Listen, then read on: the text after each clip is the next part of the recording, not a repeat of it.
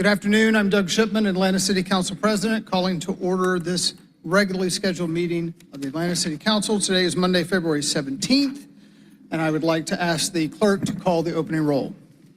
Good afternoon, Council President and members of Council. We have Council President Doug Shipman. Here. Councilmember Michael and Julian Bond, Post 1 at Large. Councilmember Matt Westmoreland, Post 2 at Large. Here. Councilmember Ishay Collins, Post 3 at Large. Councilmember Jason H. Winston, District 1. Here. Councilmember Aria Faroki, District 2. Here. Councilmember Byron D. Amos, District 3. Councilmember Jason Dozer, District 4. Councilmember Liliana Bakhtiari, District 5. Here. Councilmember Alex Wan, District 6. Present. Councilmember Howard Shook, District 7. Councilmember Mary Norwood, District 8. Councilmember Dustin Hillis, District 9. Councilmember Andrew L. Boone, District 10. Councilmember Marcy Collier Overstreet, District 11. Councilmember Antonia Lewis, District 12. Mr. President, we have a quorum of members present. Thank you. Next, we'll move to the adoption of the agenda. Before I entertain a motion, I would like to entertain a motion to amend the second proclamation to be now in honor of the Montford Point Marines, Theodore R. Britton Jr. and James Pack for their historical contributions to our nation. I'd entertain that motion. The motion to amend the agenda by Councilmember Bakhtiari, seconded by Councilmember Wan. We can do this without objection. Any objection to the motion to amend the agenda? Madam Clerk, please sound the count on unanimous consent on the motion to amend.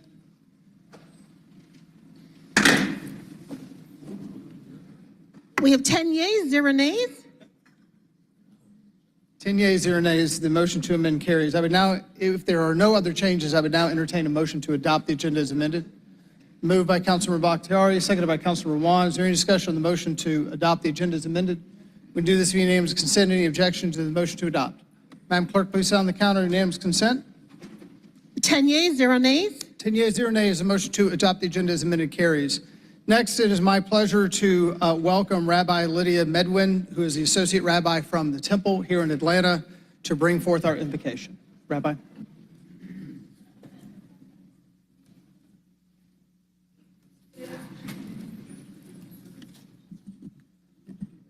Good afternoon, council members, staff, all of those gathered here today. I'm Rabbi Lydia Medwin. I'm honored to serve the Temple in Midtown Atlanta, and I pass along greetings from Senior Rabbi Peter Berg, who I know many of you know and respect as much as I do. It's an honor to be here, and happy President's Day. You, council, gather here today for the sake of this city, to make decisions that will impact thousands of souls. Every day, and especially these days, the people of this city depend on you to create stability, protect its inhabitants, and see the dignity in each and every one of them. This is no easy task. You must balance hundreds of factors, thousands of data points, not to mention what your own gut tells you about the wisdom of each decision. Rarely is a moral decision something that is so clearly defined between good and evil. That's not really a decision at all. Most of the time, moral decision-making is the difference between something bad or worse, something good or a little bit better. And so my question to you today is, what is your source of wisdom for making these hard decisions? From where do you draw your own moral clarity?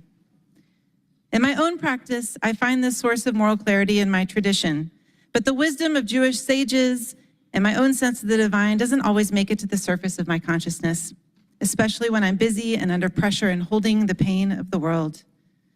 I find that many of us might say the same thing. And so it's at these moments that I lean into my most trusted teacher, and that teacher is silence. Finding time for silence can seem almost impossible, as everything around us lights up with messages and alerts and attention grabbers. If one person texts me, it's likely to ding on my phone, my watch, my computer, my iPad, and somewhere inside my car. For those of us who use our words for a living, how much the more so is it difficult to find silence? We're asked to find our voice on opinions that matter. We are asked for guidance 20 times a day, and we're handling so very much. War abroad, polarization across the country, people suffering right here in our own city from homelessness, hunger, mental illness, incarceration, fear. How can any of us find silence these days? Yet, silence is sacred, and it is insistent. It's where the still small voice speaks to us. Even God needed a little bit of silence once every 7 days. Rest is our birthright, and silence is a deep well of wisdom. And so with the little time left to me, as much as it pains any clergy person to say this, I'm going to yield my minute or so to this gift of silence in service of your work today. And so maybe a little unorthodoxly, I want to invite you to take a deep breath, let it go. Close your eyes if you're comfortable doing so. Drop your shoulders from your ears and let the silence fill this room. In this room, in this quiet moment, everyone gathered here right now is safe, is cared for, and has the wisdom and humility to do this work. Just rest right now.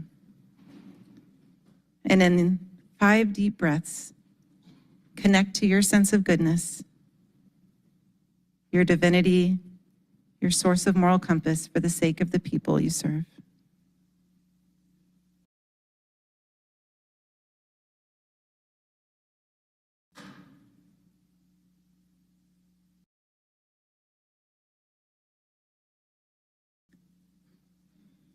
How sacred this silence. Baruch atah Adonai Eloheinu melech haolam. Praised are you, the God known by many names, the sacred force of goodness, creativity, and compassion, who grants us the gift of beautiful silence, wise silence, so that the wisdom that bubbles up can lead us to justice, to serve with humility, and to build a better tomorrow for all. Amen.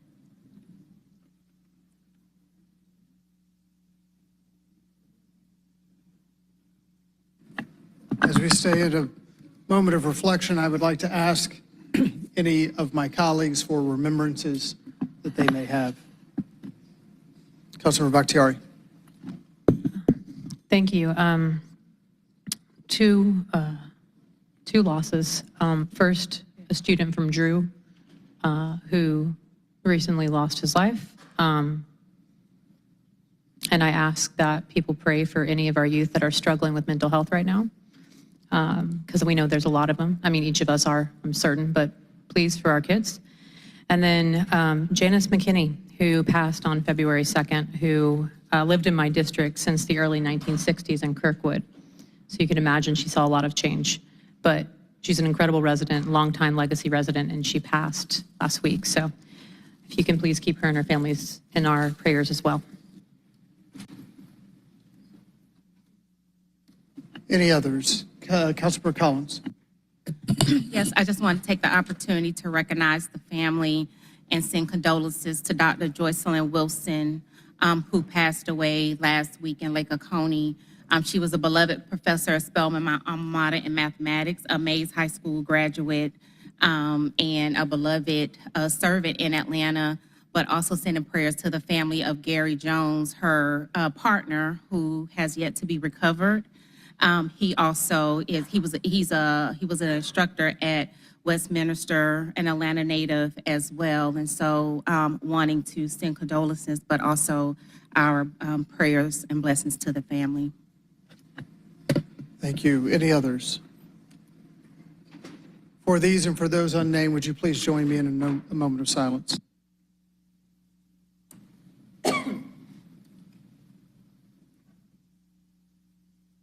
Thank you. Would you please join me in the Pledge of Allegiance? I pledge allegiance to the flag of the United States of America and to the republic for which it stands, one nation, under God, indivisible, with liberty and justice for all. Next, we'll move to our proclamations, commendations, and other awards. First up, I would like to invite Councilmember Boone to come forward, and all of those who are here for the recognition of Lucy Sharpe for a lifetime of civic and community leadership to come forward and join us up here on the dais.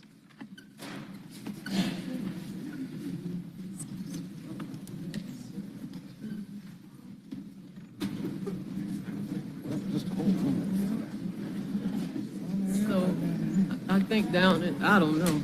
We'll wait for instructions.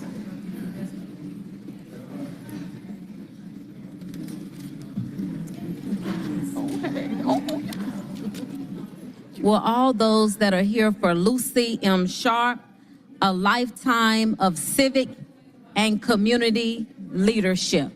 Lucy M. Sharpe.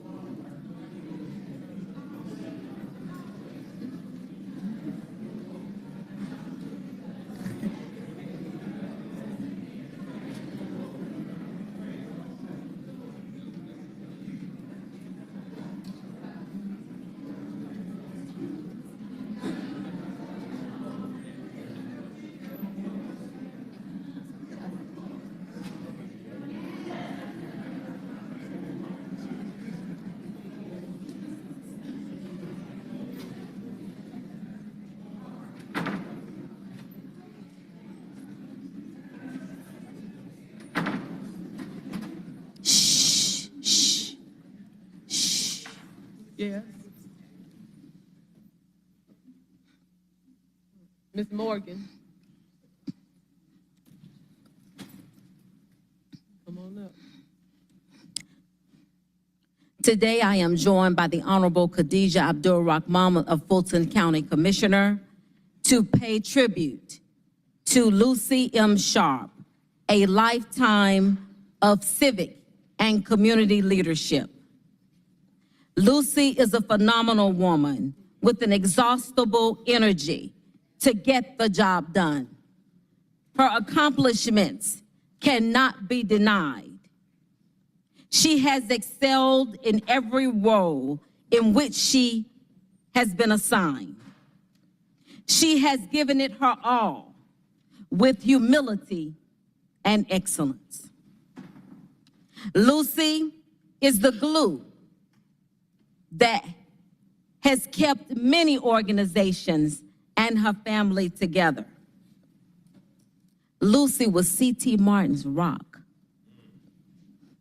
in this community. We love you, Lucy. And now the Honorable Khadijah Abdul-Rahman.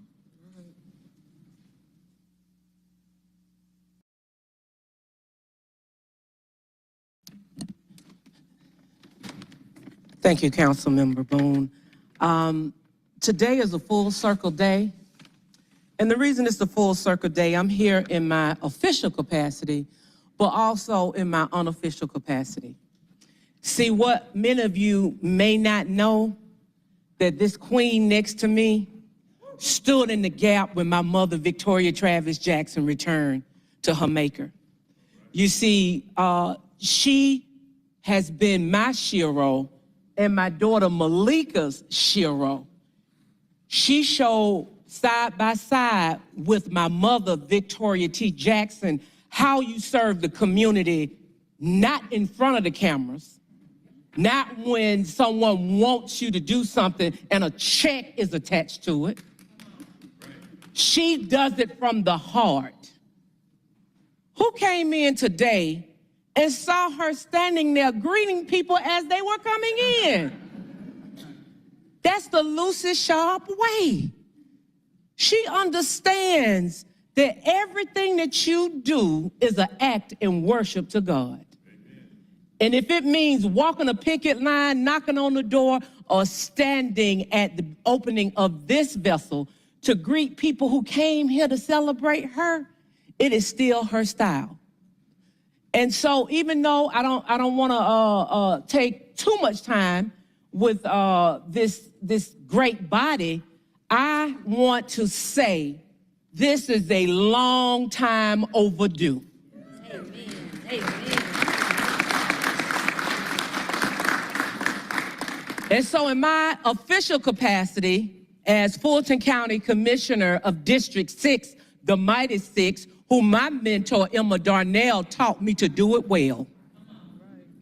I want to stand here in this well with this body and let you know this is a living legend in the flesh, and we are honored to have her before us. Whereas Lucy Sharpe grew up in the historic Collier Heights community of Atlanta, Georgia, and is a proud graduate of Frederick Douglass High School.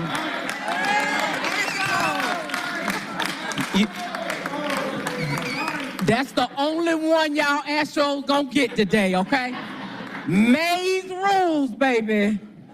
But seriously though, it's all love. She was a member of the inaugural class of 1970, where she was also a member of the marching band, the National Honor Society, and Student Council. She later earned her Bachelor of Science degree in Business Management and earned a trained mediator certificate through the Conflict Resolution Program at Kennesaw State. And whereas Lucy worked for Lockheed Martin for 30 years, that deserves a clap itself, until her retirement in 2011. While employed there, she was elected president of the 5,000-member chapter of the National Management Association, and she received a Star Award as a member of the F-22 First Flight Team.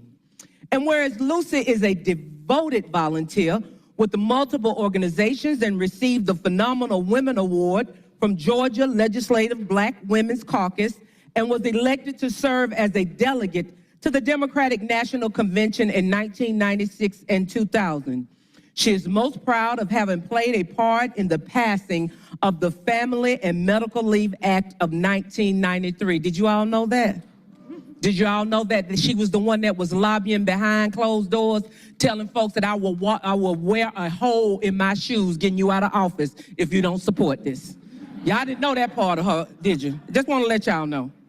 Whereas Lucy was celebrated as the Cobb County Elementary School Volunteer of the Year in 2018 for her time and support to Austell Elementary School, and she now works for Atlanta Public Schools as a long-term substitute at Sutton Middle School, where she was named the Sutton Staff Professional of the Year for the 2023-2024 year. And whereas Lucy is the proud mother of Kathy Anderson Murray and Lucius H. Anderson III, and grandmother of 4 amazing grandchildren, Lucius Isaiah Anderson, I want to say Sierra, Kyra Murray, Niara Anderson, and Colin Murray. She is a member of Spirit and Truth Sanctuary and enjoys music, the arts, spending time with her long-time companion, William, and all things Atlanta Falcons. We're going to let you slide on that one, Miss Lucy, even though I'm an Atlanta Falcons fan myself. But it is with humble love and pride that now therefore be resolved that the Fulton County Board of Commissioners recognizes Lucy Sharpe for her tireless dedication for her community and does hereby proclaim Monday, February 17, 2025 as Lucy Sharpe Appreciation Day in Fulton County. And I want to take this time, just because I know Councilmember Boone getting a little itch over here, but let me take this time.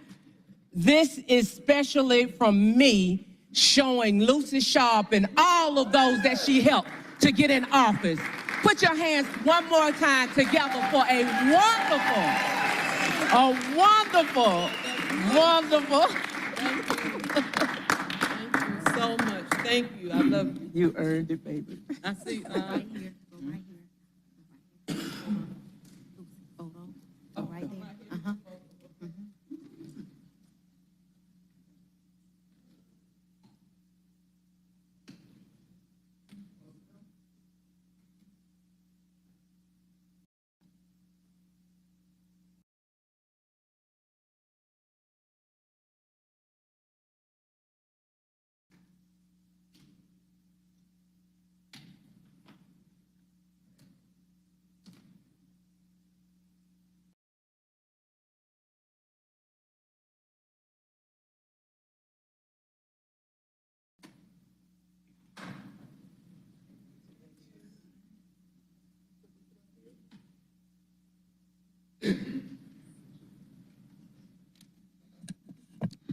And now, a short video.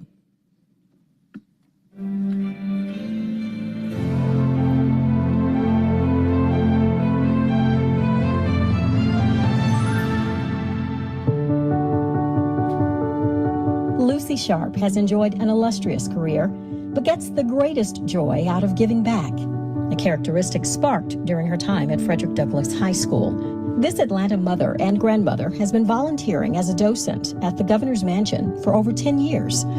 Sharpe has given her time to multiple organizations, including those providing women with skills needed to enter the workforce. She committed 3 decades to Lockheed Martin, a job she landed by doing what she's always done, operating in boldness and confidence. That resilience led to a role as a statistician.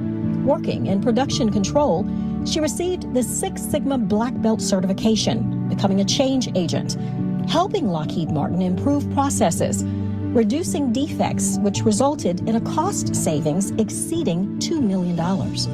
They never hired me to work on the airplane. I never had to actually drill that hole. But the opportunity, I believe, was there for me to go and work for Lockheed Martin. That certification and promotions hadn't come without a fight. Sharpe joined the Machinists Union after witnessing company challenges firsthand. From 1991 to the year 2000, charges for racial harassment had more than doubled to over 6,000 filings. The EEOC got involved in 2 lawsuits against the corporation on behalf of Black employees who also alleged systemic discrimination, denying promotions and wages, and egregious actions, which included displaying KKK materials and threats of violence. Lee Ryant was the first Black general manager at Lockheed Martin. 25 years ago, my first day, my greeting was Dr. Lowry, Jesse, and everybody standing outside the plant protesting. Can't hit you with a whip, but they would say certain things. Former State Representative Sharon Beasley Teague remembers the racial tension and how Sharpe helped them navigate it with strategy and legislation. I mean, one time I wanted to walk out, and so she said, "No, you don't want to do that. We're here for a reason. Let's just get it together." She worked with the labor unions because she was a lobbyist. She would come over to the Capitol and lobby. We did change the minimum wage. I don't think it's been changed since then. Conditions improved at the plant, and Black workers saw more opportunities coming their way. Sharpe's determination inspired others to believe change was possible. Lucy can walk that happy road. The road of saying, if I made it better for them, I made it better for me.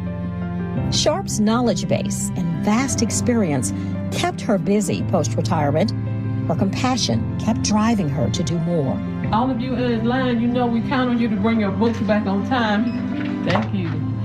Sharpe found herself here at Sutton Middle School, pouring into the minds of these students. So, is there anything I can help you with? And these kids are 12 years old. Many of them are trying to find their way. You know, do I need a girlfriend or boyfriend? No. I'm dating someone. No, the only thing you date is your paper, and make sure it's correct. You know, I count on you to do your very best. Ms. Sharpe is affectionately known as Grandma. And so regardless of race, regardless of age, the kids go to her and they call her Grandma Sharpe. They know she's a safe space. They know she's someone who will listen, someone who truly cares. And it's not just a job for Ms. Sharpe. Let me review it for you, please, before you submit it. Dr. Merriweather says it gives him a sense of relief, having concerned, thoughtful people like Sharpe interacting with the students. She personally, with her own resources, you know, it took me around to help me go to different places and apply for jobs and that sort of thing.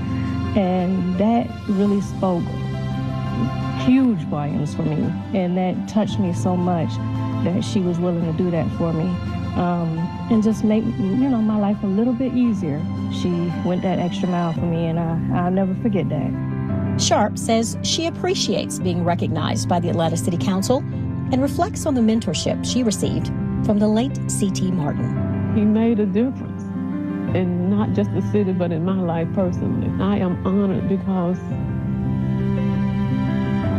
I always say I am the ATL. I love Atlanta. I want to give of myself to Atlanta. I always want to live in Atlanta, so I'm grateful.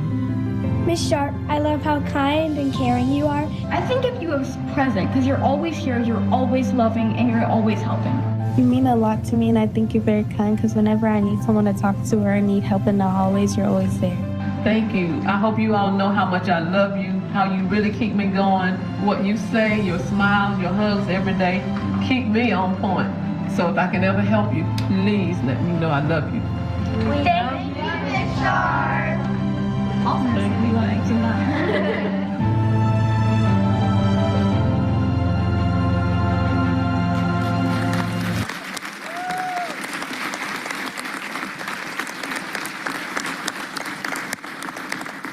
We have also been joined by Courtney English, our Senior Policy Advisor for the Honorable Mayor Andre Dickens, and also former Congressman Kwanzaa Hall.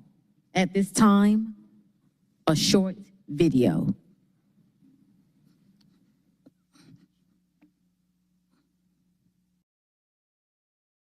Hello, everyone. I'm Congresswoman Akiva Williams, and y'all, I proudly represent Georgia's Fighting 5th Congressional District. I'm sure that everyone here knows Miss Lucy Sharpe. She is a prime example of a fighter right here in the 5th. Miss Lucy, it is my honor to thank you and celebrate you and the lifelong service that you've provided to our community. You've touched and inspired the lives of so many, including my own. From your early service of writing letters to soldiers in Vietnam to serving with the Martyr Army during the pandemic, you've put others before yourself consistently. Since you're just 13 years old, you've given your time to voter registration efforts. In 1983, you assisted in the passing of the Family and Medical Leave Act, a huge step for labor rights, and you've never stopped. You even volunteered for my predecessor, the late Congressman John Lewis' 1986 congressional campaign. Congressman Lewis once said, "Study the path of others to make your way easier and more abundant." We should all study your path, Miss Lucy. We love you and we salute your service. Thank you.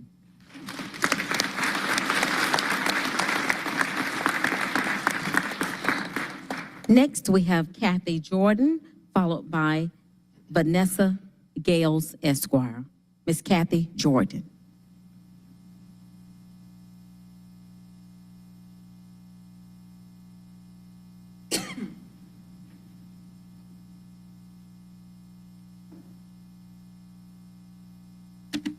Hello, I'm Kathy Jordan, and I am a docent at the Governor's Mansion with this beautiful woman right here.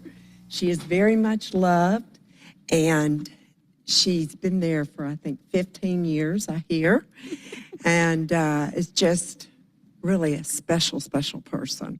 When she talks to the people when they come in, I like to hover close to hear what she's going to say, because I learn from the things that she talks about that I can go and say the same things to people. So I'm copying you. Okay. Anyway, we have this award from the Governor's Mansion, from the Governor and the First Lady, for it's a commendation for all your service for the Governor's Mansion.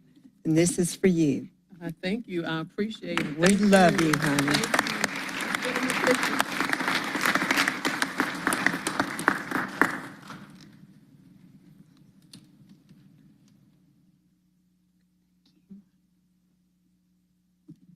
Vanessa Gales, Esquire, City of Atlanta. Good afternoon. Douglas is in the house. Okay. I am here on behalf of the Frederick Douglass class of 1970. Wait a minute, make some noise. And I offer congratulations to Lucy. She gave me this speech to write, but I'm going to say a little bit differently. She and I and one other person was called the Three Musketeers, and so we were all around Douglas. But I think the Douglas Astros remember her orchestrating us going down to meet the late Maynard Jackson when he was just the vice mayor. She orchestrated voter registration at the school and got all of us registered to vote to make sure we were able to vote once we turned 18.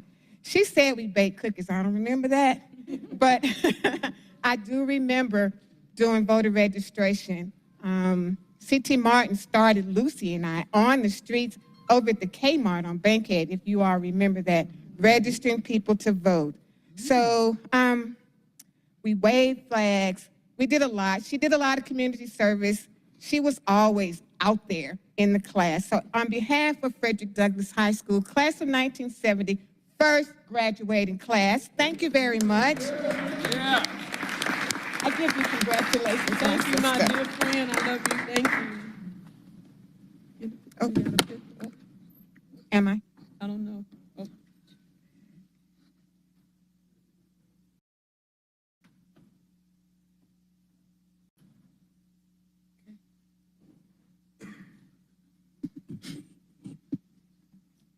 Ardelia Austin.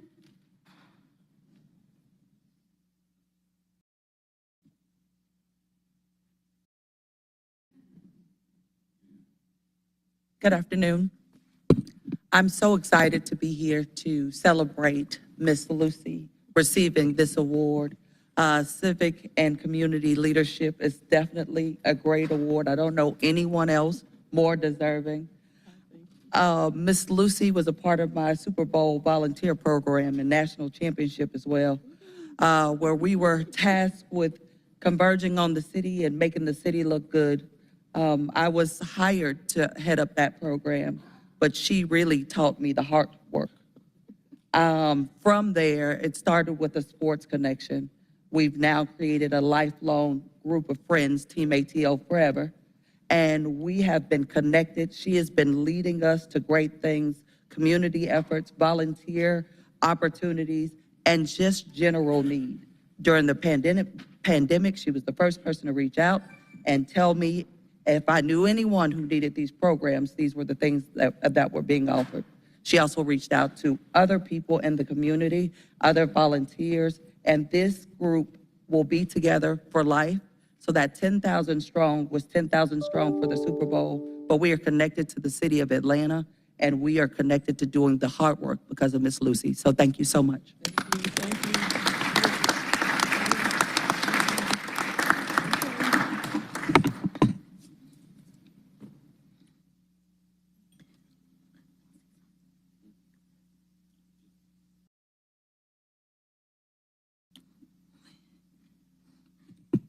I don't want to belabor this, but I would be remiss if I did not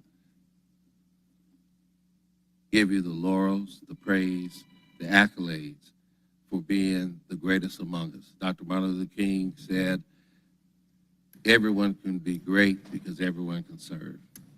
You are truly great and the greatest among us. And it is super awesome that you are a Frederick Douglass Astro. Make some noise. Super awesome. So congratulations. Thank you. And now for the official proclamation from the city of Atlanta.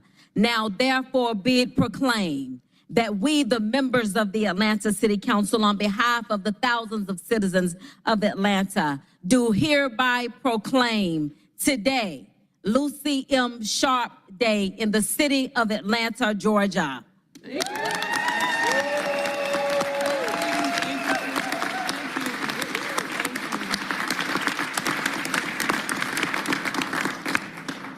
I say thank you. And now to our shero, All right. Lucy M. Sharpe. Thank you, thank you, thank you. This 15 minutes of fame is amazing. I welcome it. First of all, thank you to everyone who took time to come out today. I really appreciate it.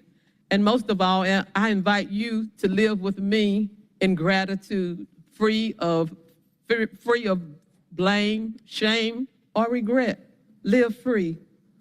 I want to offer special thanks to everybody who made this event possible. Thank you for the acknowledgement from the Georgia Governor's Mansion and Congresswoman Nakima Williams. Thank you, my beloved Khadija Abdul-Rahman. Thank you to all the members of the Atlanta City Council and of course, President Doug Shipman. The Atlanta City Council people really do work 24 hours a day and put the citizens of Atlanta first when making decisions. To Andrea Boone, I love you. You have given your whole life to the city of Atlanta and for caring for the people, and it is appreciated. To Phyllis Jackson and her team who worked to make this video and everything possible. To my Spirit and Truth family with D.E. Park is in the house. I recognize and thank him. This was supposed to be his bow tie, but it didn't match his outfit today. To my volunteer community, to Dr. Merriweather and the Sutton Middle School family, I say thank you. To the Douglas High School community that's always loyal and true, I say thank you. And to my family, my children, my awesome grandchildren, and happy birthday, Honore. Kathy and Lucius, I couldn't make it without you. Isaiah, Kyra, Niara, Colin picked out my outfit today. I love you and I thank you for everything and thank all of you for being here.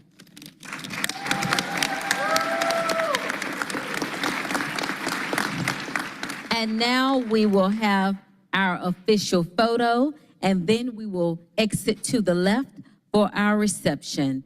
Kathy, raise your hand. Lucius, raise your hand. Thank you to wonderful, wonderful children. And now the official photo. Everyone, please come forward. Everyone, please come forward. Council members, you want some of the people up here to come down to the well. Council members, yeah, if y'all come down to the well, you'll get in the picture. The people on the very side, you can come down to the well.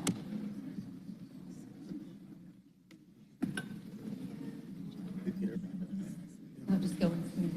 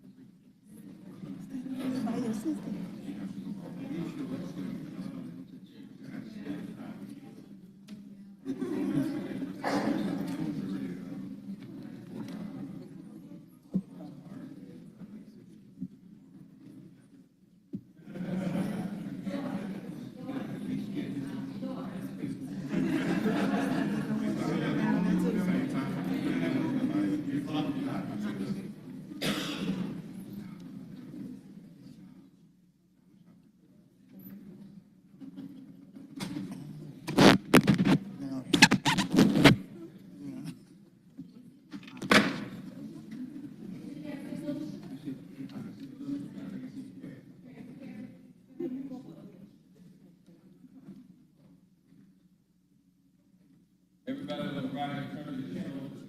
Everybody look To the right? Yeah, but that's. Oh, that's what he's saying. Oh, okay. Yeah, we pretty good.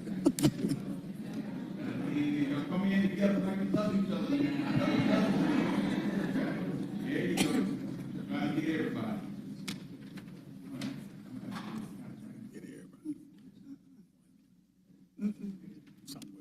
Right here, 1, 2, 3. Again, 1, 2, 3.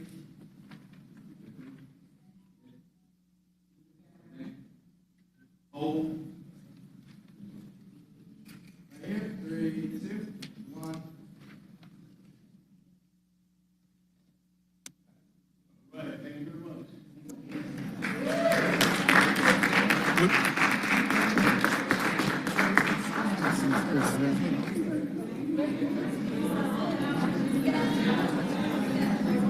When you leave, just take a left. Outside, just take a left in the corner.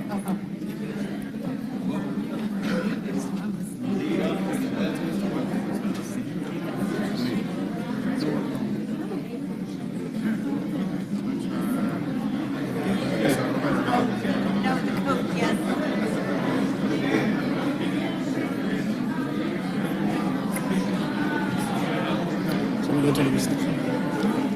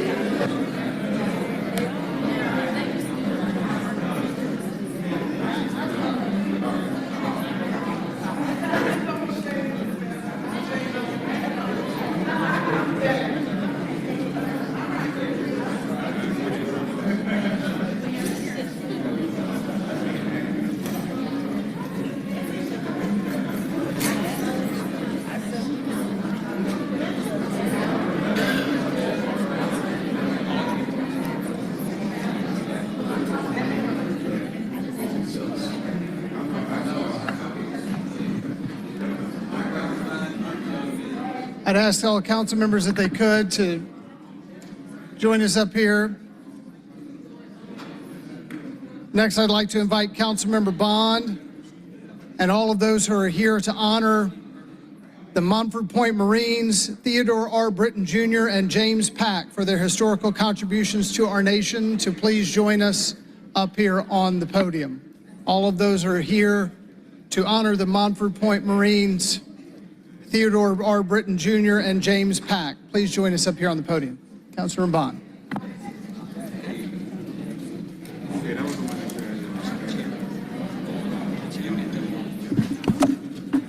One of my best friends, paratrooper, just passed away.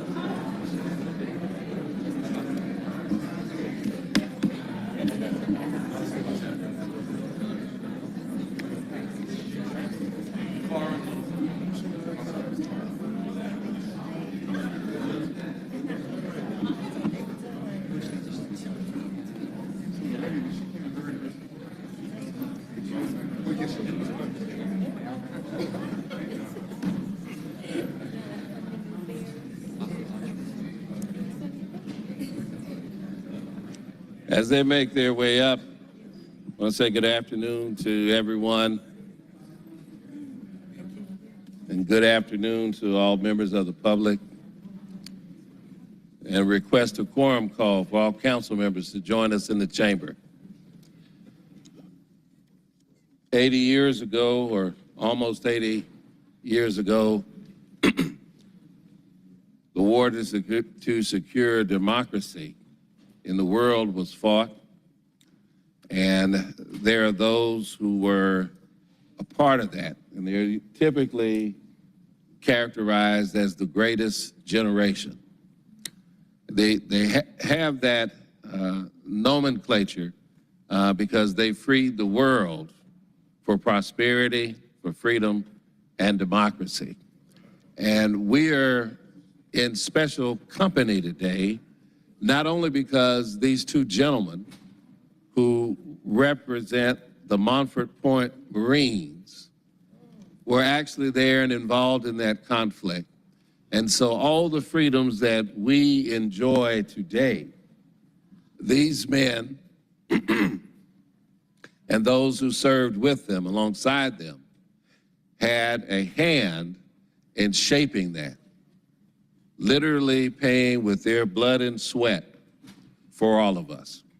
So I am extremely humbled today to be joined by members of the Montford Point Marines Association here in Atlanta, by fellow veterans in other divisions of the armed forces to honor these two great men, representing the great sacrifices that our company has made.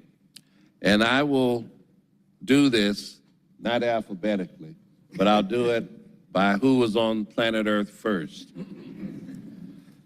And these two gentlemen actually not only share distinguished service to our country, they also share the same birthday, right? And so Mr. Pack is 102 years old.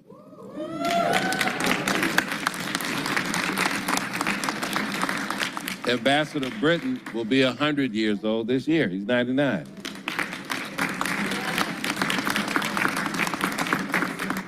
So I don't know what they fed the Marines, what they feed the Marines today, but I'd like to have some of what you were fed back then to give you that longevity. And so the Montford Point Marines existed in a segregated world, but yet they fought valiantly for their country and the American ideals. And so with that, we will honor two of them today, the Honorable Mr. James Pack and our Honorable Ambassador Theodore Britton Jr. First, Mr. Pack, since he is the eldest. Honoring James Pack and the Montford Point Marines for their historic contributions to our nation. Whereas in 1942, the United States Marine Corps established the Montford Point Camp in Jacksonville, North Carolina, as a segregated training facility for African-American recruits, marking the first time that African-American men were permitted to enlist in the Marine Corps since the American Revolution. Whereas between 1942 and 1949, approximately 20,000 African-American men joined the Montford Point, overcoming systemic racism and adversity to serve their country with distinction during World War II. Whereas the Montford Point Marines' exemplary service and education contributed significantly to the desegregation of the United States Armed Forces, paving the way for future generations to serve the military without regard to race. Whereas James Pack, born in East Liverpool, Ohio, enlisted in the United States Marine Corps on November the 3rd, 1943, at the age of 20, and upon graduating from recruit training at Montford Point, attended electrician and engineering school and qualifying as an electrician in the Marines. Whereas James Pack served his country with valor during World War II in the Pacific Theater, participating in combat operations during the battles of Saipan, Okinawa, and other critical engagements. James Pack's service awards and decorations include the Navy Presidential Unit Citation, the Asiatic Pacific Campaign Medal, and the World War II Victory Medal and the Good Conduct Medal. And whereas in recognition of his service and sacrifice as a Montford Point Marine, James Pack was awarded the Congressional Gold Medal, the nation's highest civilian honor bestowed by Congress. Whereas following his service, James Pack became an active and longstanding member of the Marine Corps League, holding all offices, the Montford Point Detachment in Detroit, Michigan, and received the prestigious Montford Point Marine Association Semper Fidelis Award in 1988 and 1989. He was recognized by the department's Marine of the Year in 1991 and 1993, and served as the department's commandant in 2001 and received both the Pound Dog Rubber of the Year and the Dog of the Year awards for the Military Order of Devil Dogs. Scared of you. And whereas now at 101 years old, James Pack is fully retired and enjoys traveling and assisting other veterans and members of the National Montford Point Marines Association, the Atlanta Chapter Number 5, the Marine Corps League, and disabled American veterans. Now, therefore, be it proclaimed that we, the members of Atlanta City Council, on behalf of the citizens of the city of Atlanta, hereby proclaim this day as honoring James Pack Day in our fair city. In witness thereof, I have set my hand and have caused the seal of the city of Atlanta to be here and to affix. Congratulations.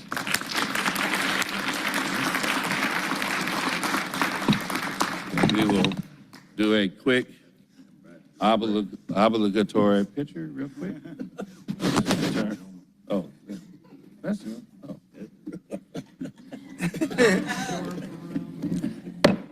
The devil dog has a sharp eye. Stand here.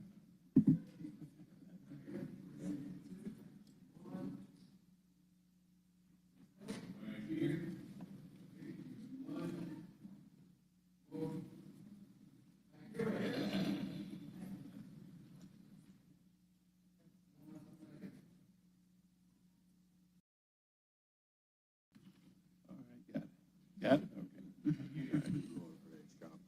All right. You're gonna get to say something in just a moment. And now to our other proclamation today, honoring Ambassador Theodore R. Britton, Montford Point Marines, for his historic contribution. And I will skip ahead because some of the language is similar. Whereas Theodore Roosevelt Britton Jr. was born on October 17, 1925 in North Augusta, South Carolina, and was among the first African Americans selected to join the U.S. Marine Corps, serving honorably during World War II and in the Korean War. And whereas after his military service, Theodore Britton Jr. pursued higher education, earning a Bachelor of Service in Banking and Finance at New York University in 1952, whereas Ambassador Britton Jr.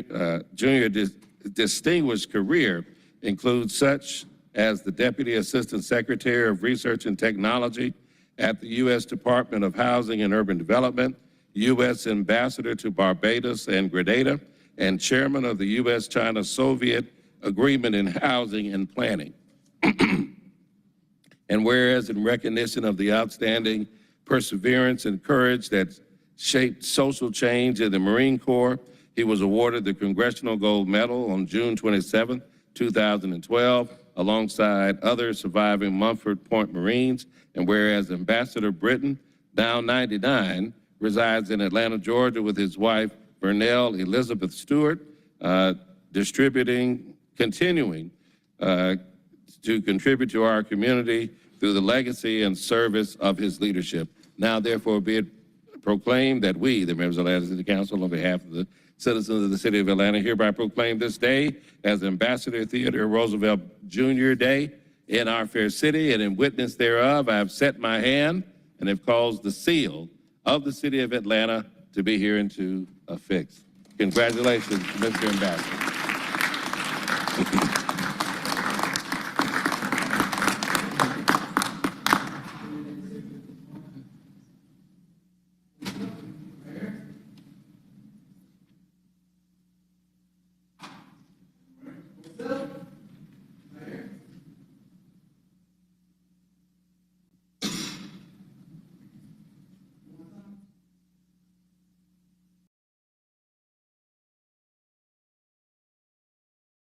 Got it? Okay. All right. But first, before we hear from these two very distinguished gentlemen, I'd like to call up the chapter president of the Montford Point Marines here in Atlanta. Come on up, sir. Thank you. President. 20,000 African-American men trained at a segregated facility known as Montford Point Camp. They served during a time where blacks were not allowed to serve in our nation's military. Despite the harshness of racism and segregation, they not only succeeded, but they exceeded all expectations, proving that blacks were just as worthy of the title Marine as their white counterparts.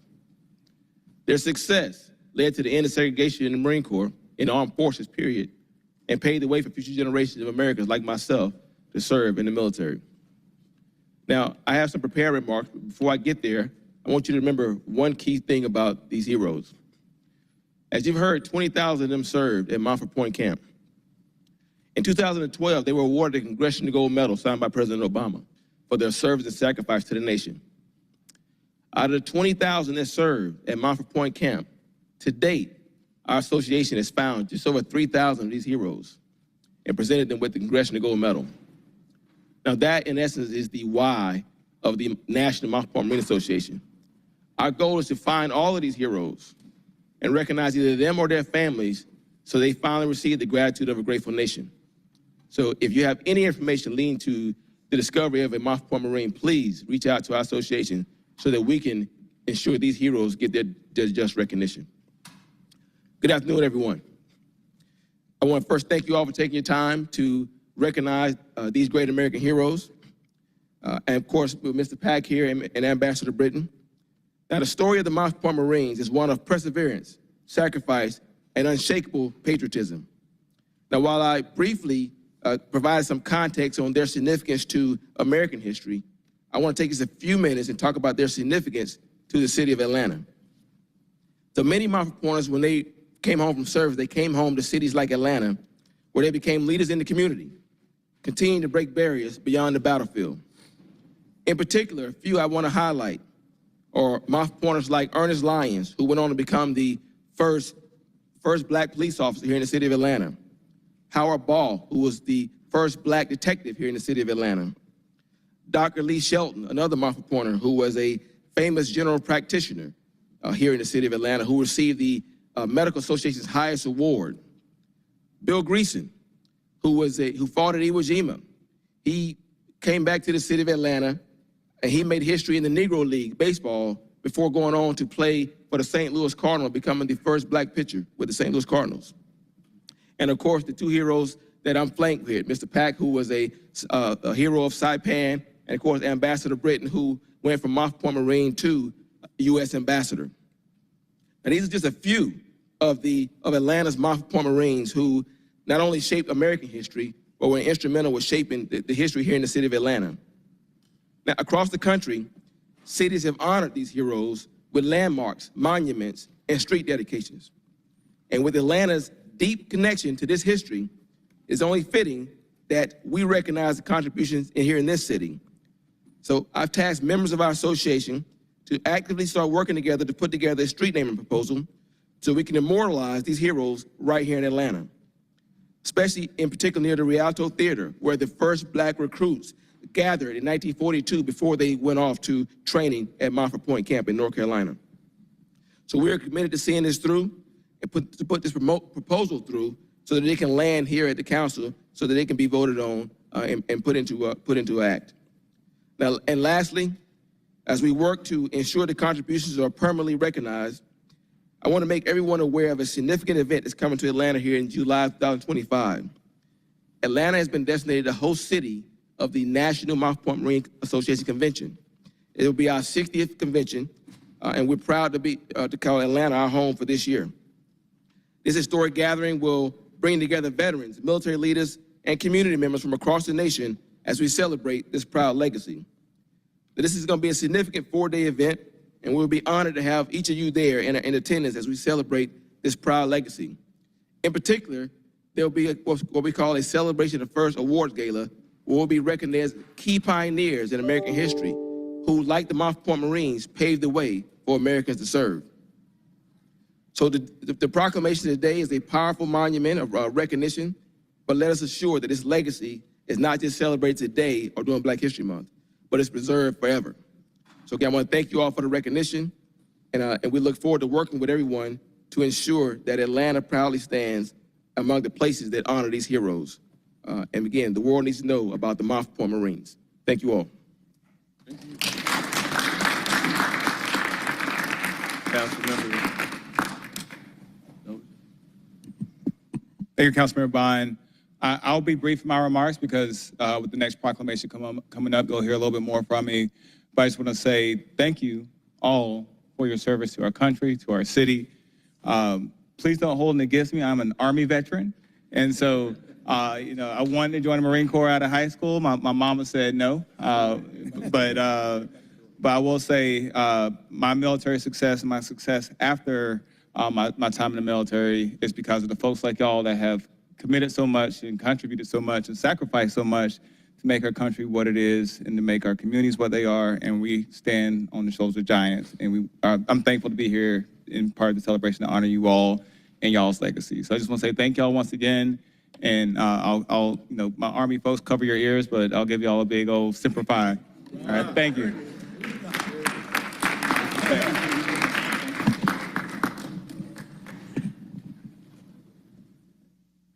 All I can say is thank you very much, and I really appreciate it. I didn't expect anything like this to happen to me since, being in the Marine Corps.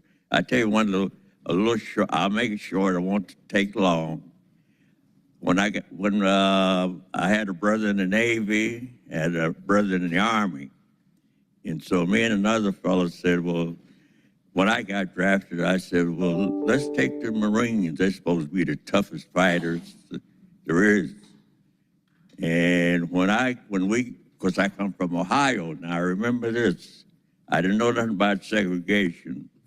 And so when we got off the bus in North Carolina, and we had them DIs shouting at us, and I said the good Lord, what in the world did I get into? Because I got work cut out for me now. But actually,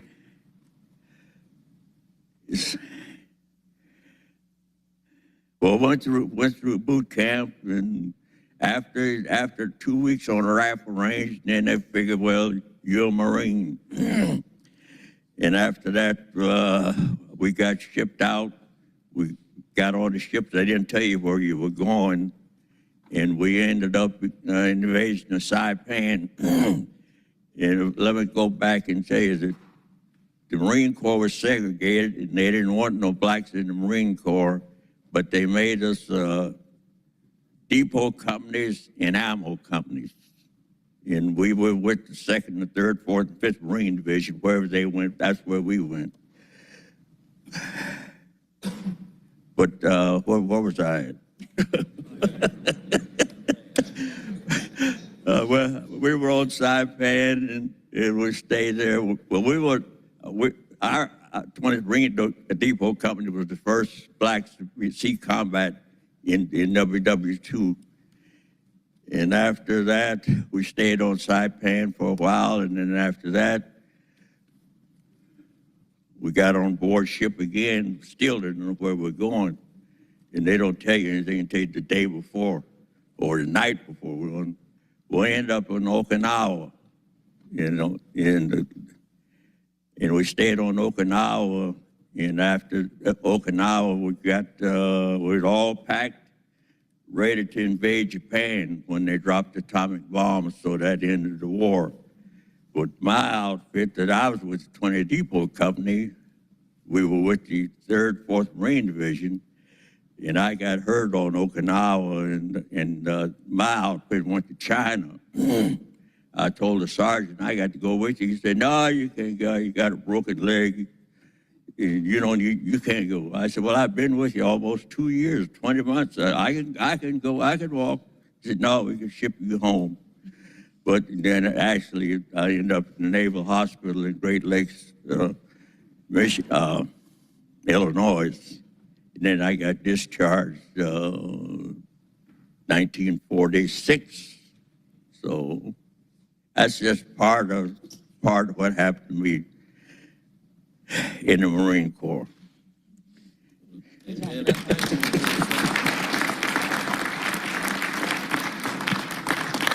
Mr. Ambassador. Good afternoon, everyone. This old man just took up part of my time. You know that. But listen, I'm an educator, and I want to do a little education. In 1942, the Marine Corps established a second camp. It was the 2nd Marine Corps. Now, they said that it was segregated, but we had a white colonel and other white officers, and we had white enlisted men, about 100 of them, to train us. And we came in up to 1,000 at that time. Okay, on the other hand, they were all white up in Washington, the other Marine Corps. So, when President Truman issued the executive order, was he desegregating us or them? I say that we became the new Marine Corps because they started to become like us. But that was my sort of introduction in late thinking. When our men first came in, of course, for some coming from the North and suddenly seeing some of the segregated practices of Jacksonville, North Carolina, they were offended and what have you. But for some of the guys coming from the South, they were uplifted. For those who walked around kind of slumping, heads, shoulders down, kind of careful about where you walk, when you came out of boot training, you stood tall, erect, heads up, shoulders back, stomach in, chin in, chest out, and so forth. These were new brothers coming back to the South. And when they walked down the street, everybody began to give them some room because they had long strides and so forth.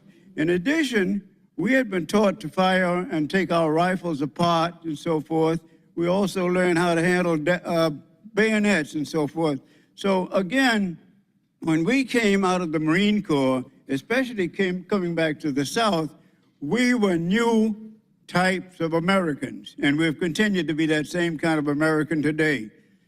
I just want to say thank you, Councilman Bond, and you and your family for all that you've done. But all of you participate in this country, whether it's to be paying taxes or to do your duty and any other kind of things. And so my heart goes out to you. I used to represent all Americans. The one thing that always remains with me was one day I was coming on a nuclear-powered ship, a U.S. ship in Barbados, and the boatsman at the top of the gangplank looked down at me and blew on his whistle, and he said, "Now coming aboard, United States of America." I've had lots of introductions, but this was the one that topped all. And so I speak for America. Thank you, folks. Thank you for all the honors you've given to us. And I would say, given a choice or something, we'd be ready to go ahead and fight for our country again. We love our country. We fought for it then, and we're ready to fight for it again. Thank you.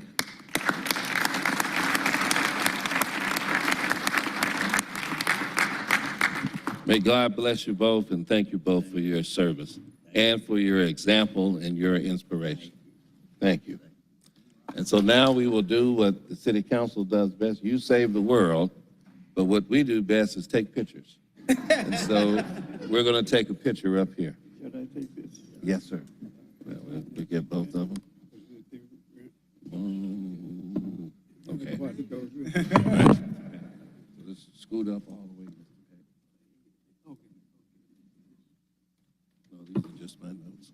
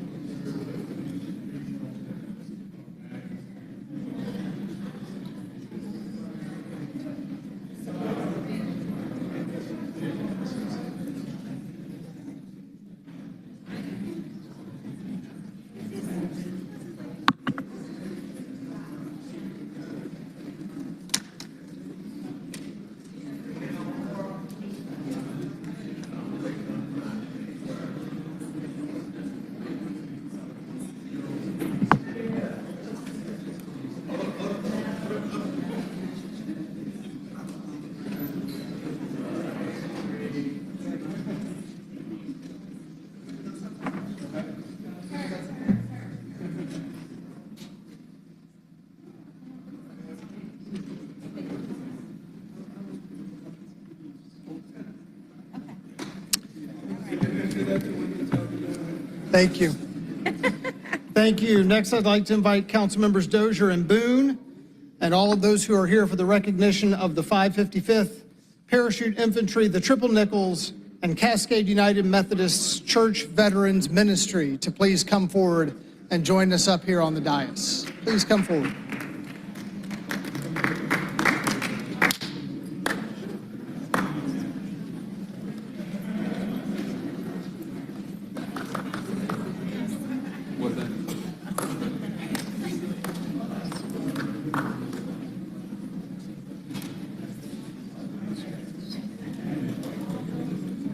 Will all those that are here with Cascade United Methodist Church veterans and the Triple Nickels please come forward? Cascade United Church Veterans Ministry, Reverend Kevin Muriel, and the Triple Nickels.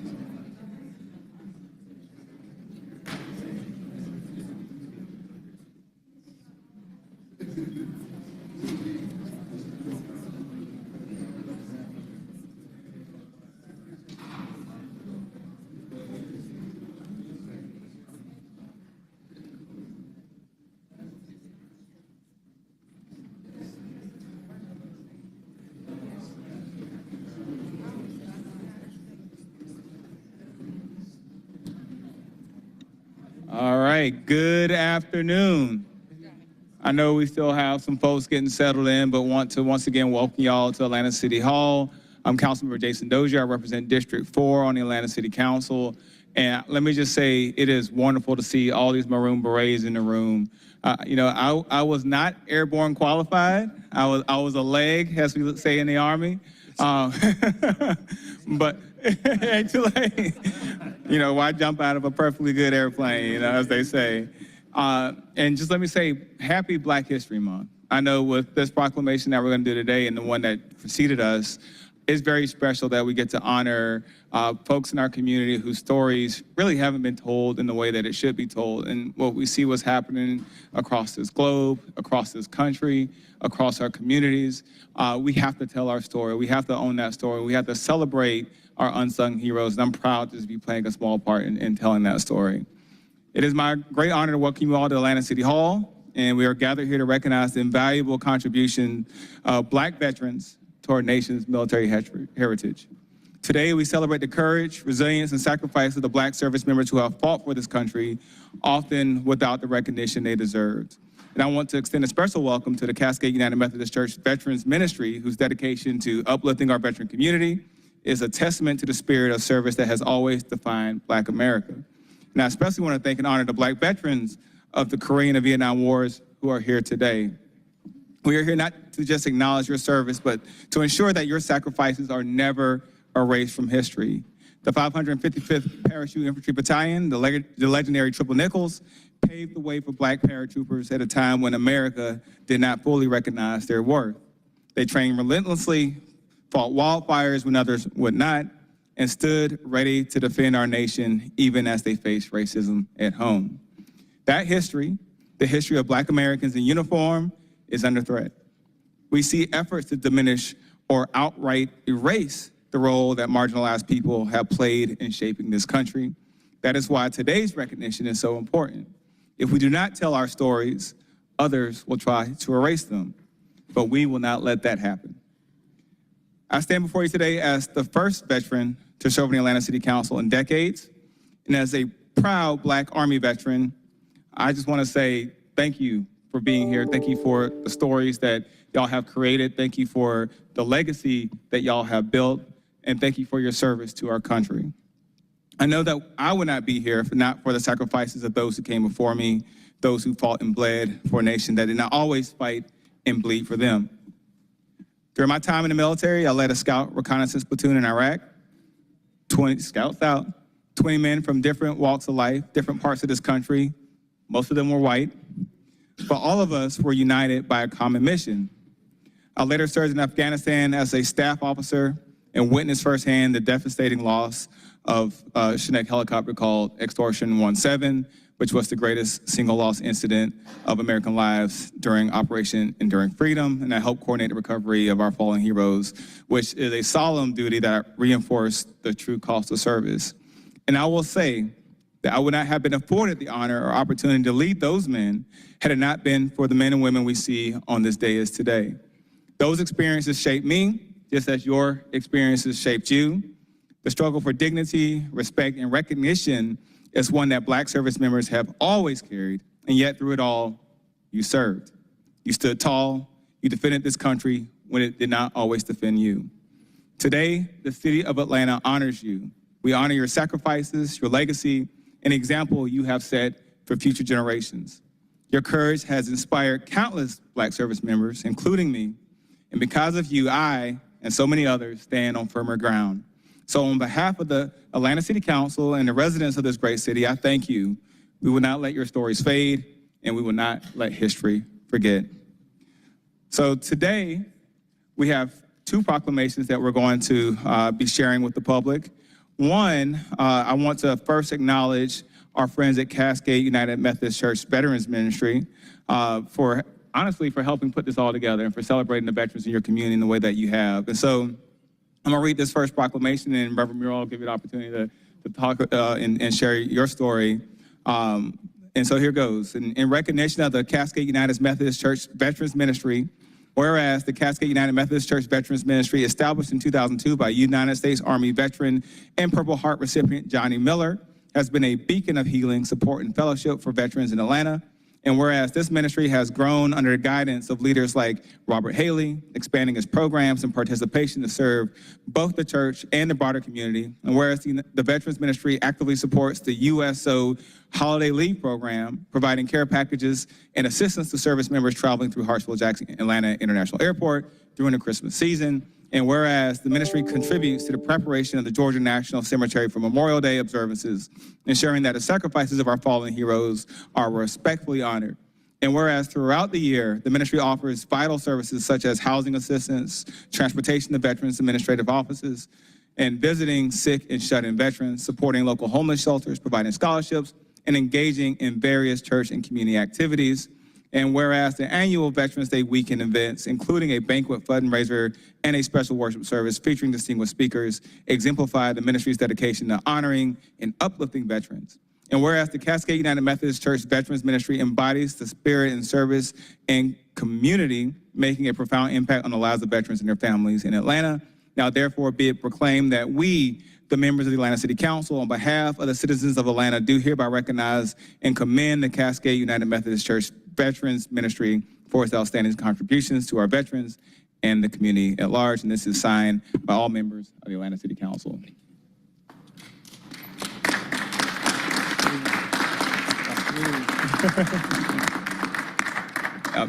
Reverend Muriel, if you want to give a few words. Thank you so much. I will keep my comments brief, but thank you so much to the Atlanta City Council and to each and every one of you for this high honor. Let me just say, on behalf of Cascade United Methodist Church, I want to say a word to our veterans ministry because you all Every time we call on you, you are there. No matter what the task, no matter what the ministry, no matter what the service opportunity, we know at Cascade we can call upon you. And on behalf of your Cascade family, we want to say thank you for your unwavering dedication to our church and for your service to our country. We often say that we don't tell our story enough. And today, we are telling the story that needs to be told over and over and over again, because without you, we would not be able to do what we do and enjoy the liberties and freedoms that we enjoy. So again, thank you so much. And I want you all to hear from some real heroes today.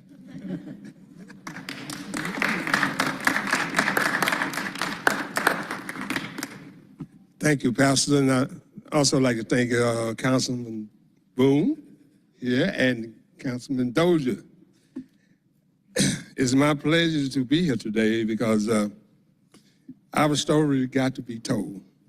Serving as president of Cascade United Methodist Church Veteran Ministry is not an easy job. I had some great people come through there, colonels and generals and everything, but they chose me to be their leader. I don't know why. I'm not the most educated person in the world, and I'm not the dumbest person in the world either, but I guess there's something about me I got from growing up in a religious household.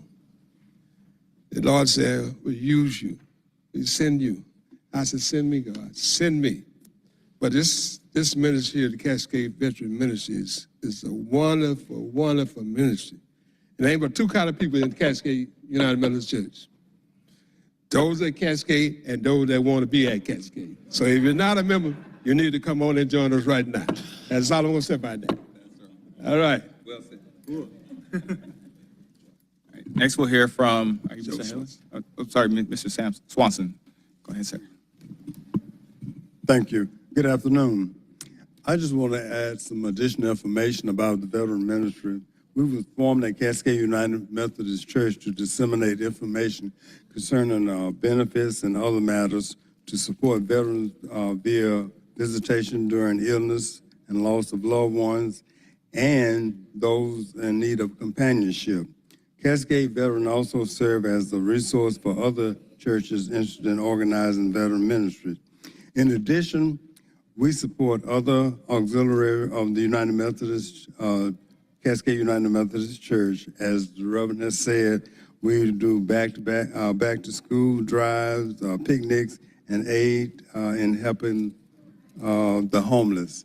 And so we are here to serve. Thank you.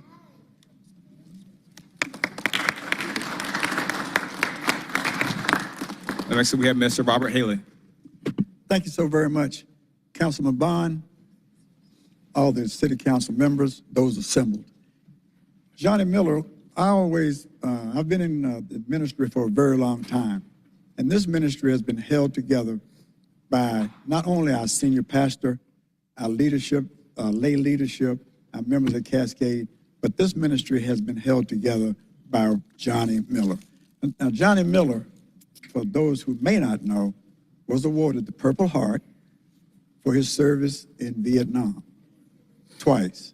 He was critically injured in Vietnam and served and was in the hospital for a very long time. He said he wasn't a hero and they don't know how he picked him. That's why he was chosen to be the leader of this ministry. So we are a very active ministry. You can look at a lot of churches in the area and around. There are very few ministries, veterans ministries in churches. I've talked to, and other people have called us to try to help them to set up a ministry in their church. So we are very proud of that ministry, and we do very, very, it was formed to be a support system for not only the members in the church, but also in the community. So Councilman Bond, thank you for this honor, and thank you for advancing us to this honor. Thank you again.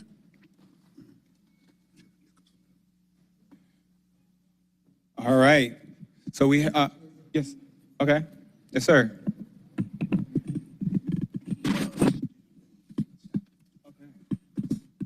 I can get that.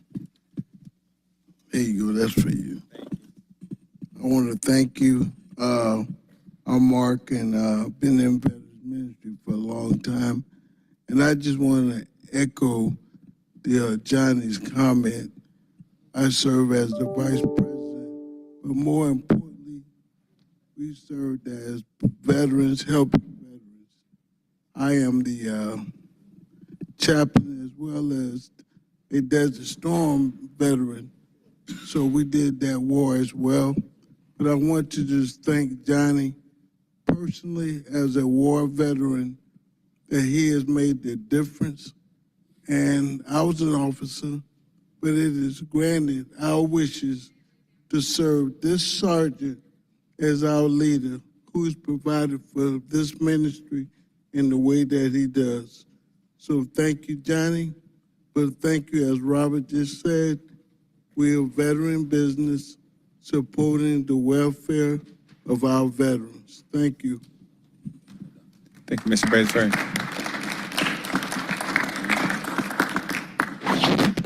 All right, we have another proclamation that we're going to do today. Y'all see the folks to my right. They're here with the 555th Parachute Infantry Battalion. And so the Triple Nickels are a part of our history that has been really unsung and untold for far too long. And it's a very timely history with the wildfires that we've seen in California over the last several months. Some of the first people who parachuted into our West Coast to fight fires for this country to do homeland defense were Black parachute infantrymen. And so to be able to celebrate that history and honor today here in the city of Atlanta is amazing for me, even though I am a leg.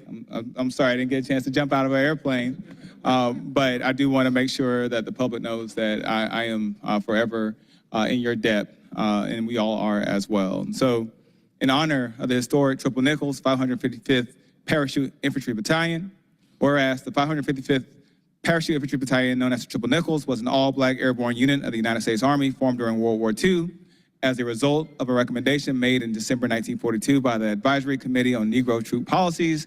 And whereas the Chief of Staff, General George C. Marshall, approved the establishment of a Black Parachute Battalion, leading to the official constitution of the 555th Parachute Infantry Company on February 25th, 1943, and its subsequent activation on December 30th, 1943 at Fort Benning, now Fort Moore, Georgia. And whereas despite facing racial prejudice, the men of the 555th Parachute Infantry Battalion trained with professionalism, skill, and dedication, eventually pioneering airborne operations and serving as the first rough terrain jump specialist in the United States Army.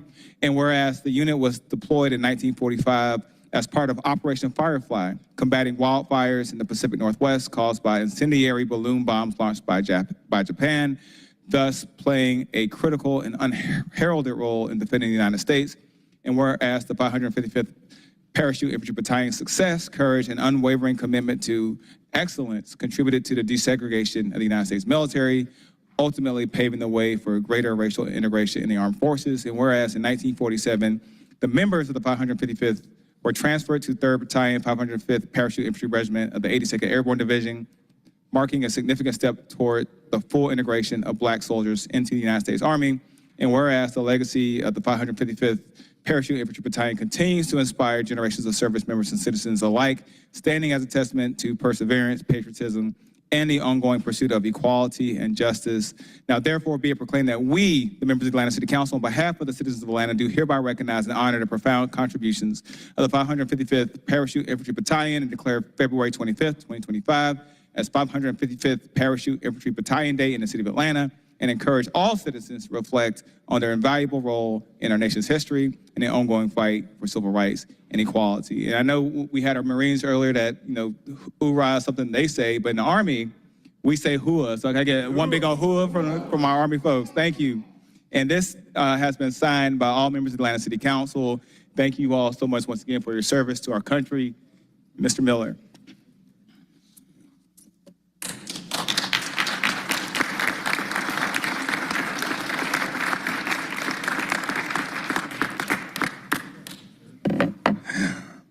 I hardly know what to say now, but thank you, Councilman. I know when my shoulder was hurting, so you've been standing on me. So,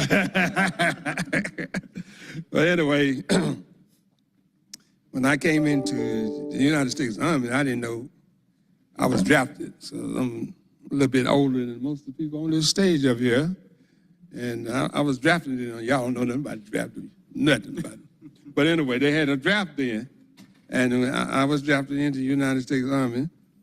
And when I got to the induction center, which is down on Ponce at that time, and those sergeants told me, said, you can make some more money if you go airborne. I didn't know what the devil airborne. He said, I said, how much can I make? He said, $55 more a month. And I'm paying like $98. I said, well, give me that $55 more.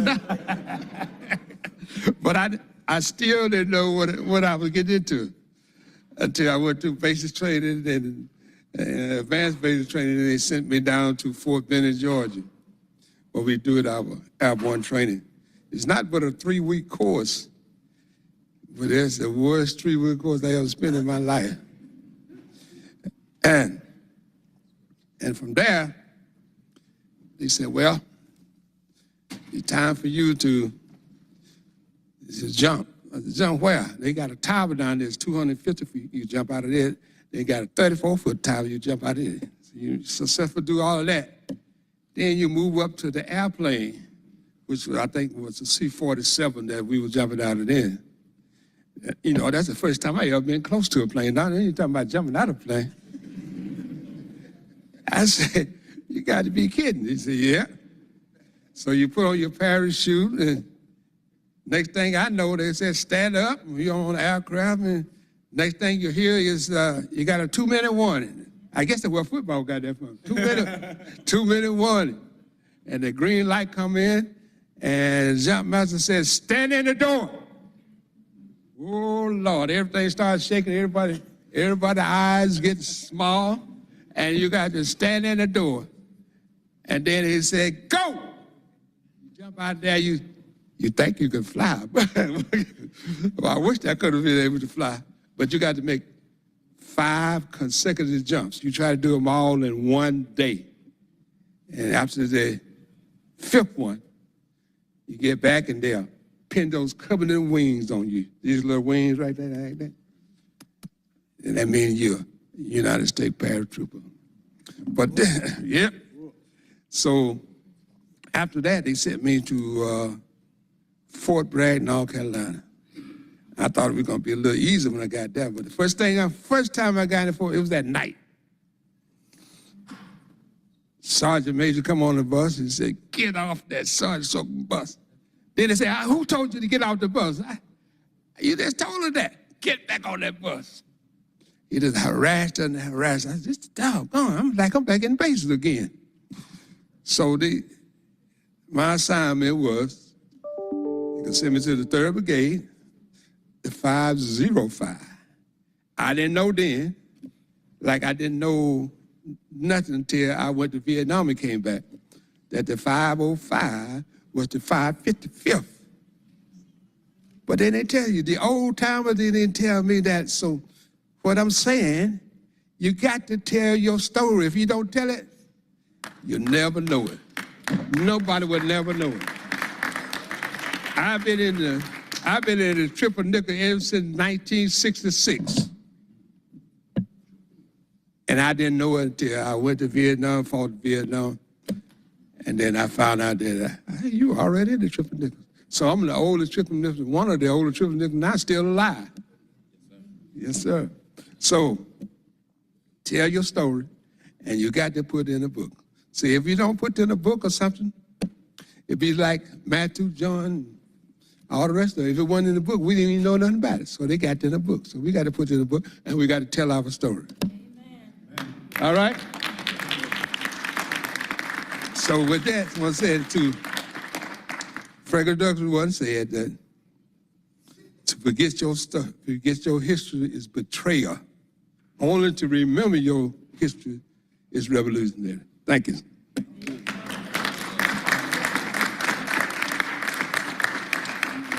But before we wrap up, I just want to double check, is Scarlett Williams here? Okay, no worries. Do any of my colleagues want to say a few words? Councilmember Boone. Congratulations, congratulations. And I would like to thank you all so much for coming to Atlanta City Hall. My team and I learned so much. It was a really, really deep history lesson. So on behalf of the thousands of residents of Council District 10, thank you, thank you, thank you. And a special thank you to my cousin, Mr. John May. Raise your hand, John. That's my cousin. I want to thank him. He is such a nurturer, always there for our family, and we just love and appreciate him. And to our veteran council member, thank you for recognizing these wonderful, wonderful men and women.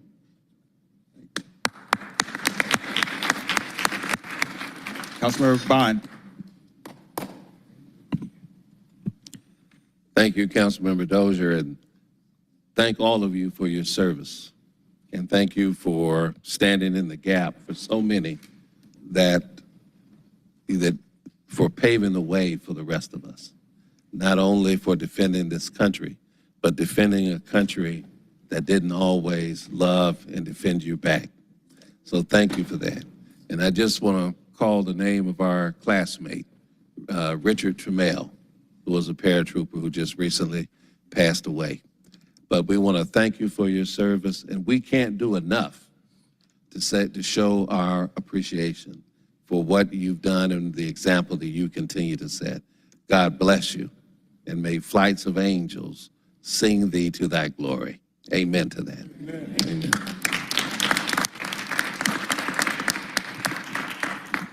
All right, with that, let's take a few pictures. Sir. You step up. Come on up. Come on up.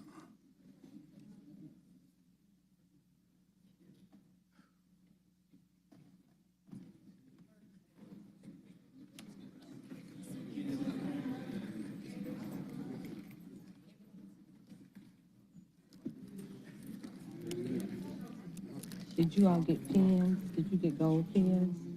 Here, these are Civic Atlanta gold pins.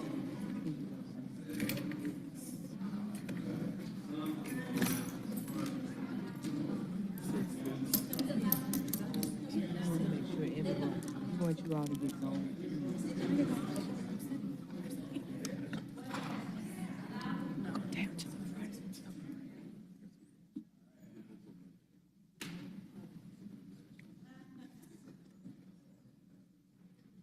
Oh.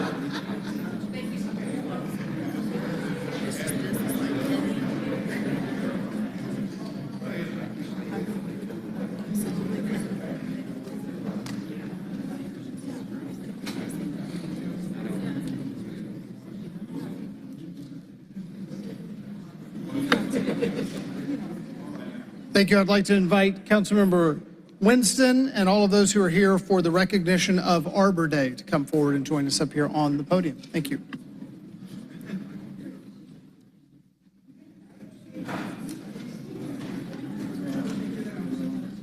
Good.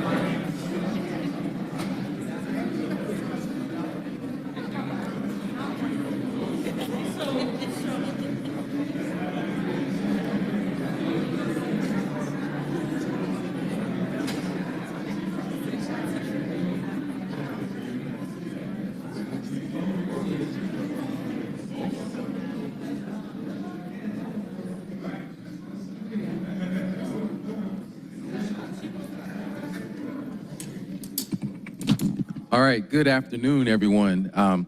Sort of feel like I got the short end of the straw here coming after all those great heroes that came before us. But a lot of our proclamations, we celebrate the past historic accomplishments of individuals. This next proclamation is about celebrating the future, a future for a better Atlanta, one in which we can hope for a future where we can have fresher air, more trees that cover the canopy of Atlanta. And so this proclamation is in recognition of Arbor Day of 2025. I've got Commissioner Cutler from Parks and Recreation, and I'm going to turn it over to him to say a few words before I read the proclamation. So, thank you. Thank you, Councilmember Winston, and thank you, Council President Doug Shipman and members of City Council.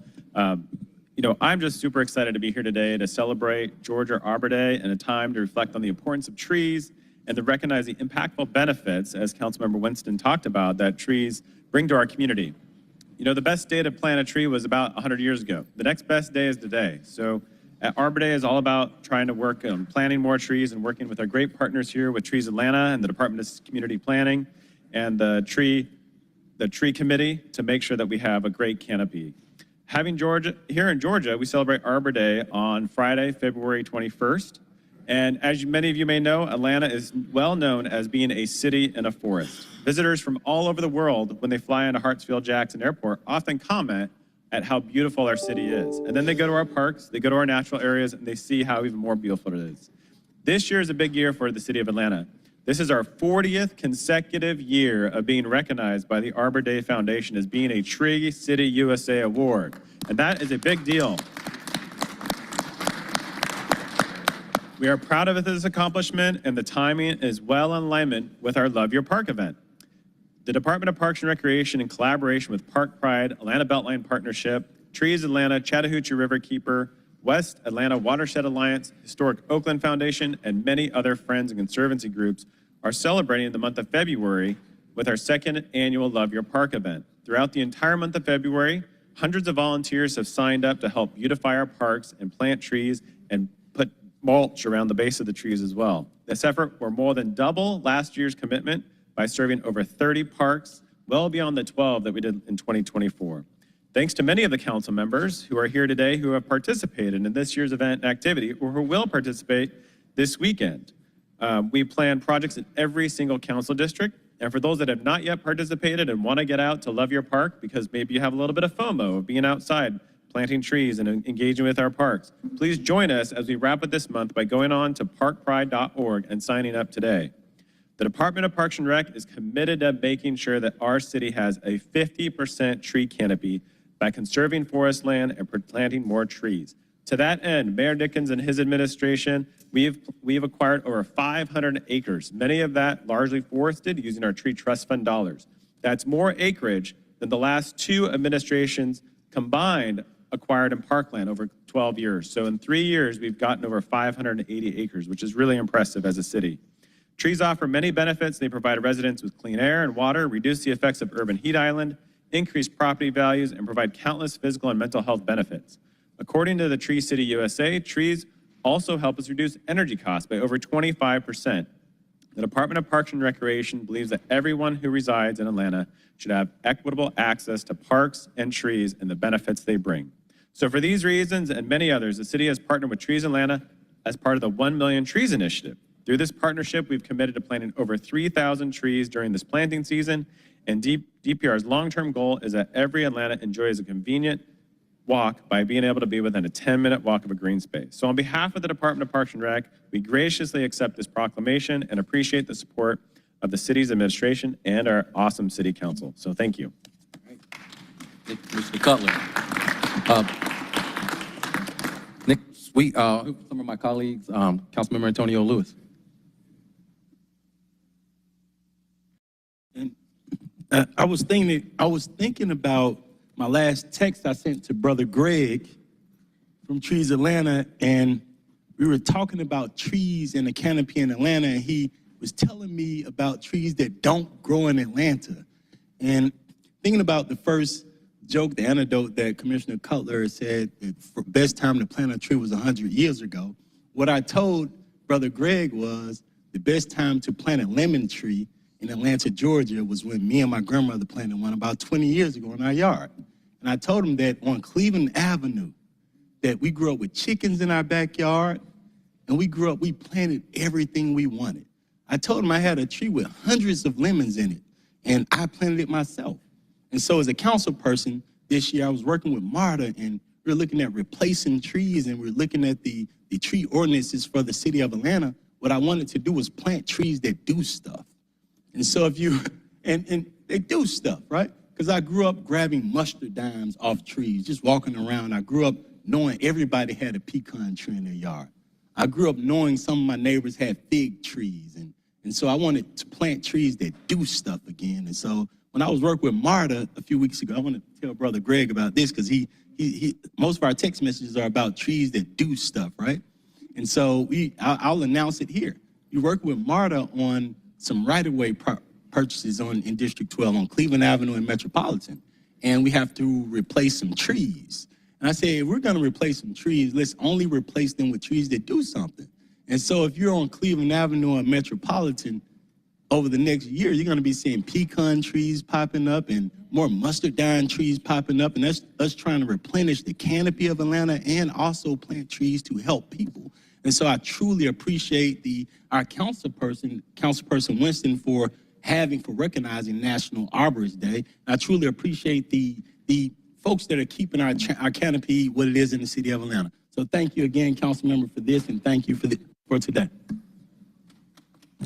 Thank you, Councilmember Lewis. Next, we'll bring up Councilmember Michael Julian Bond. Thank you, Councilmember, for acknowledging the Arbor Day. You know, the story of Atlanta is the story of trees. And so one of the things that, Commissioner, I want to tell you 50% is the minimum, right? We want to exceed that 50% tree canopy. Being born and raised here in Atlanta, I wouldn't know Atlanta if it didn't have trees in it. I played in the trees, climbed in the trees, sometimes fell from the trees, growing up here, but that is probably the single most important thing that we can do to help our environment and to help our community and to help maintain the indigenous beauty of our city is to preserve trees. And so with this acknowledgement, we want to raise awareness for the general public to support Trees Atlanta. When I was first elected, I think at that time they showed me, this was back in '94, they showed me a heat map where Atlanta had lost 30,000 trees. And that was in the 90s.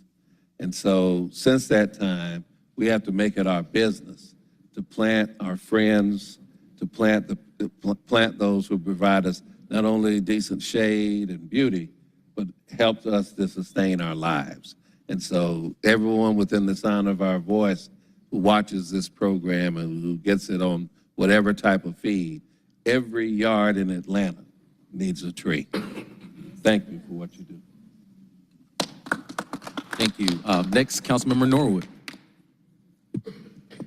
Well, this day is near and dear to my heart. As those of y'all may know, I was the first volunteer coordinator for Trees Atlanta in the 1980s and have been a major proponent of green space and love the fact that we have our new Parks Commissioner who is fabulous, understanding this and wanting parks to be so special and so green and so lush. And what I have said from time to time is what Sherman didn't get, the developers have tried. So what we want to do is combat that with saving our green space, planting our new trees, and having the city continue to be the city in a forest. So thank you all for your great work, because y'all are the best. We are the enthusiasts, but you are the pros and the experts. So thank you all. Thank you. Next, I want to bring up our friend and partner from Trees Atlanta, Executive Director Greg Levine, also known as Brother Greg. Well, I just want to thank everybody here. I think Council and Mayor Dickens have been extremely supportive of the canopy. As the Commissioner said, more forests have been protected under this one mayor than the last two combined. And it's super important, as we know, all trees do good things, whether it's cleaning air or water. They may not make fruit for us to eat, but make fruit for somebody to eat. So trees are super important, and it's really a legacy that we are doing here today by planting trees. And when you plant a tree, you are planting a legacy. We have a lot of opportunities for you to do that. Arbor Day is actually Friday. We're going to be in John Lewis Flowering Forest, we're planting 1,000 flowering trees to honor a great man. We're in our last year, and we're, I think, at 900 trees, flowering trees. And we're also going to be at Carver Academy on Saturday, so if you'd like to come plant. But if you can't make it, those that are here or listening on the channel here, again, plant a tree in your yard. We're giving them away this week. The city has created a great opportunity where you can get a free yard tree. If you live in the city of Atlanta, please take the opportunity, because this is the one way that people can really make a difference in the challenging world, is by making cleaner air, by planting a tree for the future and their own children. So just thank you. Any other? So with that, I'm going to read the proclamation. We did have someone? Okay. With that, I'm going to read the proclamation here. In recognition of Arbor Day 2025, whereas the Atlanta City Council is proud to recognize Arbor Day and celebrate the 40th consecutive year that the City of Atlanta, often referred to as the City in a Forest, has bestowed with the Arbor Day Foundation's Tree City USA Award. And whereas each year the state of Georgia celebrates Arbor Day in February, specifically on the third day of Friday of the month, to align with the optimal tree planting season in the state. And whereas Arbor Day celebrates the many benefits, including improving both air and water quality, sequestering carbon, reducing the heat island effect, reducing energy costs, mitigating the impacts of climate change, and providing food for people and habitat that support the complex web of life. And whereas for this year's planting season, the City of Atlanta will facilitate the planting of over 3,000 trees in our community. And whereas the City of Atlanta has partnered with Trees Atlanta in the 1 Million Trees Initiative, a tree planting and tree conservation campaign, and whereas these efforts reinforce the words of Arbor Day's founder, J. Sterling Morton, who said that each generation takes the earth as trustees. This idea reminds us of all of the responsibility each generation has toward protecting the environment. Now, therefore, be proclaimed that we, the members of the Atlanta City Council, on behalf of the citizens of Atlanta, do hereby recognize Georgia Arbor Day 2025 with this presentation. So thank you all as I present this proclamation. And so, as we do best, we'll take a photo and we'll get going. Thank you.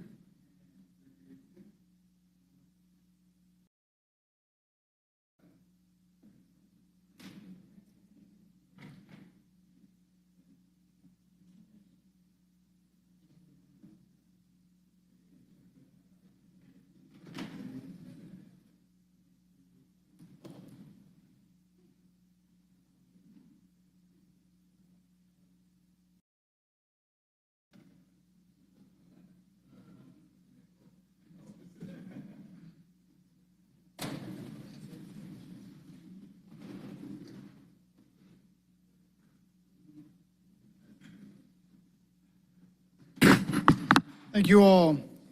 We will now move to public comment. I'd like to remind everyone that you have up to 2 minutes unless you have yielded time to others on the list. You can't yield time unless it's written on the list. We have a number of speakers today, so I'd ask everyone to keep it moving. First up will be Brother Muhammad.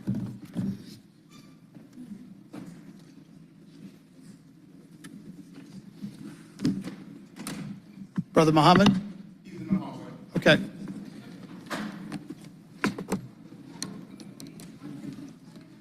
We'll go to the next speaker, Walter Reeves. You'll have up to 2 minutes. Walter Reeves, Atlanta mayoral candidate. Earlier today, I submitted a proposal for the Fulton County Friendship Municipal Bill. I will read the letter. Dear Council President Shipman, thank you for everything that you've done for citizens of Atlanta over the years. For the past 3 years, we have been in an escalating monetary crisis. Many citizens are frightened because they are now realize that we have already entered a United States constitutional crisis.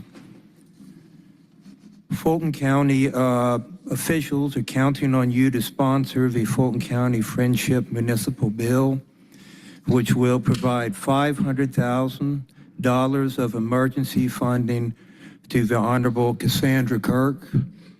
The federal ORCA program had been providing extra funding for a court to run efficiently, but the United States Department of Justice has refused to provide continued funding. The Fulton County Commission has unfortunately refused to help her for various reasons. It is therefore up to the intrepid Atlanta City Council to provide emergency funding. Finally, it should be noted that the Fulton County Friendship Municipal Bill is the only proposed municipal legislation with an official song, which is, does anybody want to guess? It is We Are Family by the group Sister Sledge, because we are indeed a family, Fulton County, City of Atlanta, State of Georgia, and we have to work together during these uncertain times. Thank you very much. Thank you. Brother Muhammad.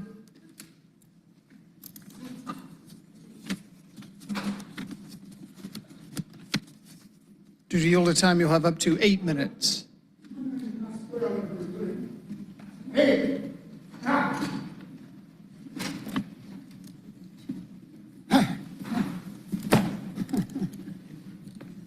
Come here all these years, y'all didn't spare my name today.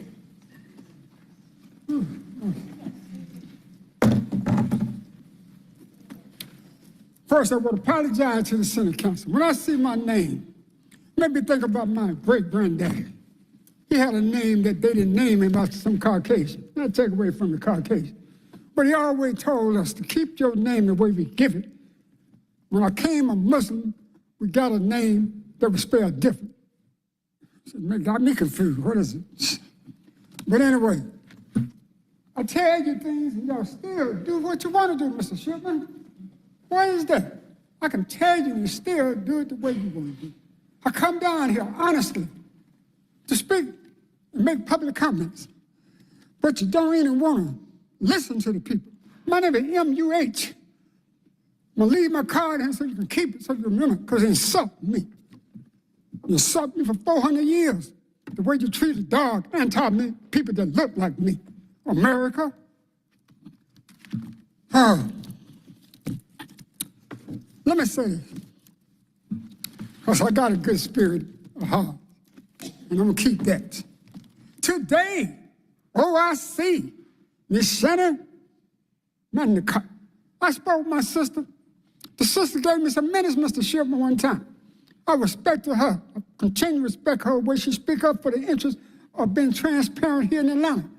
And now I realize that y'all don't put so much pressure on a woman want to tell the truth that she wanted to say no more. No more. But what is I'm going to talk about today? We the ancient original peoples of the earth, the indigenous peoples of the earth. The Kemetic people, the dark people. We must return to our Hermetic laws and principles. Here's a duality. Here's a polarity, the yin and the yang. I know we live in America. You have an opportunity to do and be what you want. That's your choice in America. But the reality to have balance in nature, you have to recognize you're 99.99% energy. And you have to be in one accord with the Hermetic laws. When they invaded the continent, invaded North America, used to be televised, they knew the history of the affiliation and association and the love for male and female, the energy. We always balance the left and right brain. The left brain got attributes. It's always visual. But the right brain is like the sisters, the feminine side. It's always empathetic and feelings. But if you don't put the two together, you're going to be out of the order of nature. We got to harmonize today now. What else I got here? The miseducation of the Negro, Carter G. Woodson. Why did they name this month Carter G. Woodson? Because who is dark people? Mr. Dozier, you, Mr. Winston. In the 1900s, they began to join on after Prince Hall had got his association with the Masonic Order and other esoteric groups to become one with the rich folk, become one with those that want us to do like Willie Lynch said. I know how to keep them divided. You go and teach them how to hate one another. The light skin against the dark skin. The brown skin against the dark skin. That's what I am. The darker you are, the harder it is in America. Look at the Congo. 30 million people are dying right now. Don't have food. But what about Atlanta? You got thousands of people in Atlanta. Don't have access to homes, have access to jobs that can pay them enough to pay the rent. They have the monies, but they don't have enough. And we come down, Mr. Dozier, and beg you, the 21st century, they call it. This is the Aquarius say. Do y'all study outside of that religion? Religion has been indoctrinated to keep you away from the Hermetic principles and the Western Christian order. You know what the Catholic Church did? Killed hundreds of millions of my people to convert them to be like they want us to be. And here we go in the 21st century, right here in Atlanta. I've been coming down here since 2010, Mr. Dozier, Mr. Winston, and I'm glad to see you, Mr. Bond, Mr. Westmoreland. Because Mr. Westmoreland, you remember you said, Brother Muhammad, you know, we've had family down in your hometown. You said something I can do, I'd like you to do. I appreciate you told me that when you first come in. But the reality is, Mr. Bond, Mr. Westmoreland, let's come together and find a way to help the ones you see on the street. You was talking about, Mr. Bond, reparation. You're going to get a committee for that. We're going to be able to have people come and talk about how the state of Georgia is one of the western states against us. Alabama, Mississippi, Louisiana, all these states fought against us every day to keep us from having access to reading. Do y'all remember that? We just started getting educated Negroes back in the 1900s. And they were selling themselves out to the Rockefeller Foundation, the Carnegie Foundation, the Vanderbilt. That's why Carter G. Woodson wrote his book, because he said, I'm not going to write watered down. Did you read the book? I'm not going to water down my writers just to get the Caucasian money. I want to tell my people the truth. That's all I come to tell y'all what must be did for the benefit of the holistic evaluation of our humanity in Atlanta. It's not right that the ones I named, especially you all that just came in the last term, you come out of the district, 25,000 people. Only 2,000 people go vote. Then you might get 500 or 1,000 people that really voted in the runoff. And you get a job for 4 years, making $100,000, and you ain't gonna do nothing for your people that look like you. And they begging every day on the street. You see sisters with the children. You see brothers walking around, got a bag in his head, brother, can you give me something? Give me some food? Right beside the street here, in front of the buildings you got out here. But y'all don't care. Why you think I come down here? I know I am connected, Miss Overstreet, with the law of nature, the laws of attraction of the elements. All I want to do is tell you. I have to come down here and wait on these proclamation representatives to get their plaque. Take them hours and hours to get their plaque, and they won't say nothing for the poor. They won't come in here and open their mouths. Pause real quick. Yo, you hear him? Excuse me, sir. Excuse me, sir. You're out of order. Brother Muhammad, please continue. Yes, sir. Pay attention. Yes, sir. Yes, sir. Thank you very much. I appreciate that, brother. Just see the heart of this brother. Just feel the energy of that brother. You feel our connection. I didn't have to say something, but he felt it. Mr. Sharpe, I feel you. I appreciate you. You are authorizing the authority of this meeting. But I know since you've been here, I've been arguing about a street that ain't been paved since 1990. Now, I go to these commission, what is it, council, the transportation committee, and talk about it. You have Mr. Faroka coming here, stay there 2 years. You got Amos coming here, staying here for 2 years, and don't do nothing. You tell me why you can't move it up to the front. If I've been here 30 years and you hadn't finished the street, what else am I supposed to do? Tell me what I'm supposed to do, Mr. Shipman.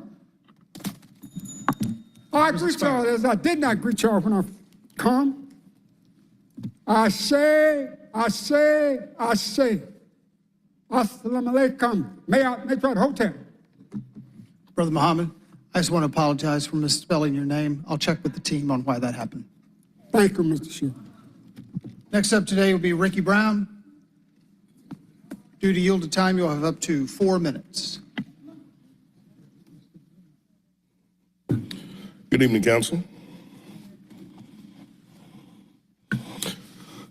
My name is Ricky Brown, and I'm rarely come before this body, but today I am back before you for the second time for the same topic. First, in response to what I'm hearing out of the Office of the Inspector General, which is disappointing, an utter lack of accountability. And the OIG is tugging her tail now and going home after willful misconduct and after putting private citizens' financial businesses in the streets, after ignoring the guidance of legal counsel. And I'd just like to say, I'd like to applaud the Office of the Legal Office for the City of Atlanta, who's done a wonderful job. The truth is, it is documented that the IG was told almost 2 years ago on a proper way to issue subpoenas. Not only was that advice ignored, the OIG decided to manufacture her own subpoena form and issue the subpoenas anyway, violating the rights of dozens of citizens and employees while exploiting the city to liability, and taxpayers may be at cost for that. And we'll be footing the bill. This wasn't a mistake. This was the willful act of a rogue individual concerned with being right than doing right. We need these policies in place that you will vote on today. We need a board that can and will ask the right questions about the OIG's work while protecting the office's independence and our employees. I believe that we need an OIG who will serve the citizens of Atlanta with full integrity. And I'm glad that one is gone. Now let's get it right. Simple as that. Thank you. Next will be Jamila Curtis. You'll have up to 2 minutes.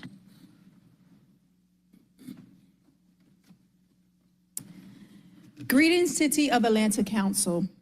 I stand before you as a veteran, a businesswoman here in Atlanta, and a friend who is a victim of a crime that the Office of Inspector General has done. I am Jamila Curtis, an advocate for the people of Atlanta. I'm here today because we need to talk about something that should concern every citizen of Atlanta: fairness, accountability, and the abuse of power. Right now, our own City of Atlanta Office of Inspector General, under the leadership of Mrs. Shannon K. Manigault, is crossing the line in a way that should alarm us all. It has come to light that this office has been unlawfully searching private bank accounts, violating the rights of citizens without proper legal authority. This is not just a mistake, it's a serious abuse of power. No government official should have the ability to invade our personal financial information without due process.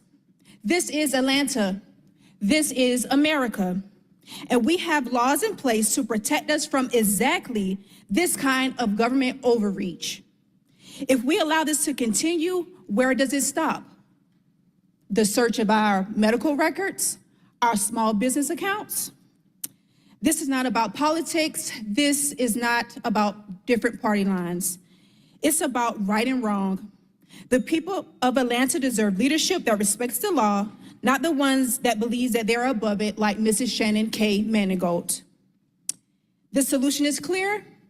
Mrs. Shannon K. Manigault should be removed from office immediately. The citizens of Atlanta must demand leadership that protects our rights, not violates them. Thank you. Thank you. Next up will be Darrell King of up to 2 minutes. My name is Darielle King, and I am here as an advocate for the City of Atlanta, as well as a friend of someone who has been a victim of Shannon K. Manigault's rogue behaviors. The role of an Inspector General is to uphold the highest standard of integrity, transparency, and accountability within a public institution. Recent actions by Atlanta's Inspector General Shannon Manigault have raised significant concerns regarding her adherence for these principles, warranting a call for her resignation. Ms. Manigault's tenure has been marred by allegations of overreach and misuse of authority. Notably, she is accused of issuing at least 50 subpoenas without providing the legal required notice to the individuals whose records were being sought. This practice not only contrives Georgia state law, but it also undermines the fundamental rights of those individuals. Such actions is a very troubling disregard for legal protocols and raises questions about her commitment to a lawful investigative practices. The Inspector General's office is entrusted with the responsibility of protecting the public interest and ensuring citizens feel secure in their interactions with government entities. However, under Ms. Manigault's leadership, there has been reports of aggressive investigative tactics, including the unauthorized seizure of personal property and unwarranted surveillance of private citizens.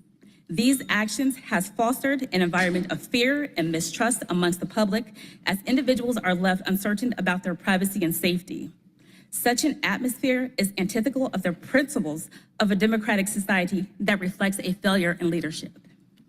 The gravity of Ms. Manigault's actions is further underscored by legal challenges and internal investigations, and many more are forthcoming. A federal lawsuit has been filed against her, alleging violation of constitutional rights through unlawful searches. Time's expired. Thank you. Thank you. Next will be DeJuan Robinson.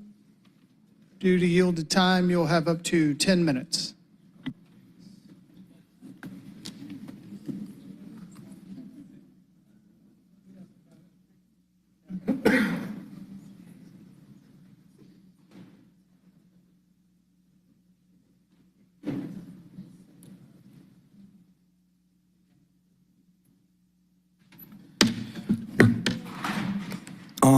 First, I would like to give my condolence to Commissioner Al Wiggins, who lost his father. And also my heart goes out to you, President Doug Shipman. You and your family have my care and prayers, I'm sure, with myself and the rest of the city of Atlanta. Oftentimes in the South, we are very trusting people, which oftentimes lead us to be vulnerable. I trusted our OIG. She told me, Ms. Norwood, when I first started speaking, in transportation about the airport. You said, hey, go see our OIG. I went to go see our OIG, and what she told me out of her mouth was, oh, we was dead over here. We had no cases. Council was starting to question, were we relevant or not? And you brought cases over here, and the ball started rolling. Now that all these things have come out, that a private citizen bank account has been violated, people's homes have been gone into unannounced at all wee wees of the hour, employees have reached out and said, hey, who can we go to? If we can't go to ethics, and we can't go to OIG, and if I live in District 4 and I'm violated, and if I go to someone that on council, District 9, 10, 11, 12 at large, Mr. Westmoreland might not want to speak out against Mr. Winston constituent in his area, so that leaves that person still unrepresented due to the respect and the nature of council, and I do understand that. One thing that I notice is that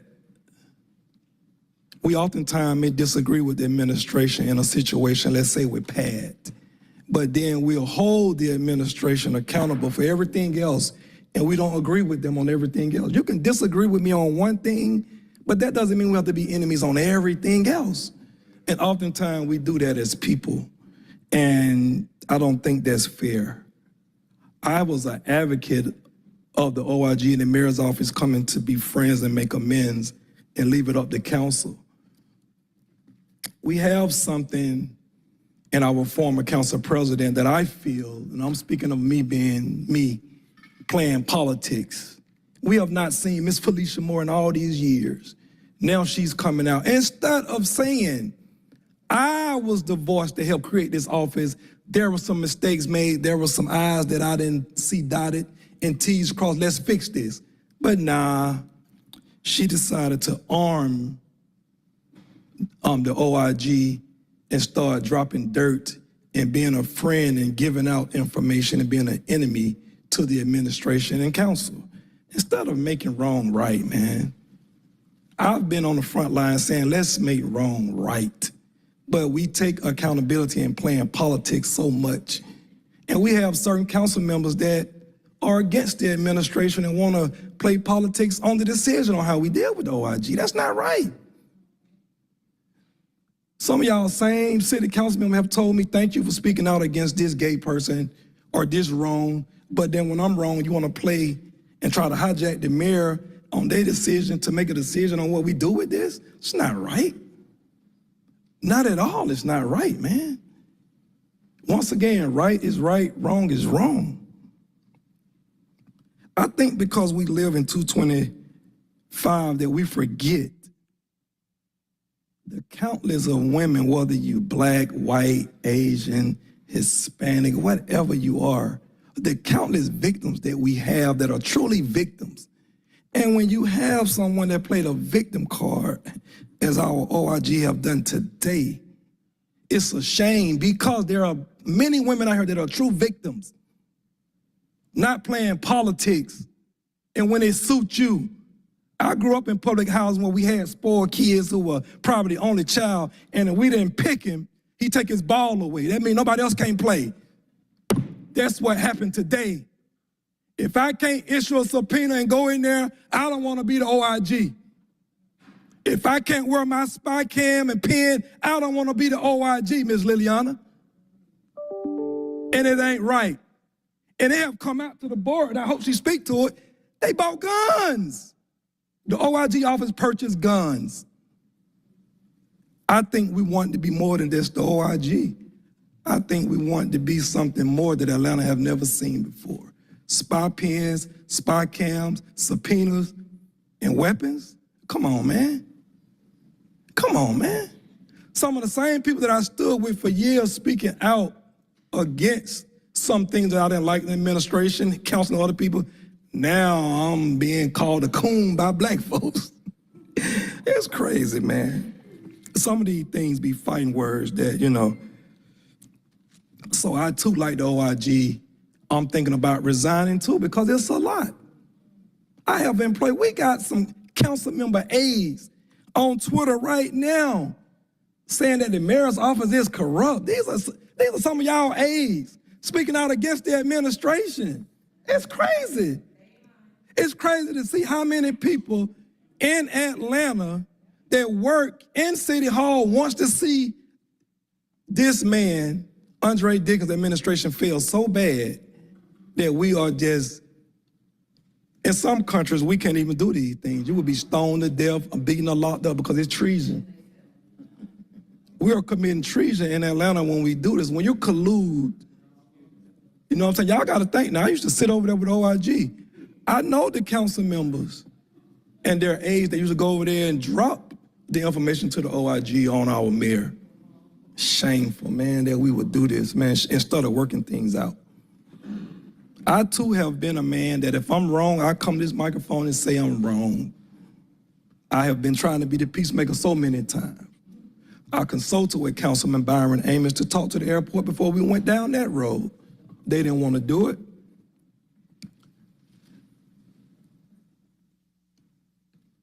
We're in an election year, and so many people are playing politics on so many topics, and it's just not right, man. Like, I'm tired of it, man. I get calls all the time. I don't ask for any of you guys' information. People call and they trust me with it, and they tell me, you know how much I don't report? Because I still live by a street code where I ain't the police. I come down here and speak for the unjust that may be happening to people. But there are some things that some of y'all doing that could go that way. So imagine what I don't speak on.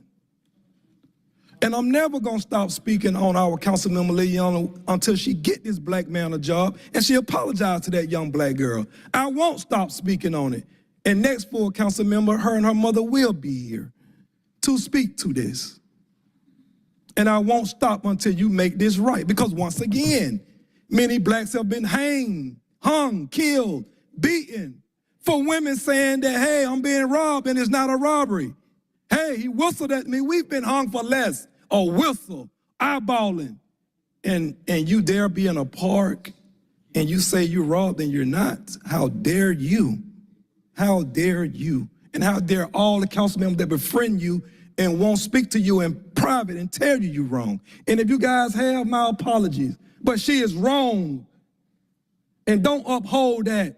That black man could have lost his life that day doing what another black man told him to do. Cowards. Which was Maynard Jackson's last speech to council. We have become a bunch of cowards, is what he said. And I want to ask the board when y'all come up here, did y'all ask her the right question? No, you did not, because you didn't even know about her husband and his affiliation with the firm that he worked for. You did not. So don't come up here taking up for somebody when you haven't done your due diligence. It's just as simple as that. And to Felicia Moore and your minions, man, we not playing politics, because guess what? The people spoke. I have to live with God's will. I ran twice. I lost to Ishay Collins. She's not my enemy. I didn't run against her. I ran to help Atlanta. But guess what? If it's God's will and he chose for her to win, that's what it is. I'm not conspiring to go against her, but we got people like Felicia Moore using some of y'all to go against this mayor and his administration, because why? One thing about it, everything done in the dark will be revealed. But we don't have to go against people and conspire for other people's downfall. We don't have to do that. I don't care if you don't care what I say, what I like up here, but I have been violated.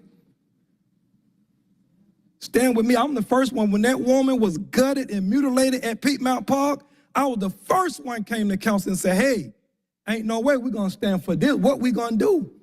I'm not a lesbian. I'm not white, but I have compassion for her and that dog.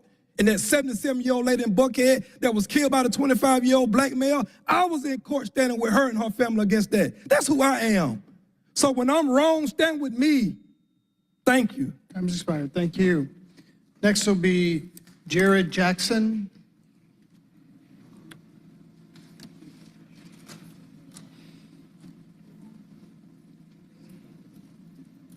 You have up to 2 minutes. Good afternoon, everyone. My name is Gerard Jackson, and I'm a proud City of Atlanta employee with 23 years of service. Despite the political challenges we face today, the dedicated employees of the City of Atlanta continue to work to keep essential services running for our communities. Because of these crucial efforts, many of our colleagues who would normally be here to discuss the ongoing issues we have with the OIG are unable to attend. However, I want to assure you that we remain fully committed to address these issues. Our priority is to ensure that all City of Atlanta employees receive the support, transparency, and fairness that they deserve. Thank you. Thank you. Next will be Carlton Ham. He had to leave, so we can. Okay. Next will be Myron Thrasher. You have up to 2 minutes. Good afternoon, Council. I'm just here. I'm a city employee. City employees need to understand their rights and feel safe speaking when they have concern. Making sure the ethics and OIG process is simple and support and build trust with the City Council, the employees, and the OIG. Everybody got hearts. Last time we spoke, everybody had the right mindset.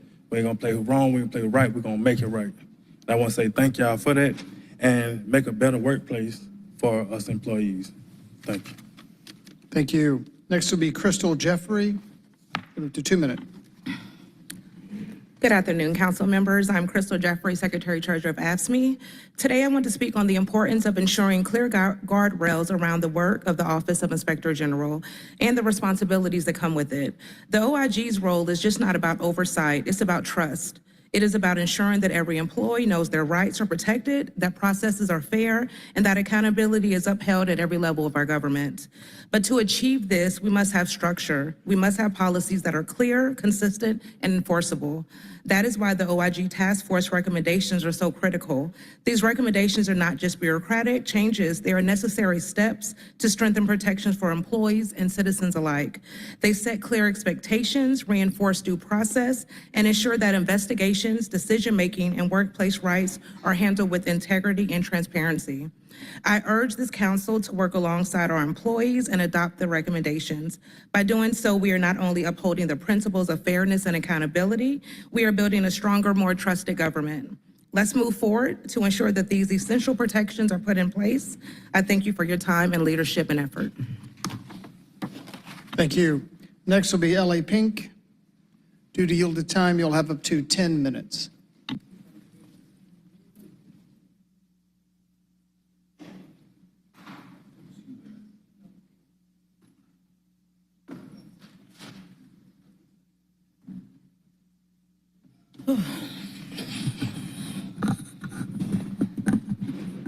Well, there's a lot going on in here today. And I must indeed say, for all of the corruption that we have here in the city of Atlanta, Fulton County, I mean, for what we got with the OIG, what would you expect? But I must say, I hate that what happened to some of the victims, but when you investigate in corruption, and y'all gotta understand, I by far am a fan of Mayor Dickheads, by far. He owes money. He had a ball spending thousands, $1 trillion, well, actually $100,000 on a ball that he promised to pay back, and now all of a sudden that's supposed to go away, and he has the best office just because he sits up here and puts on shows like as if he's helping the homeless. I mean, the investigation goes so deep. I mean, Drea Boone, she know. I got paperwork. I'm still trying to figure out why she's still sitting here. I'm wondering why she hasn't resigned yet with the money being taken. I mean, the proclamations is cute. And I'm glad that some of them can receive them before they die. But they are show. Because we know that there's still money laundering going on here. We know that there's still money being transferred in and out of accounts that we don't know about. See, they with the OIG, it was a bittersweet. because it was sweet because she was into what she was supposed to be into, and then she got out of it by going into people's personal accounts. So don't get it twisted, and don't let the people fool you that she wasn't onto something, because trust me, it goes deep. It go deep with our DA. It go deep with our sheriff. It go deep with our mayor, with our county clerk. I mean, we can keep going. So don't get it twisted, and please don't get it fucked up, because it's real. Excuse my language, but don't get it twisted. Like as if she resigned today and there's no dirt going on. Because these hands that I'm holding up here, every last person I just named got blood on them. Blood on them. Sheriff LeBuck got how many bodies on him? It seems like every time he don't get no money, there's a new body come to the jail. Somebody else comes up dead. The DA, is she investigating it? Absolutely not.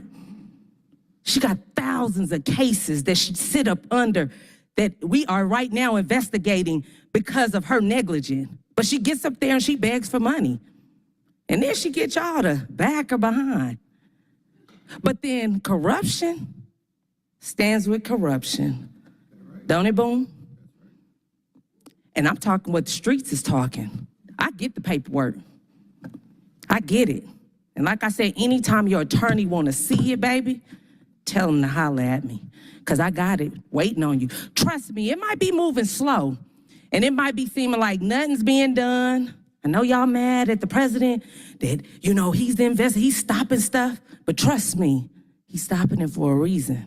You know that mug shot he got up off in there? I would have put mine up too. I told him, don't steal mine. You go look at my record. I want you to. You know why? Because we got passes to come for y'all's. Okay? I got the homeless right now. Yeah, they did this big old stage and help the homeless, and let's get out there and do something for them. And they paraded it. They showed y'all what was really going on. But we still had something that just died right here across the street. Mr. Tim. Just died. What, Monday? Monday. Froze to death. Miss V out there right now. They just amputated her toes. Frostbite. So it takes the city to kill them for them to be recognized. There's full off in here. Last meeting, full. They talking about how devastating it was for it to happen. We even got, he has one that froze to death. Dead body. Okay? That he was trying to get to the hospital before he died. Dead body. There you go right. Sad. Frozen to death. This is sickening. He couldn't even stay in here and sleep. It looked pretty warm. Sickening. But then you got them boycotting. You got your pastors coming up here. The same pastor that he sent to me to pay his members' bill for them to stay inside of their home. The same pastor that sent one of his members but they were sleeping in a car. But he's sending out a 40-day boycott. The same pastor that y'all worshiping like he up here civil rights. Well, where the right to your own people and your member of your church? Because see, I got a video. I got pictures of them same members that came and needed money from me. Okay? So when we sit up here and we talk about boycotting and fighting and what's right and what's wrong, what really is going on though?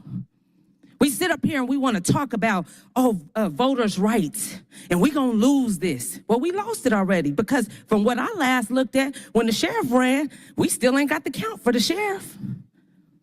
So y'all just going to push the sheriff in on us. Y'all going to tell us Sheriff LeBuck is our sheriff. We still ain't got that count. We fighting right now to get the counts. Sheriff, sit up here. He was sworn in on the 10th. Didn't even get approved for a bond. Nobody would even be on his bond until the 26th of December. but he the sheriff. See, violations. But nobody was looking. Nobody said nothing. But y'all want to talk about the OIG? Let's really talk about what's going on with the corruption here. From Atlanta to Fulton County, y'all back to back. But it's a domino effect of the corruption, the incompetence that we got here. Malfeasance. I mean, it's just sickening. When are we going to ask for an investigation, a real investigation? Why do we have to continue to have people's accounts going into and all of this? Why can't y'all, the ones that is doing right, stop being scared? Stand up. Because if we can't get you to come forth, it was said, silence is violence. And if we cannot get those that are not part of the corruption to come forth, guess what? We want you out too, because you're part of the problem. Part of the problem. There's no way you can say you're for the people, but you're scared of the people you sitting with, but you're supposed to be for the people that you're fighting with. See, because when you need to get in office, it ain't the person sitting next to you that's going to help you get in office. It's these people right out here. It's all these people right here. This who you go door knocking to. This who you come and ask, can I get your vote? Can you give me your influence? Can you tell your people to vote for me? You don't ask the person sitting next to you. You asked us. I know they don't like me. I ain't asked to be liked. God said you ain't here to make friends nor enemies. You hear about my business. And I'm here about my Father's business. And whoever don't like it, trust me, you ain't built me. This table I'm sitting at, I built. I built with the hands of God on me. I haven't received one dime from you and never asked for it. Like I told you, I didn't come here to beg. I came here to just put you on notice that if you don't do right by my people, your time is up. Thank you. Next will be Josh Everett. Oh, I'm sorry, Mr. Everett. Actually, next will be Demetrius Brewer. Sorry, I skipped down one too many.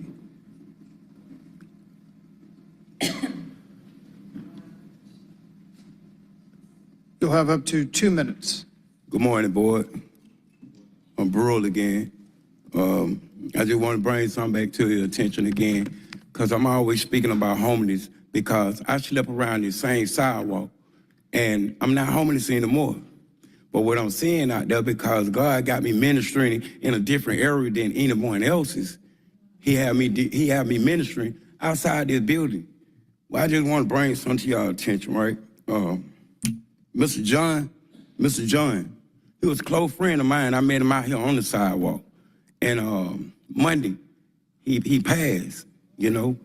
It was like a real light freeze up through there, you know. And I've been fighting. I've been trying to push my word out to brothers on the panels, the board, to just step outside and see what's really going on in y'all yard. This is y'all yard right here. Y'all other yard is at your other resident. But you here for 8 hours. Check out what's going on outside of these buildings and stop walking past us like we don't mean nothing. Folks out here dropping. I'm talking about freezing, man. I know violated every code that Section 8 told me not to do, because I have a godly heart, bro, and I cannot allow nobody or walk past anyone out here freezing, man, when I know I came from that same place.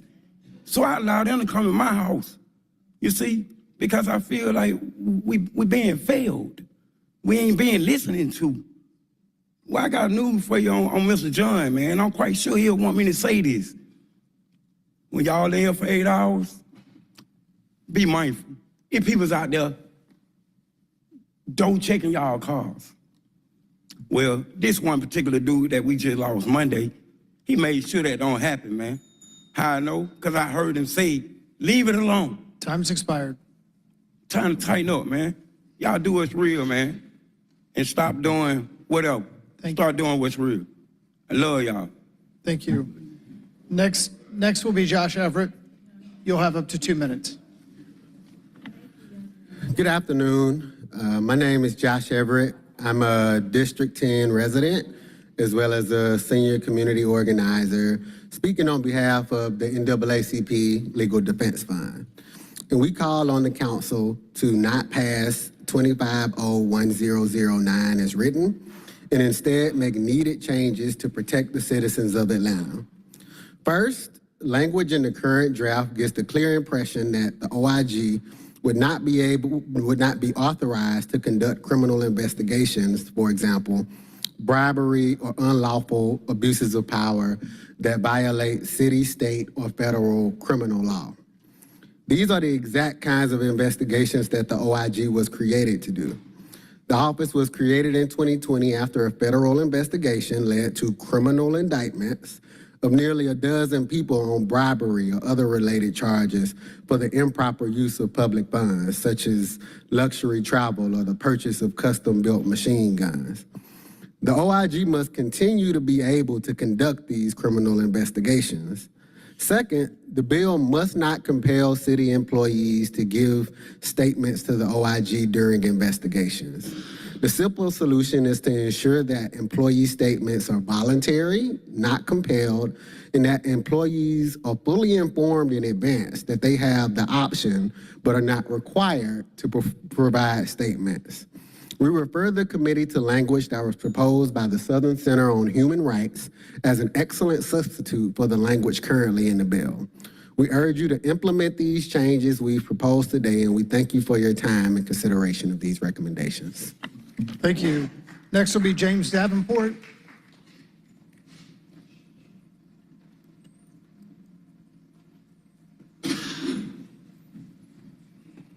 Due to yielded time, you'll have up to 6 minutes.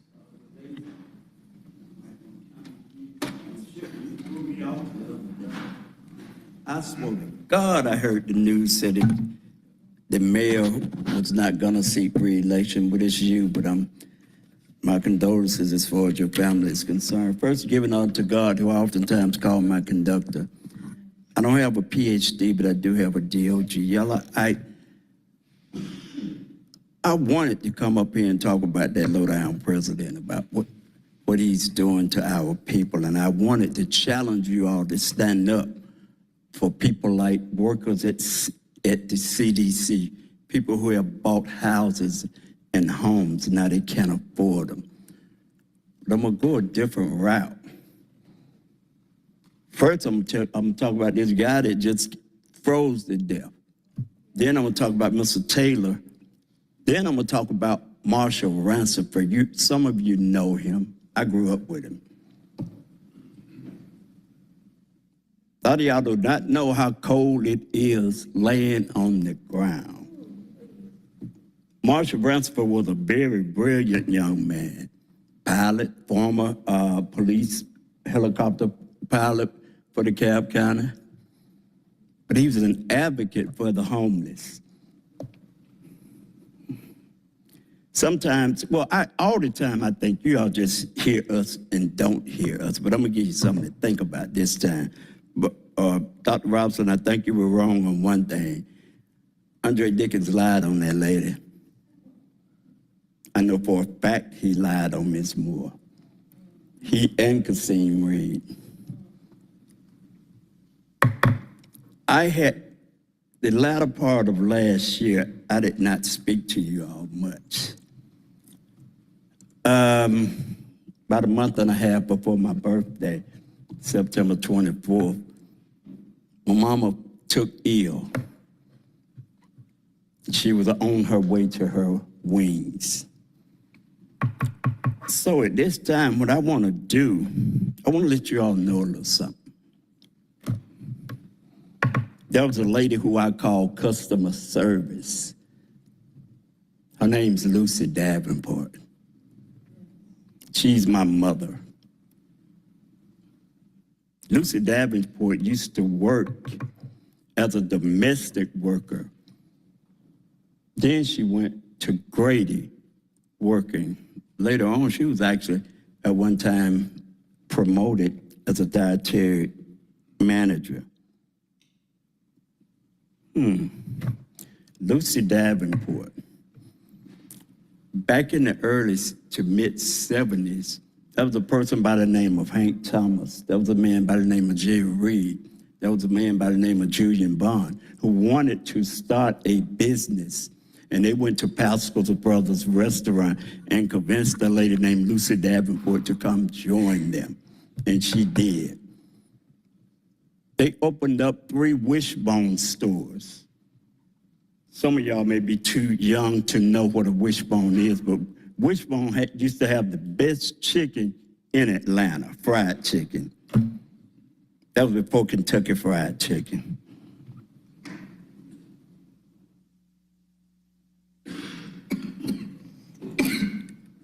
After Lucy Davenport actually worked for Grady, she was recruited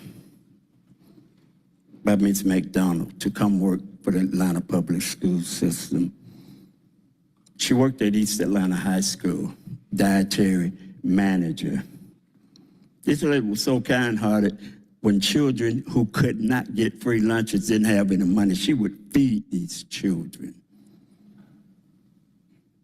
She would feed those children.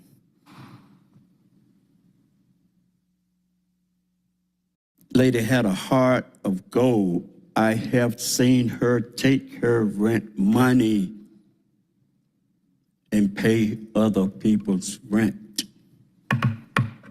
You all use money, y'all just throw it around like, what the hell? And now that I say that, I want to pause here for a second. And just like Kiana Jones would talk about, can I ask y'all, have all of y'all visited Cop City?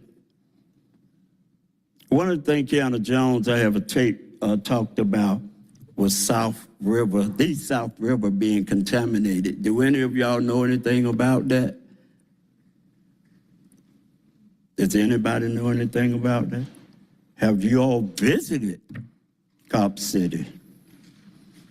Speaking of Cop City, I warned you all about Marta. Marta kept coming to you all begging for money, begging for money. Now Marta strutting out these brand new limousines, brand new. Out of all this money they begged from y'all, I asked y'all to go to the stations and look at them. Look at the manure in the stews. I showed you pictures of commodes full of manure. Y'all still did not go look at what they were doing. You failed. You have failed us. Yes, you have failed us. Marta pulled the wool over y'all eyes. The late, great Hosea Williams told us back in the 70s, don't vote for it. It's a scam. Marta have scammed y'all. Time's expired. Marta have scammed y'all. Thank you. Next will be Devin Franklin. Due to yielded time, you'll have up to 10 minutes.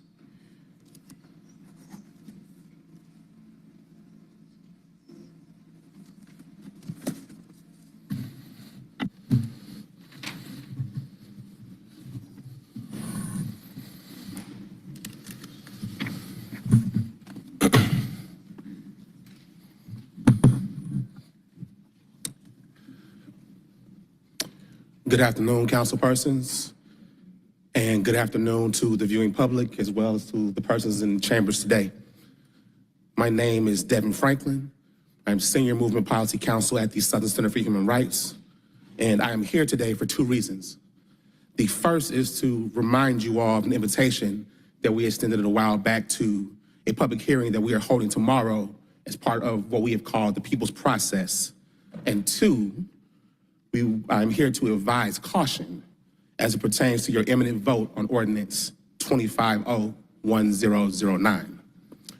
First, as it pertains to the People's Process, I would like to call your attention back to the 2022 legislation by this council authorizing Mayor Dickens to negotiate a lease of the Atlanta City Detention Center to Fulton County and Fulton County Sheriff Patrick Labatt. In 2022, Southern Center and our allies warned you all that the lease to Fulton County would lead to the export of Fulton County harms to the Atlanta City Jail. We told you that the sheriff did not have enough staff to maximize the use of the 700 beds authorized by the lease. And we told you that the extra beds will not help keep anyone safe. I am sad to report that time has proven us correct, as 2 persons have died in Fulton County custody under the watch of the sheriff. And dozens of others have continued to die in Fulton County to this day. And I literally mean to this day.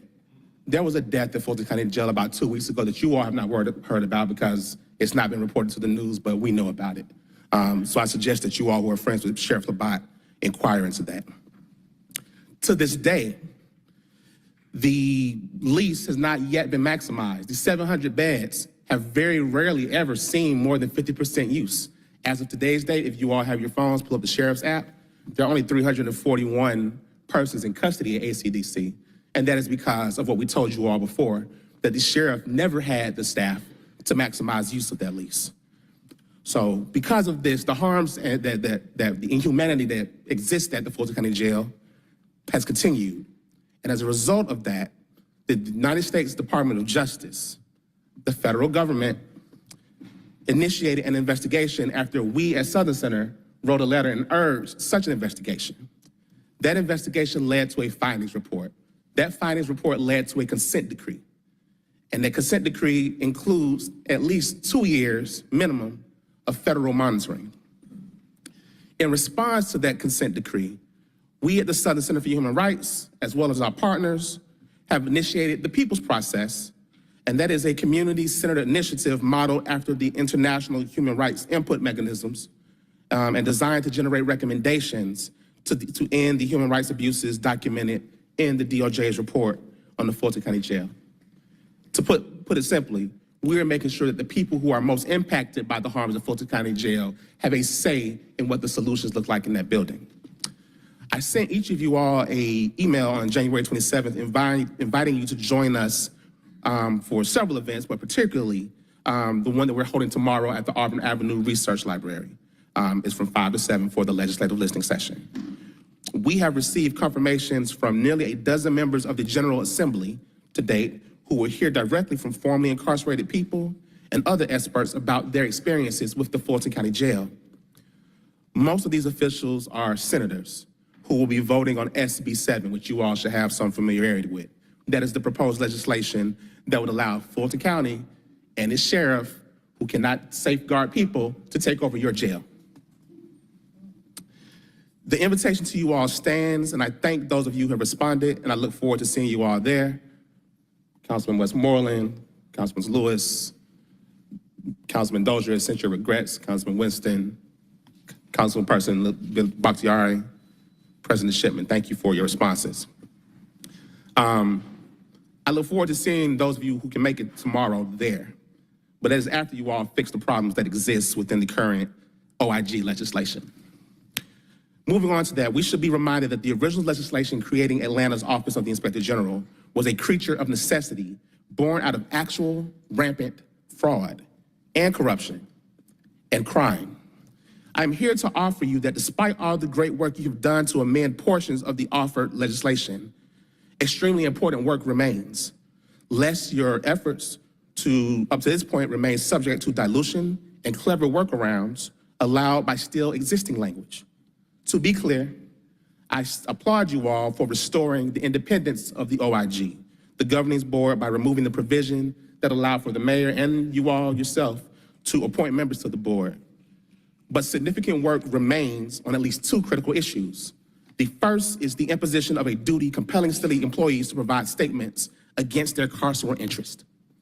The second is the striking of the language defining corruption as illegal acts, which would effectively prevent the OIG from unearthing the very actions that brought embarrassment to the city and formed the need for this office.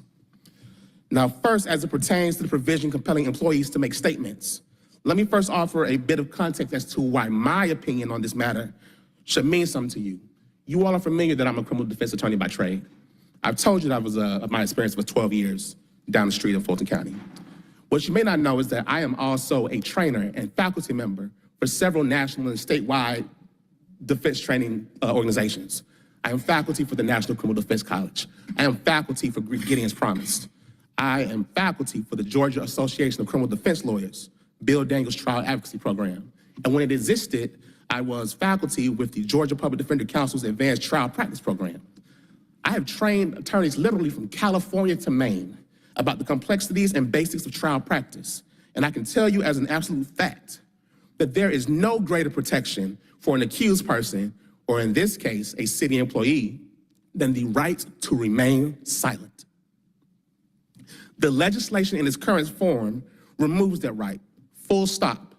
There is not a single credible criminal defense attorney that would tell you that an accused person is provided more protection by being forced to provide a statement that could lead to the discovery of more evidence than if they had the opportunity to refuse to make a statement.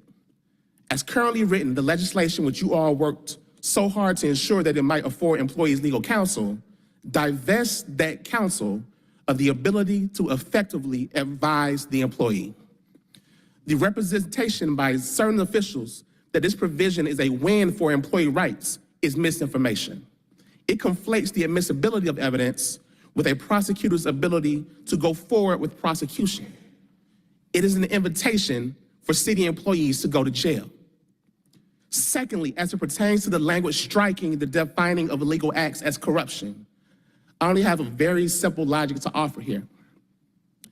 There is no logical reason to exclude illegal acts from the purview of an OIG when the creation of the office was in response to crime, was in response to illegal acts. And I am talking, again, actual, factual violations of federal law. The only reason to strike it is if it is your wish and your desire to permit and to encourage harm to the public through corruption, fraud, waste, and abuse generally.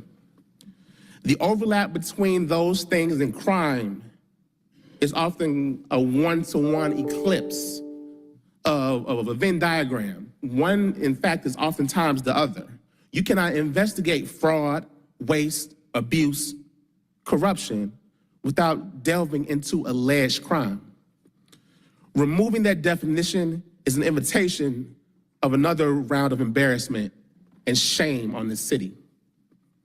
Only this time at the hands of a very, very different federal administration holding a belt. This is especially true if the city only grants an attorney to subjects of investigations on a discretionary basis without guardrails. So in closing, I remind you all, and not to stand here in self-aggrandizing fashion or to toot our own horns, we oftentimes disagree philosophically about the actions that this body should take. But even to the extent that we disagree, we at the Southern Center seek to offer technical assistance and advice about the specifics of legislation. You all are still holding a bad bill. You are holding legislation that allows for harm to continue to exist and persist. And until you fix the language involving the compelled statements and the definition of corruption and crime will continue to exist at the highest rungs of this government, I'm asking that you all protect against that. Thank you. Hope to see you all tomorrow. Councilmember Lewis. Attorney Franklin, thank you so much for the work that you've been doing around the ACDC. From day one, I've been against the leasing of ACDC to Fulton County, and to see the consent decree is something I've been reaching. I've been in front of this, not even beside you on some of this stuff. I've been pulling you along to make sure that we got here. And the moment you looked at it, you went and found some information I never could have found for us to circle this up. So I truly appreciate you for setting forth this meeting for tomorrow. I wanted to speak to our senators who are working on SB 7. The senators that put forth this legislation need to look at the state prison system and fix that. When you look at any article about Georgia Department of Corrections, start with our governor right now, after 6, 7 years, finally acknowledging that we need to invest more. Anytime you look at any social media website, anything about Georgia prisons, what you see is people dying. You see the same issues that are happening at Fulton County. If you look at the AJC right now, they talk about that we're $600 million underfunded in Georgia state prisons. We talk about the understaffing of Georgia state prisons. So the best jail or anything jail ain't never good. Nothing good about it. But the best run jail in the state of Georgia is ACDC. It's the best run one. And what they should do is come and try to get some training on how to treat people and on how to continue to invest in their jail from the city of Atlanta instead of trying to take our jail, because they've shown us that they don't do it right. And so I'm against that fully. I'll be there tomorrow, and I truly appreciate you for standing on this. And I appreciate you in the Southern Law Center for fighting this full out. I think that our council, I think our mayor, I think we need to start looking at the returning of our jail. I think the lease, just like any other lease in the world, they end. I think our lease is about to end. I think we need to start working on the downgrading of the 341 people that are over there so that the governor and that our county can actually fully invest in their prisons and in their state jails and get them running right. Thank you. We're losing too many lives. Yes, sir. We're losing too many lives because they don't want to fix the locks. So thank you on that. Thank you. And you are correct. The date for drawdown should be beginning soon, and the conversations with the mayor and his staff should begin about how to get full to that. And the reason we need to start having the conversation is because they're having conversations about taking our jail. So the moment that we're moving in the wrong direction. We lease them something and they want to take it, and we're not even talking about them giving it back anyway.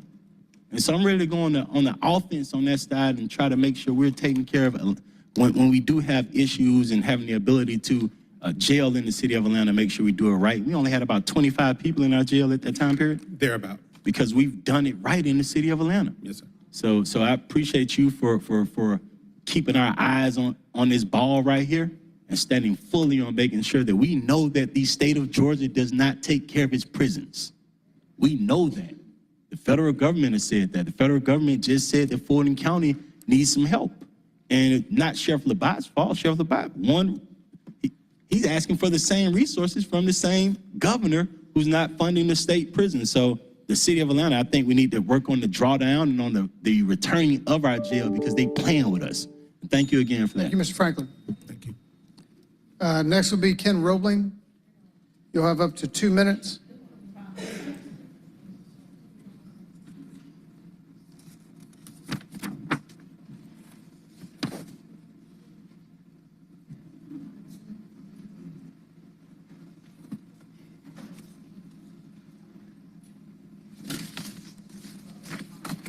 Good afternoon.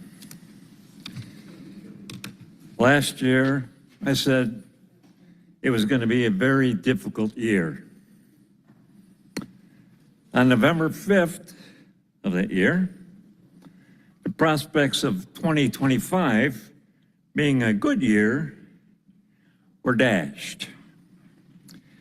As a result, my prediction for 2025 is that it will be more difficult than 2024. In 4 weeks, the Trump administration has taken a buzzsaw to the federal government, and the news is bad. A few years ago, the city put cameras in city vehicles. There was a huge outcry against the cameras. They were invading the privacy. Then, an employee was found drinking on the job in his vehicle. Now, there's an outcry against the IG. She must be getting close to the corruptors because they are really screaming. Tighten up the rules for the IG and remove the provisions for a creation of a separate governing boards for the IG and the ethics officers. Thank you. Thank you. Next will be Minister Breedlove. You'll have up to 2 minutes.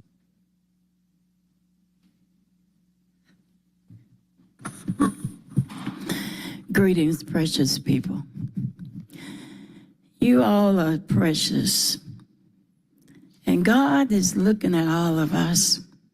And just sitting here listening to all that is going on, I did not know. And I was on a trip because of my nephew passed away, going to his funeral, but I canceled it.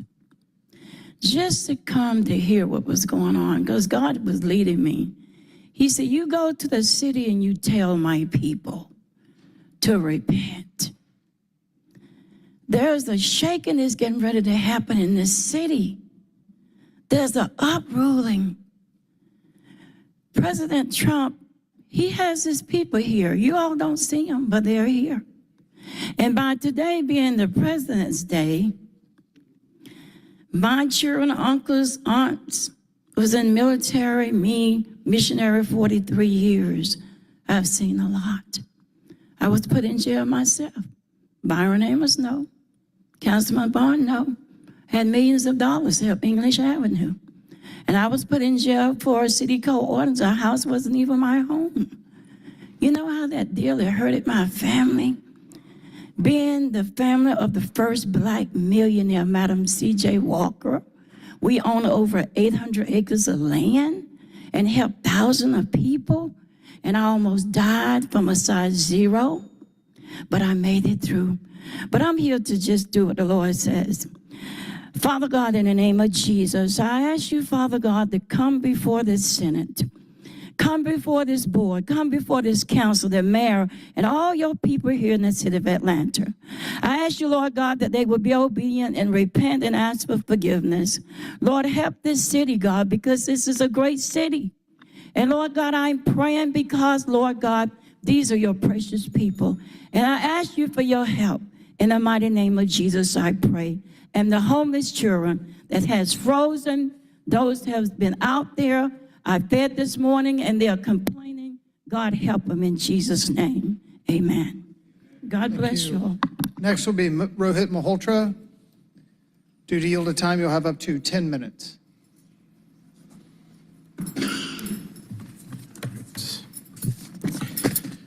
Thank you.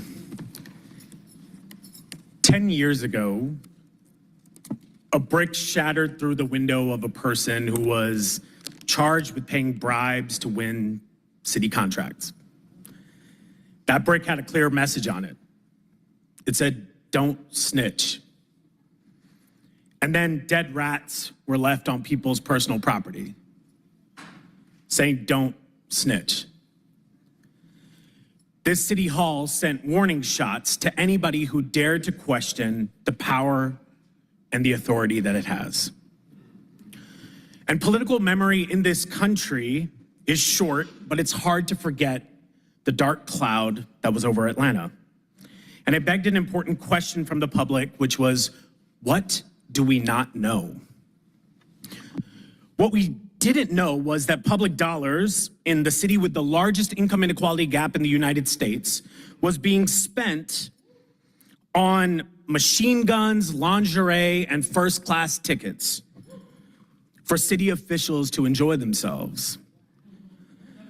And this led to federal investigations and criminal charges for fraud, abuse, bribery, and corruption. And in direct response to this, many of you entered public service.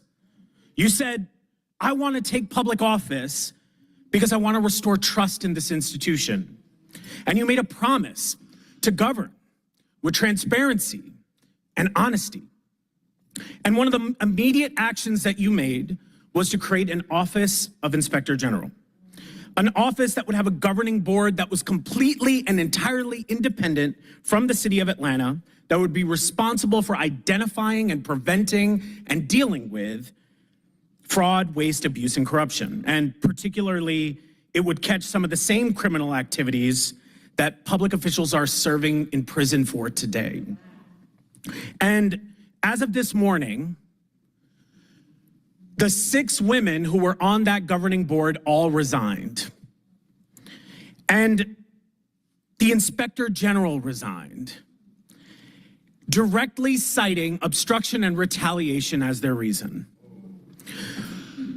And so here we are again, 10 years later, to ask the same question. What do we not know? And to answer this question, I think we need to look at three things. We have to look at the legislation, we have to look at the lawsuits, and we have to look at your leadership. And today you are on your way to pass legislation to overhaul that office. And just to be clear, this is not ordinary legislation. This legislation makes an amendment to the Atlanta Charter, which means that it requires an extra layer of scrutiny and attention. But there's an issue. The legislation is bad public policy. And I believe you would agree with me if you actually read the legislation. But you haven't. Don't take my word for it. Take yours. Every time this legislation has come inside of a committee, every time it's come in front of you, a new version appeared. And each time, most of you went into the microphone and admitted that you didn't have a chance to read the legislation yet, that you needed time, that it was a lot to absorb, that we just got to figure this out with a little more time. And instead of holding the legislation for further review, the majority of you passed it anyway. You continued to blindly vote to approve the legislation and saying, don't worry, we'll fix it later. Putting patches on a flat tire does not fix it. And as an example, in the same conversation you were having about making sure communities have voices in the process, you took out the two organizations that were closest to community in the process. The League of Women Voters was stripped of their nomination, and so was the Atlanta Planning Advisory Board. In the name of Maynard, in Maynard's house, you stripped the neighborhood planning units of a voice. And you gave those seats to yourselves with a straight face. So I ask you, what do we not know? And so I already know you're gonna say, well, we changed that.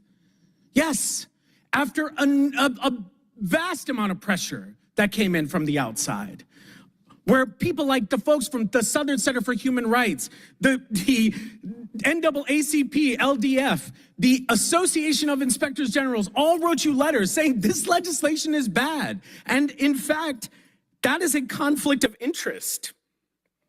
And they had to beg you to commit to the working session that they were supposed to have.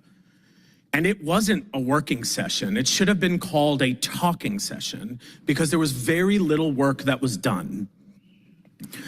And you put together a task force with reputable names, people who don't have experience with the Inspector General's office, but respected legal minds nonetheless. And there's no reason to assume that anyone on that task force did not do that job in good faith. I'm not assuming that. But even they would admit that the expectation to make recommendations in 45 days, when you have spent more time discussing giving yourselves a raise, is inappropriate and not in good faith of actually and truthfully wanting better legislation. So what do we not know?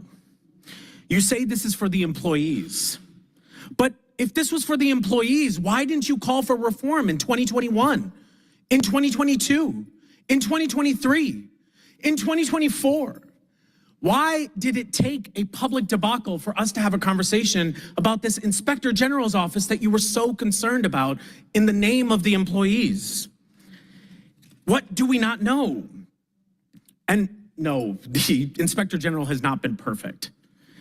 Just like anyone else, they require resources and support, including legal representation. But when that same law department is on video making some unsubstantiated claims and issuing press releases about an issue that has not been ruled on by any court, at worst, that's defamation. At best, is conflict of interest.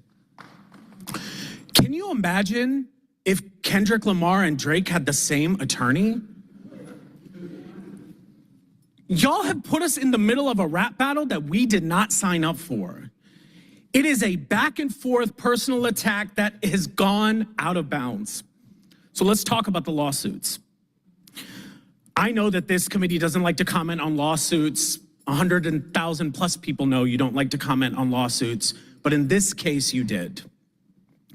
And you have no problem talking about these specific lawsuits and allowing the court of public opinion to give it its opinion.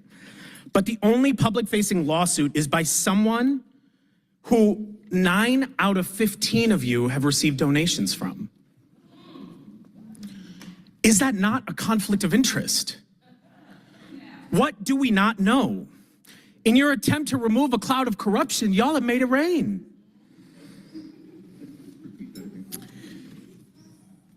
I want to be clear, this is not a policy debate, this is political theater. And it's turned these chambers into a circus. And I thought I would end this by being really angry and speaking to the leadership that we lack, but I'm not going to do that. I don't think you like this either. And so I'm going to change the question, which is, what are we doing? Who is winning? Atlanta is losing. In a time where people are hurting, is this how we spend our time? I know some of you don't like me. I don't like some of you either. But I am not rooting for your failure. I am not rooting for your failure, but I will not celebrate your mediocrity. I love this body just like some of you do. I know we have disagreements. I know we do. And those disagreements are fine as long as they stick to public policy. And this is tearing us apart. It is bad form. And on President's Day, we should celebrate the president and act like the president who's from here, not the man who occupies the office today. And so the request that I have, hold this legislation. It's not ready. Hold it. Let's get this right. Number 2, give this office legal representation. Number 3, stop attacking the women who are calling out real fraud, waste, abuse, and corruption. And actually deal with that fraud, waste, abuse, and corruption. Stop trotting out unions and people who use their pain as collateral damage. And in close, time's expired. Stop the public charade. We can do better. Thank you. Next will be Nathaniel Dyer. Due to yielded time, you'll have up to 4 minutes.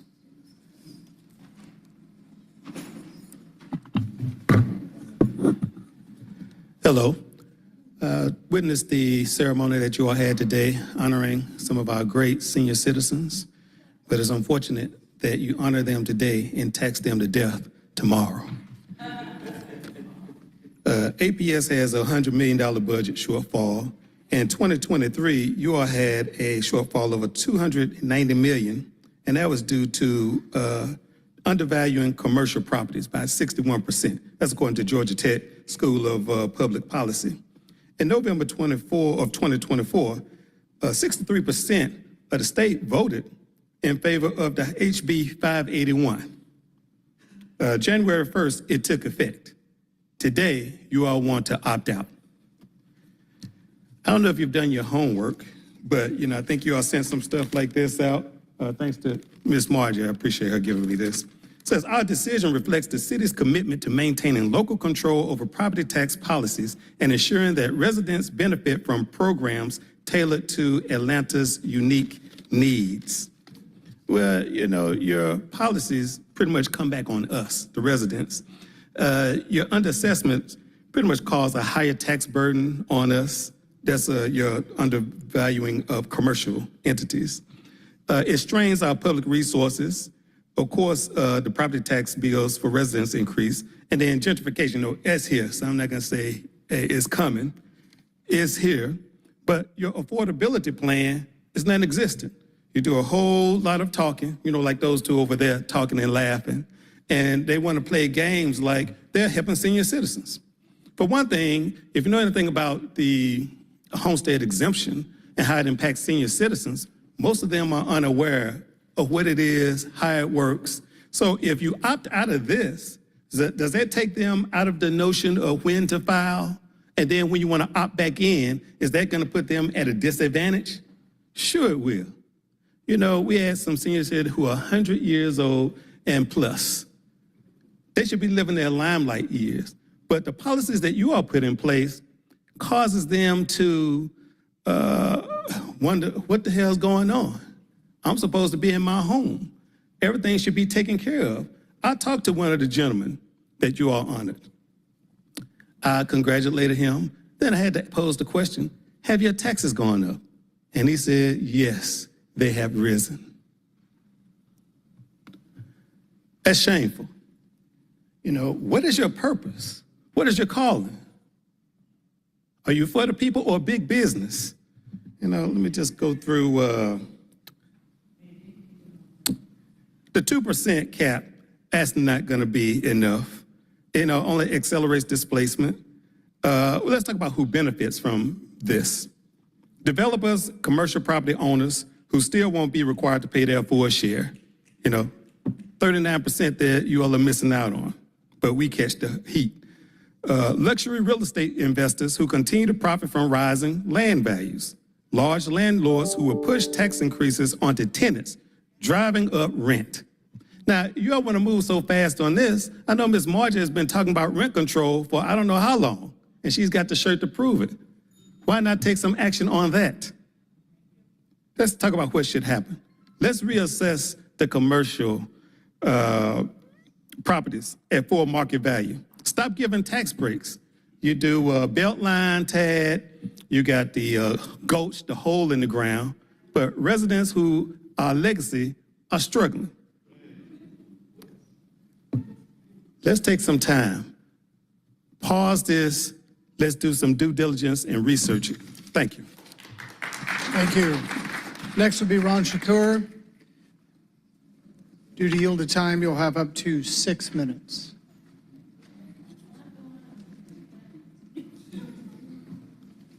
Ron Shakir, beautiful, Southwest Atlanta. Atlanta, your town. Atlanta, my town. Atlanta, good town. Anyone who visited Atlanta know and knew that Atlanta was special. Reverend Borders, Martin Luther King, A.D. Williams of Ebenezer Baptist Church and Reverend Borders Church, Wheat Street Baptist, Martin Luther King Jr., Martin Luther King Sr. They were members that had voices for Atlanta and for the whole country. A national voice of courage, addressing the issues of the day throughout America. The first public housing was built in Atlanta, Georgia. And shamelessly, Atlanta was the first public housing that demolished them. In the midst of having citizens or schools turned into shelters, in the midst of that, I had a box truck. Someone asked me could I pick up some private items or for some citizens, and I took it to a school. And when I looked up on that floor where I was going to pick up or do something, it was a floor gymnasium filled with women and children. That was before Gateway. Atlanta is a special place. Southwest, Thurl, Mays, Carver, Price, Westport, and Thurl. These were schools that had families that people came to. A city where it was a voice of Maynard Jackson, people of strength, who had a voice that one felt a new and better presence of African Americans was going to rise up. Yes, Maynard Jackson leadership, 2 terms, showed just that. Peyton Road, Ben Hill. Throughout this city, African Americans were homeowners. They had houses that were strong and sturdy, and they passed it on to their children. But oh, here come a big, bad bear from the Board of Education. Our schools start taking on a new priority, where our schools were now places to argue for and find out who can come and who can't come, who's going to close and who's not going to close. No more Carver, no more Price, the way we knew it. Strong public schools in neighborhoods. Not just public housing in the neighborhood, and working class people, professional people in houses. Not just that, but there were public housing, and we all were kind of living together, and we had a political voice. But today, gentrification has raised its strange-looking head.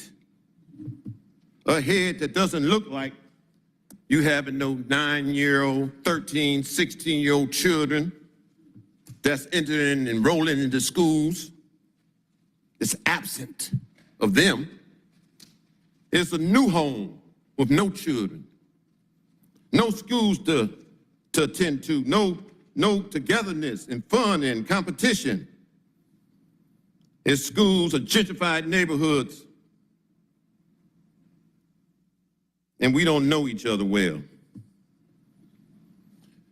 It's a sad day for Atlanta, for its political power, reflecting the life of reflecting the concerns of Martin Luther King and Maynard Jackson, fulfilling it, but the challenge is into some new faces today. The new faces who's going to be concerned about the Board of Education and the housing, that's going to be concerned that 9-year-old, 7-year-old, 12-year-old, 15-year-old boys and girls are going to be signing up for school. They're going to know about a Douglas Amaze that was a Southwest.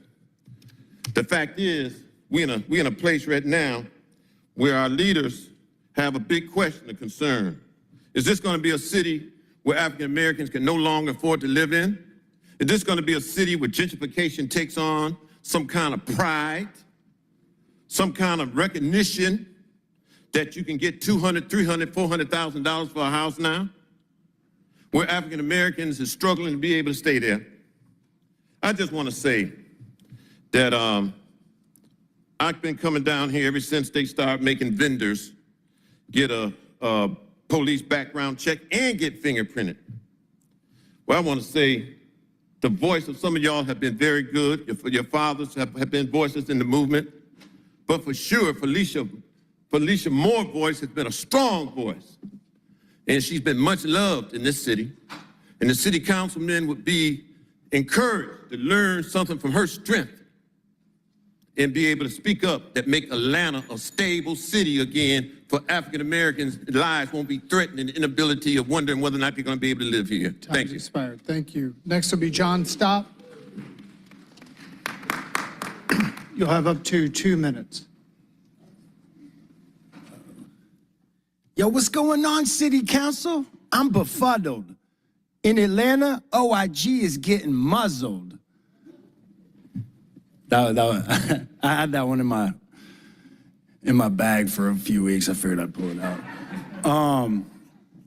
You know, one of the paratroopers, I forgot his name, and I'll go look it up, but he was talking about telling your story. And, you know, my grandfather left the family farm when he was 17 to go be a side gunner in a B-17 in World War II. And my dad did 20 in the Air Force. And we moved down here when I was 10. And, oh yeah, as far as I'm concerned, Sherman didn't burn enough. Yeah, nah. Anyway, I'm kidding, obviously. But the point of that was, you know, I have a different point of view than, So back on October 15th, when I came in here and me and Liliana had a little back and forth, and my opinion got belittled because I happen to be a white male. Yeah, anyway, so I've been sitting on a few for a while, but really what I wanted to say was new year, new Byron Amos. I listened to some of the comments you had to J. Wesley Day, who I did want to commend his tenacity with coming up here looking for answers. There was that whole definition of insanity. I'm obviously out of time, but I think the real definition of insanity is like anybody coming up here and thinking their opinion's gonna sway what's going on. I look forward to seeing how y'all vote on the OIG issue. It's funny, it's Arbor Day with the whatever. Thank you for your attention. Y'all have a good one. Thank you. Next will be Valerie Anderson. Due to yielded time, you'll have up to 6 minutes.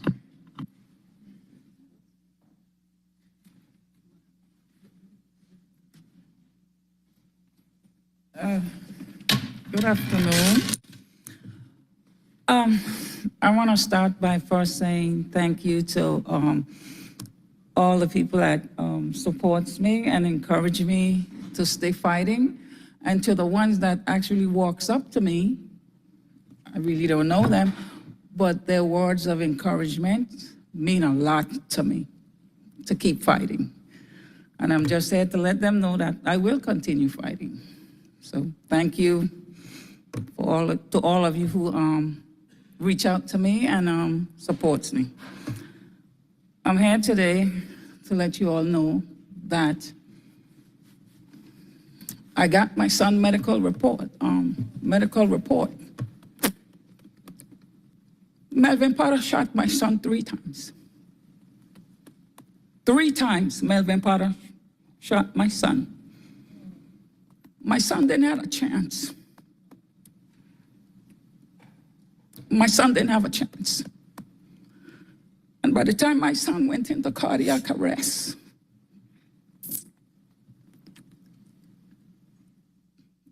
they know he wasn't going to make it.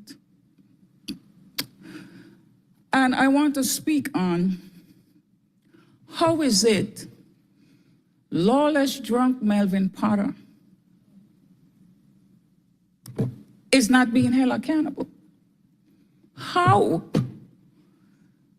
From 2018 up to now that Melvin Potter murdered my son, nothing has been done.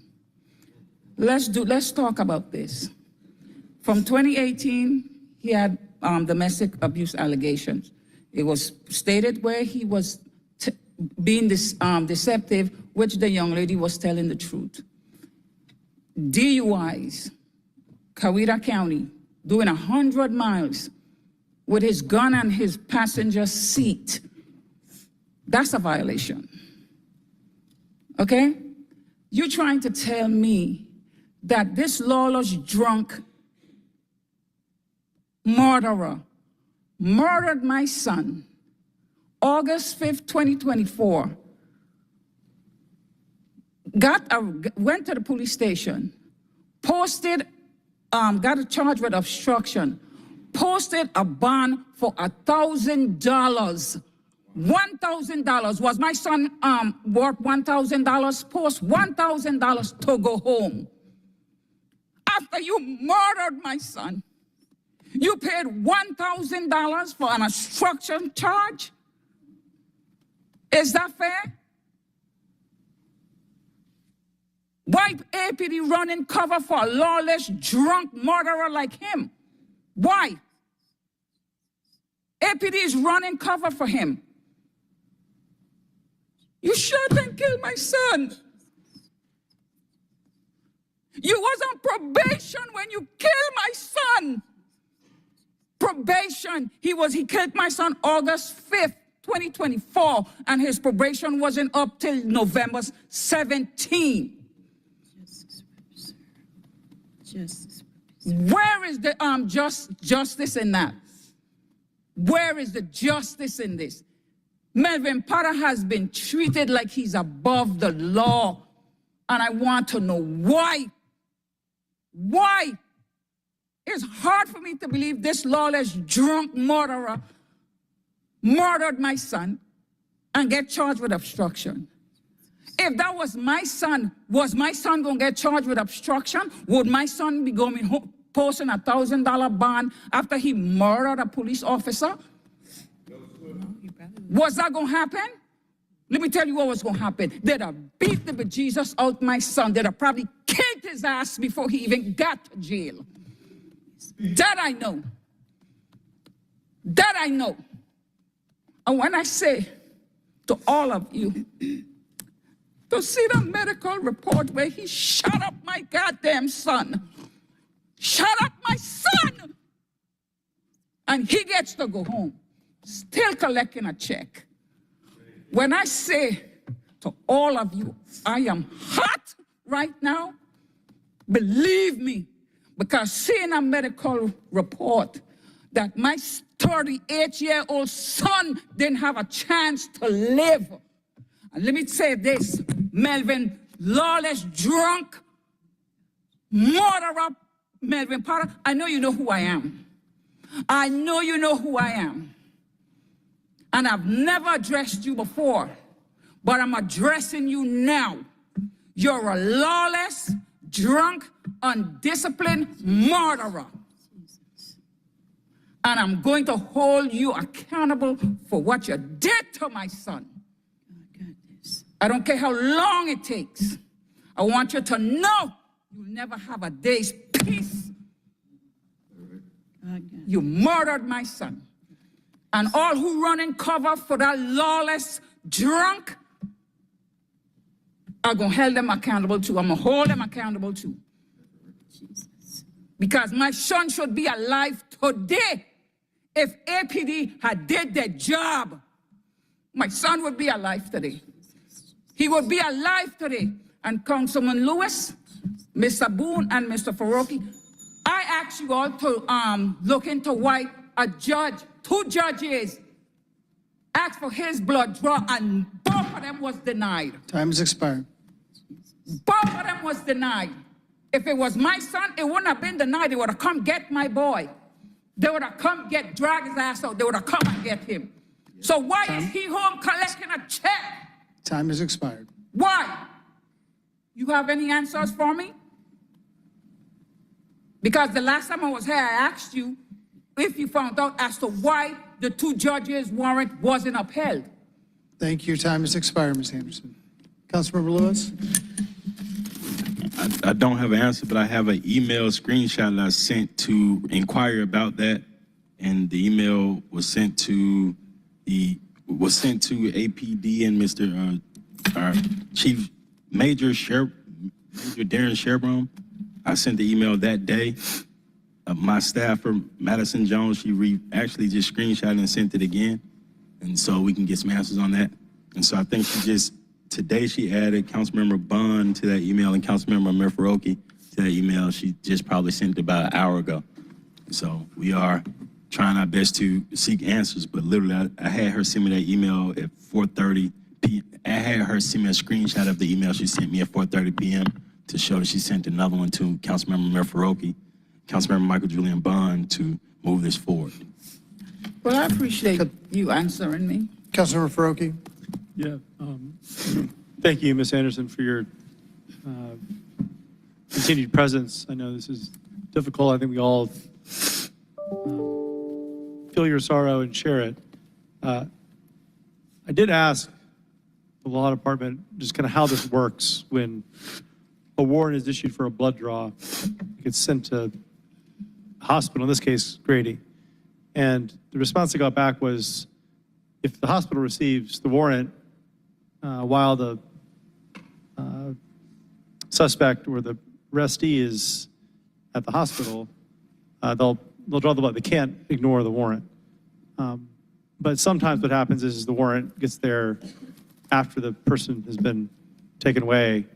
I don't know the timing of what happened in this case. I think we're still trying to figure all that out. But that's the information I received. I mean, someone can contradict me, but that's as far as I got with this. And I think we have to figure out, or you have to figure out, your lawyers have to figure out, what the chain of events was that evening with respect to the warrant and Mr. Potter's presence at the hospital.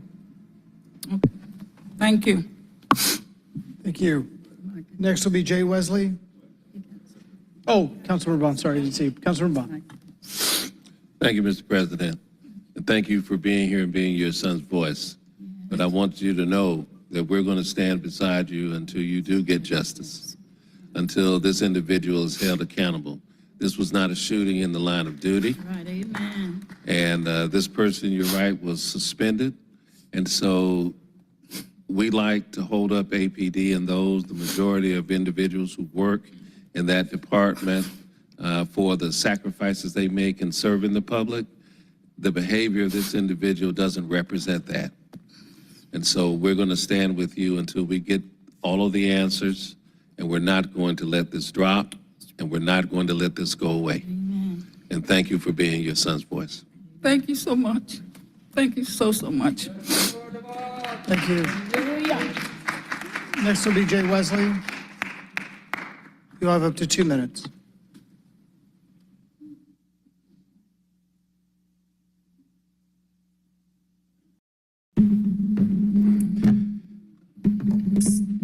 I see dead people.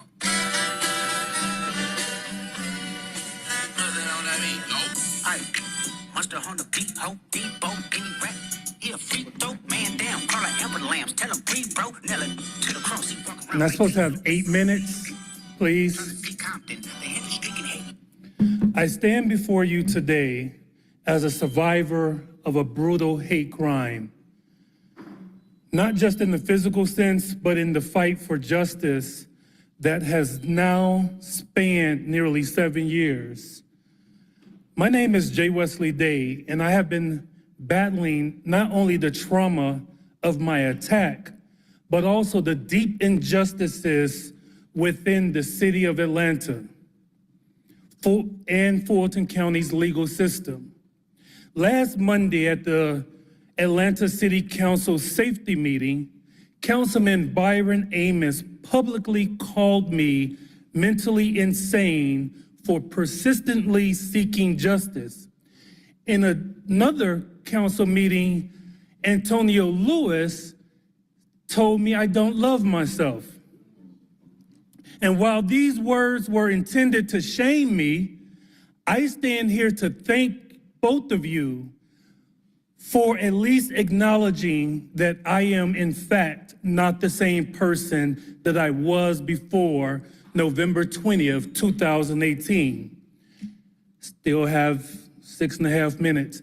Because after being beaten into a coma, I was diagnosed with PTSD, Byron Amos, severe depression, Antonio Lewis, and anxiety.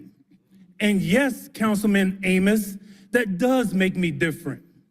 But what it does not make me is insane. It makes me human, it makes me a survivor, and it makes me one of countless individuals struggling with mental health challenges after experiencing a trauma. Time's expired. Where the woman at? I have 8 minutes. There were no other folks that signed up and deferred to you. Yes, there was. Today. Where's that lady at? There were not. Minutes. You had 2 minutes today. Councilmember Lewis. No, I was there. Where's the tall, short-haired lady? I'm going to continue speaking. I take 5 medications daily to manage my mental health and physical conditions. There's no other referrals today, Mr. Day. In therapy, I'll be happy to cut the microphone off for you. heal from the trauma that I did not ask for. Councilmember Lewis. Mr. Day, you have time on other days. Today, you do not have that time. I'm going to have to ask you to sit down, and if you continue, I will bar you from the meetings in the future, Mr. Day. Please stop and let others speak. We have a long list, Mr. Day. Mr. Day, you're out of order. You're not allowed. You've gone beyond your time, Mr. Day. You've gone beyond your time. Mr. Day, I would ask you again to please stop and sit down.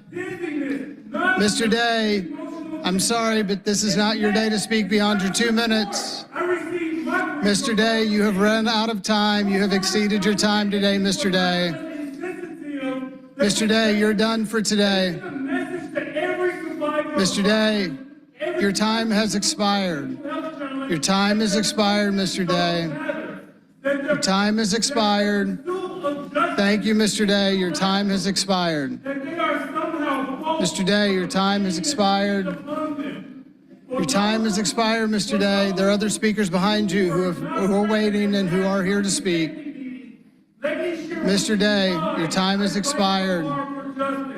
Mr. Day, your time has expired. Mr. Day, your time has expired. Mr. Day, your time has expired. You have no time remaining, Mr. Day. Mr. Day, please let others speak who are behind you. Mr. Day, you are out of order. There are others who are waiting to speak, who have been waiting all day to speak. Mr. Day, Mr. Day, your time has expired. Mr. Day, your time has expired. Mr. Day, it's time. Your time has expired, Mr. Day.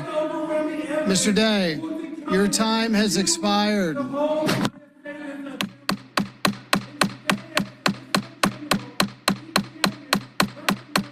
Mr. Day, your time has expired. Others are waiting to speak. Mr. Day, please put the microphone down. Your time has expired, Mr. Day. Thank you, Mr. Day. Your time has expired. Mr. Day, your time has expired. Mr. Day, your time has expired. Please allow others to speak. Mr. Day, your time has expired.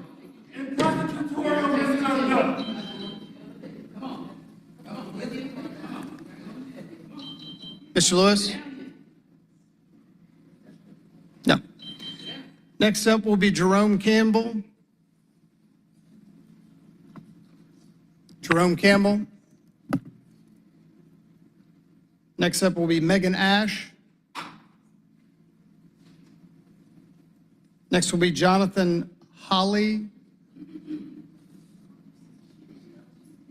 You'll have up to 2 minutes.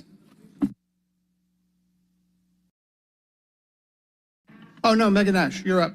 Sorry. You have up to 2 minutes. A master's student of social work at the University of Georgia. I don't know what the hell just happened. I was standing with these two gentlemen out here when we signed up. Mr. Day had 10 minutes because I gave him my 2, and then he gave me 2 back. So he was supposed to have 8 minutes. I'm not sure where the short-haired lady was that was signing all of us in. She should be able to attest to that. He was not lying. It's retaliation. That was crazy. I don't know. Anyways, I'm here to speak directly to Mr. Amos. What you said to Mr. Day at the last meeting, when you said him coming here and standing up for himself repeatedly every month is a definition of insanity, that is totally unacceptable. I'm a mental health advocate. I'm an aspiring therapist. No, I will not have that, okay? Is it not the definition of insanity for a council to hear this, to be brought this every month and not do anything about it? If the definition of insanity to you, Mr. Amos, is his repetitive action of doing something, then that should apply to your repetitive action, inaction of not doing anything. So I'm gonna challenge you. I'm a student of the University of Georgia. I can talk to my people, we can talk to your people. You said, facetiously I might add, that maybe you should bring your council together and funnel some more money into some mental health projects in Atlanta, because obviously Mr. Day needs it because he was beaten so bad upside the head, right? Yeah, you said that. So I'm here to challenge you, sir. My email will be coming to all of y'all. Let's do something about it. Let's put some money into the streets of Atlanta. You can go up to the top of underground Atlanta parking deck and look at the Capitol. Look down at the Catholic Church down there. There's nothing but homeless people lining you up, showing you the direction to go to the Capitol and protest. Why did this just happen? Why was he not allowed to have his 8 minutes? It's beyond me. But yeah, next time you can have my time, and I'll be sure that he freaking gets it. Next is Jonathan Holly. You have up to 2 minutes. Good afternoon. My colleague Caroline Todd has already left. May I please have her 2 minutes? Oh, she has to yield it on the page. Okay. Good afternoon. My name is Jonathan Hawley. As previously advertised, I am a resident of District 1. Hello, Mr. Winston. Per the proposed legislation 25-00009, among many other offenses, the mayor is trying to take control of an office created to prevent he, his cabinet, and other elected officials from engaging in corrupt behavior. This is a moral and civic failure, this legislation. The Office of Inspector General was founded in response to a slew of federal corruption indictments against city officials, not allegations, felony convictions, too numerous for me to lay out in my limited time. That is why the OIG exists. The OIG investigated the mayor for improper use of funds for the 2022 senior ball, as well as allegations of non-disclosure misconduct against staffers under Councilman Member Bond and Councilmember Boone. Hello. Given this, I assume Mr. Bond and Ms. Boone will be voting against today's legislation in the spirit of cooperation, transparency, and accountability. Thank you both in advance. To address the critics of OIG in the room right now, behind me, that your concerns are not resolved by this legislation. Centralizing power with the mayor and city council over the body meant to oversee them is obviously not the solution to a corruption problem. And we do have a corruption problem. But let's set aside morals for a moment and cynically consider the pure politics, something I'm sure none of you have ever done before. Atlanta is famous nationally for its corruption problem. AG Fonnie Willis, due to her non-disclosure and self-dealing, left herself open to attack and was ultimately unable to convict a certain prominent American statesman for racketeering despite overwhelming evidence. Happy President's Day. The Fulton County Jail is so corrupt that Young Thug was able to get jail staff to smuggle contraband for him. That is a massive embarrassment. Allowing this corruption is not only wrong, it is politically untenable. Councilmember Faroki, you once told me that you wanted your voters to feel pride and inspiration in their city. I ask you now, does this legislation inspire you?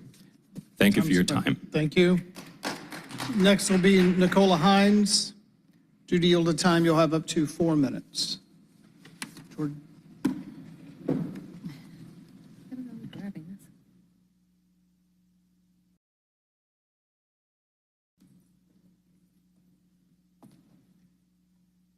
Councilor Bond.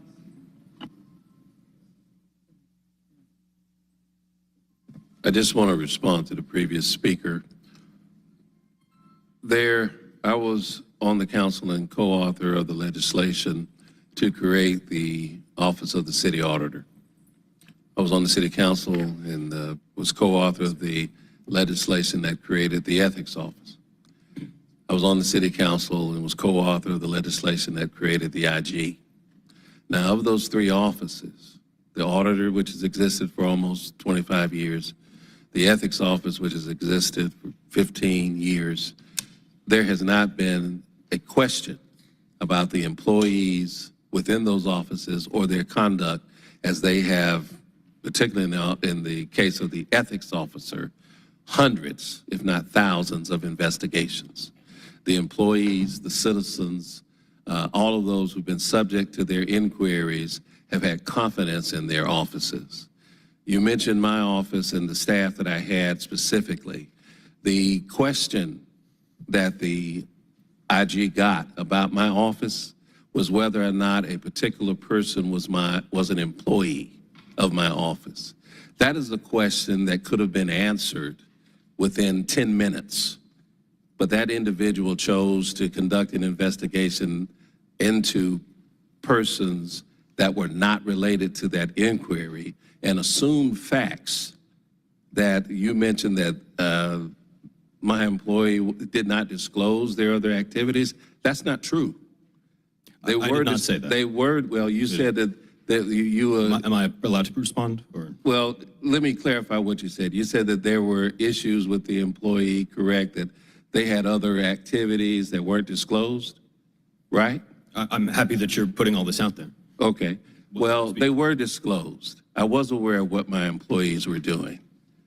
This person took the power that they had and they abused it.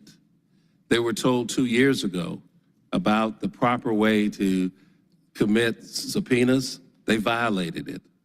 Each instance of that may cost the city of Atlanta up to $5 million per incident. This person has a spouse that has a contract with the city of Atlanta that they have not disclosed, doing business with the city of Atlanta. Now, I was here when the legislation was created. And so the due diligence to put guardrails in then did not occur. But we all assumed, wrongfully so, that a responsible person would conduct themselves in a responsible manner. And so we do need an IG. We do need the Office of the Inspector General. They should be independent, as was initially intended by those of us who helped to create the office. What we don't need is someone who professes to be the bastion of integrity, but yet themselves engages in corrupt acts. So this person has left their job, and so it is our duty and responsibility to make sure that we protect everyone's rights. It's not just protecting the mayor's office or the city council people. It's not just protecting the employees. It's also protecting the private citizens whose not only were their constitutional rights were violated. And so, and also, I also want to put it out there that during this year and a half, quote unquote, investigation into the question in my office, you know, they never contacted me. They never asked me to answer any questions until the day before they released their report. I'd send them an email and say I was going to cooperate with them and sit down with them. They wouldn't do it. So before you get too far and too deep in defending this particular individual, please make sure that all of the facts are out.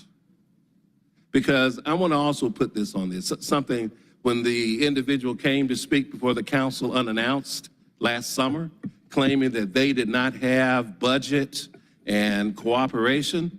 That was the first time I had seen that person. They had not communicated with me and probably most of the people on this body to ask for their help and cooperation.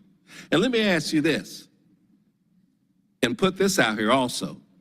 That person that said they didn't have money to run their office bought billboards and campaign buttons talking about supporting the IG.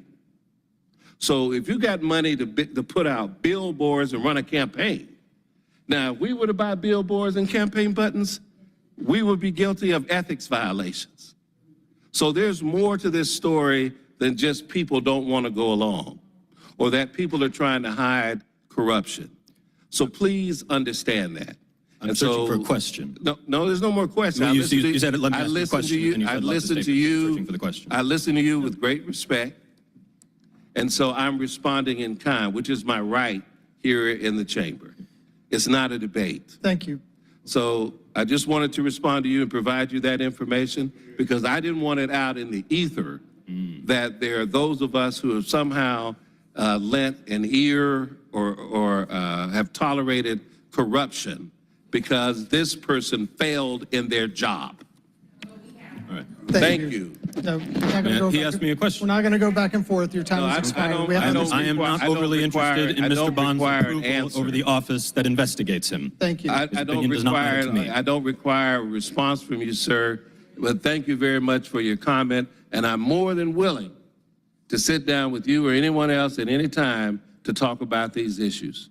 I'm very proud of my record, very proud of the people that I've had work for me, and no one who works for the city of Atlanta or a private citizen should be the victim of overreach from any department of the city of Atlanta. And I will remind you again that we as collective taxpayers are going to pay for the quality of work that we have received from this individual over the last 2 years in the form of lawsuits and settlements. So thank you very much. Thank you. Next, we'll have Nicola Hines. We've distributed the material that you had, so you have up to 4 minutes due to yielded time. Okay. And I just want to also correct, the Inspector General just said she was resigning. She did not give an effective date. So currently, the administration is out of charter because they have shut her access down and shut her out of her office. She did not give an effective date, and only people who can request that is actually the board. So the board had just received her letter of resignation, and because she was shut out, she had to send it through her personal stuff. So I just want to make sure that's on the record that the administration went against the charter and did not wait for the board to request her access to be shut off because she did not give an effective date. Anyway, I am the former chair of the Governing Board of Inspector General Nicola Hines. I've served on this board for 8.5 years. Without doubt, this past year has been the most disturbing and difficult. The level of disregard of the board's input, the obstruction of our ability to provide meaningful insight and oversight, and the continued dismissal of our concerns have made it nearly impossible to serve effectively. However, I want to make this opportunity to set the record straight about the recent board resignations.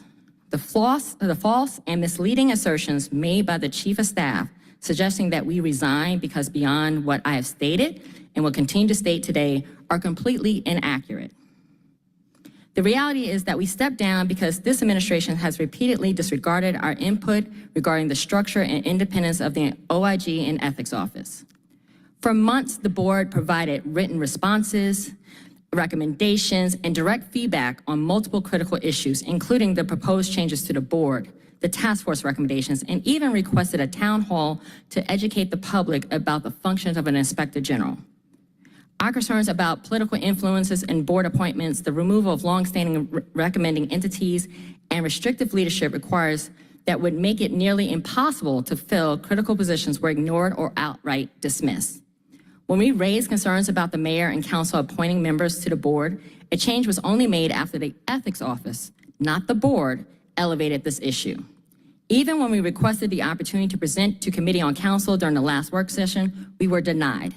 This pattern of exclusion made it abundantly clear that the independent oversight was not being prioritized, nor was there an interest in meaningful engaging with those responsible for it. The fundamental independence of the OIG is at risk. The board was created to support, not obstruct, ethical governance. However, when the very body responsible for oversight is pushed aside and treated as an afterthought, it becomes clear that transparency and accountability are not the priorities they should be. Some of us resigned because we could no longer serve in a system where our expertise and oversight was disregarded. Others left because the increased demands created by excessive special call meetings, administrative obstacles, and continued resistance to our roles made it unsustainable. I urge this council to reflect on what it truly means to support independent oversight. It does not mean ignoring those tasked to uphold it. It does not mean dismissing concerns that affect the integrity of these offices. And it certainly does not mean rewriting the narrative, avoiding accountability.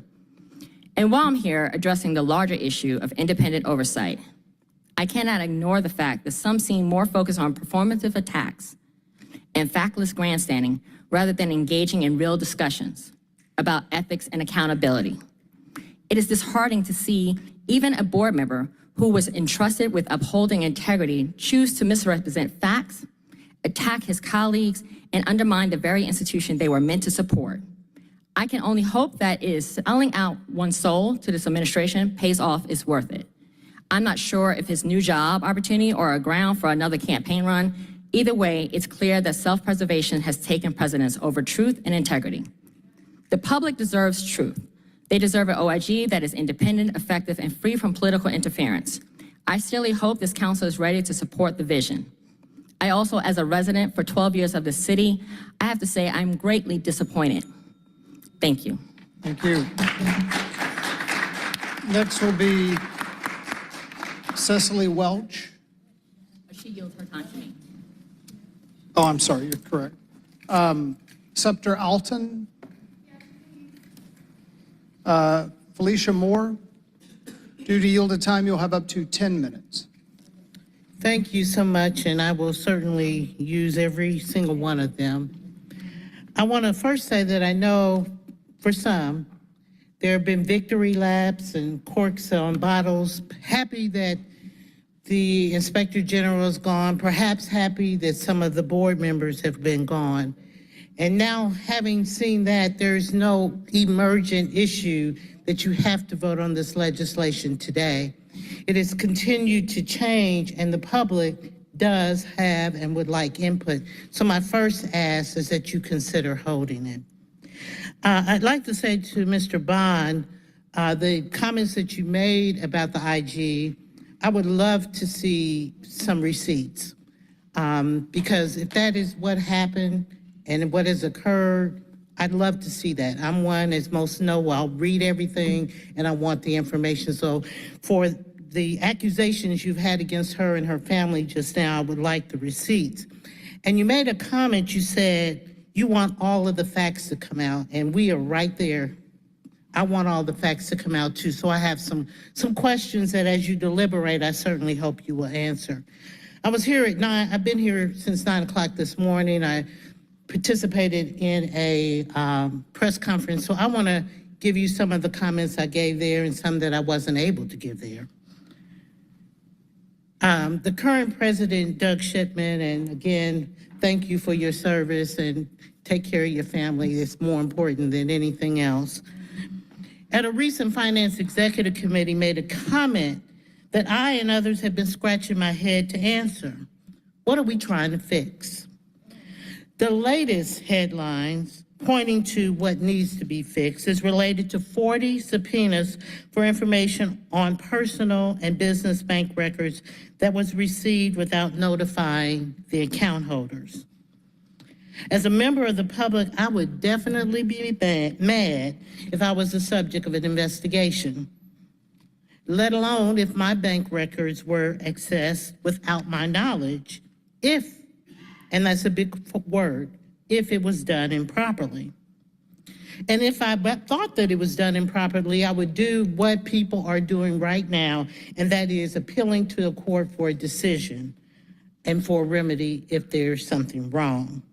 So I'm going to wait on a judge's decision on that. There was a cease and desist letter that was sent to the IG from the city attorney related to these subpoenas. I saw the IG's office acknowledge the letter received and make immediate changes to how the IG would handle those types of subpoenas in the future. What I saw there was accountability, an official that took accountability. Now, while this issue has made numerous headlines and lead stories, there was a letter I was waiting on some response from that was given from the office, from the IG to the city attorney prior to this. And there was an open letter. It's received little mention and totally ignored by most media. So let's try to answer some of those questions because it gets to what are we trying to fix? We, the public, and me specifically, would love to have a response and accountability from the administration as we did from the IG. So I hope as you deliberate, if you deliberate today, that somebody will ask some of these questions. I've been in the background watching for all of this unfold since May of 2024. As the issue progressed, I heard a common theme.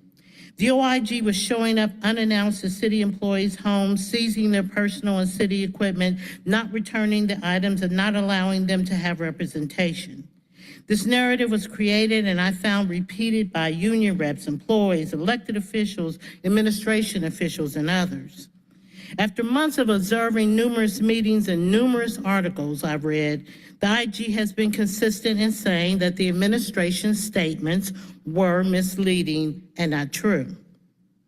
While I began to come to the same conclusion as the IG, I watched with great sadness the administration continuing to spread the false narrative to the point where they were using the unions and other employees as I call human shields to allow them to advance their and some council members' goal of putting guardrails on the IG's office, which ultimately weakens the independence and authority. On January 17th, following the Finance Executive Committee, the city posted a video that culminated with several statements made by the city attorney. The OIG quickly responded in an open letter after receiving that open letter from the IG the city took that post down. I must say, after seeing the video and reading the OIG open letter, I didn't realize that the gaslighting was much worse than initially suspected.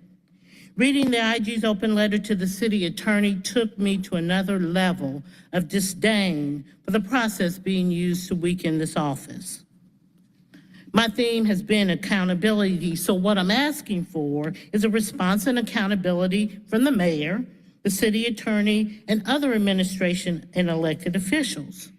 Respond to the open letter from the Office of Inspector General so we, the public, can have a true picture of what we're trying to fix. And I'm asking the media to assist us in asking those questions and reporting on the same. And I'm asking you as council, as you deliberate, to please ask some of these questions. I'll make it quick because I'm losing time, but the IG says that there has never been any personal cell phones or other items received from their office. Is this true or false? If it's false, produce receipts. The IG has said that the administration narrative has been that there were 2 home visits and seizing of equipment, kind of making it seem like it all happened at once. But they didn't. They happened in 2 separate different instances. Is this true or false? Now, this is one I really want to answer to. There were 2 employees that were subject to termination, and they complained to the OIG. Both employees informed them that the evidence for their claim was on city equipment. That is the city equipment that the OIG's office received. It was received on February 14th, February 20th, and returned on March 26th. Is this the city equipment we've been talking about? So who was mad that the city equipment was given? It wasn't the employees. And finally, beyond the OIG open letter, I have many other questions, but as a member of public and a former elected official, I'd like to know someone to answer who is accountable for the violation of the provisions of the city charter to this moment. It says that the IG's office is to have immediate access. The auditor has immediate access. Why can't the IG's office have it, and why have they been denied to get it? And who is responsible, and who up here or back there or whoever will be held accountable for that? That's something that needs to be fixed. That's something that the IG had brought to this body, and we talked about everything else except that. So I'm asking for accountability on that. As to the legislation, please hold it. Why shouldn't the IG have the same access that the auditor has, which is pretty much immediate? I believe they're similar. The subpoenas, if you have another level of scrutiny on subpoenas, they should not go to municipal court, they should go to Superior Court. Municipal court and its administration, all of that is a part of city government and could fall under the purview of the IG. So let's take it out of here for some independence sake. Surveillance, this is 2025. Any investigative unit uses surveillance cameras. I've been surveilled all morning long from the time I stepped near City Hall, through City Hall, in City Hall, and right now. So come on, that's just normal business. And find out what happened and what it was used for before we just cut it out. They need independent counsel. And I will say that the public is not fooled on this, members. Be very careful about your votes. People's memories may you think are short, but your opponents will not be short. People have said, what are they trying to do? What are they trying to cover up? What are they trying to hide? Whose toes did she step on? Ooh, she must be doing her job. The public's not fooled. And there are many employees in this building, many who have reached out to me for fear that they could not come up and support to say, please save the OIG. Thank you. Thank you. Councilman Lewis, you want to respond? But we will have the bill before us a little later to debate. So. And thank you. I think I just want to be clear. I did ask the question of the administration and of the OIG last week, what is the purpose of this legislation? I also asked that it be held last time. I went to a Pittsburgh meeting, in Pittsburgh Community Neighborhood Association meeting, and one of my constituents asked me, because she watches this, and she said, hey, can they look into my stuff? And she's never been down here. She yells at me all the time at the Pittsburgh meetings. What I know I signed up for is that, as an elected official. The person I was thinking about most was Dr. DeJuan Robinson. And so today he came down, and what he mentioned was that he hasn't seen former Council President Felicia Moore ever in the last 2-3 years. And he mentioned that he used to run for that seat against Council President Felicia Moore. And I know I never knew he came down here before 2021. I was elected in 2021. I came down here in 2022. I never knew that DeJuan Robinson was a public commenter on as frequent as he was. I know him from the community. I truly know him from being a organizer on Bankhead. That's it. And so today, what he said today was, and I'm an elected official. I know what political enemies look like. I know when I ran for office, I know I'm an outsider, true outsider. I'm not a part of this stuff. I ran against who they wanted to stay in office. They wanted her. I beat her. I put it out of there. I snuck in. No help from none of these folks. And what he said, what I noticed then when I was running for office was how certain departments and certain offices were used against me even while I was running for office. I would see the Department of Public Works pick up my yard signs while they were at work. I would see the police send videos to constituents. We have the video. They sent one to Miss Adrian Serrano, if you know the name. They sent videos to her misleading, talking bad about me. And she told me that the elected official told the police, Willie Adams, Officer Willie Adams is the officer who was sending these videos out of me in protest while I'm arguing for Black Lives Matter. So I understand political opponents. And the year that she originally started looking at DeJuan Robinson was 2021. And so he said he was running against Felicia Moore at the time period. And to see you here today, the same way, fighting for this, is so many things we could have fought for. So many things that I bet that you, looking at your current vote, your old votes, looking at things you can come down here and fight for and stand up for. And so you're right, I do see political things. I think I get followed more than anybody in this city. I'm an outsider, they gotta get me out the way. They gonna get me out the way. And so I think that Dr. DeJuan Robinson was actually, he runs for office every single time. He was only running against you. And so he thinks, if you heard him today, he thinks that you put them on him. That's what he thinks. And so I would like a response to that, because I know that's how it goes. That's how it goes down. It can happen like that down here. I've said it. And so he said that about you, and today you're here for OIG. And I stand with OIG. I did not get called to be at the press conference today.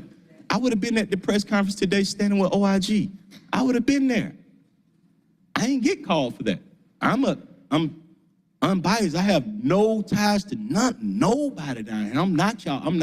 I came to be fair and get some resources for the South Side, because I think that people down here didn't care about the South Side. And so she didn't reach out to the fair council person from the Cleveland Avenue. I ain't get that invite. She got a text message. She was telling me the questions to ask the mayor. I ain't just come up with some of that stuff. And so I understand. I wish it's so many things we can stand up for. This is the only one you stand up for? Because I'm also from Cleveland Avenue. I understand that the guy from the west side of Atlanta is saying that he was politically targeted before he ran for office. I was too. And so I could see it happening. And so that's where I am. And I'm the person who helped send it back to, because I wanted to wait. It was moving too fast. It was moving way too fast for me. I'm the person who said that. But to the person, it was too much personal stuff going on.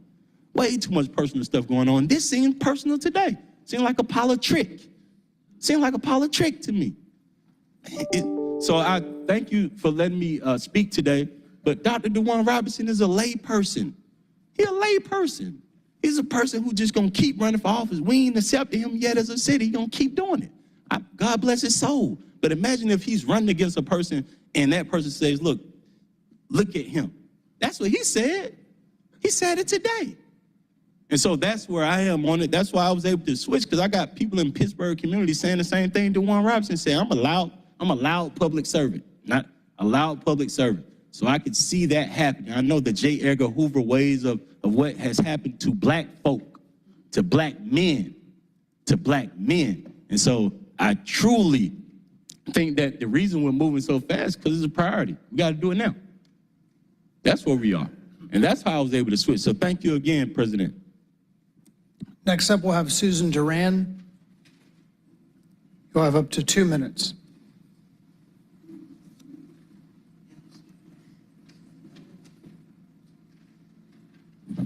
Hello, I'm an economist for the federal government. I work downtown and I live in Old Fourth Ward. I used to live in Pittsburgh. I used to live in Reynoldstown. Today is a federal holiday, so it's my day off. I've been here all day on my own personal time, personal capacity. For any snitches out there, I'm not on federal time. So as you've been watching the news, federal employees have been under attack. We were pressured to resign. Hundreds have been fired. I don't know if I'm gonna have my job tomorrow when I log on. Our union contracts are being trampled. Data sets are being removed from websites. Data access at the IRS is being sought after by unelected fascists. Federal inspector generals are being fired at the federal level. We are facing an authoritarian crisis at the federal level, and I don't know if I'm risking my job being here and speaking out against it, but we're also facing an authoritarian crisis here in our home in the city of Atlanta.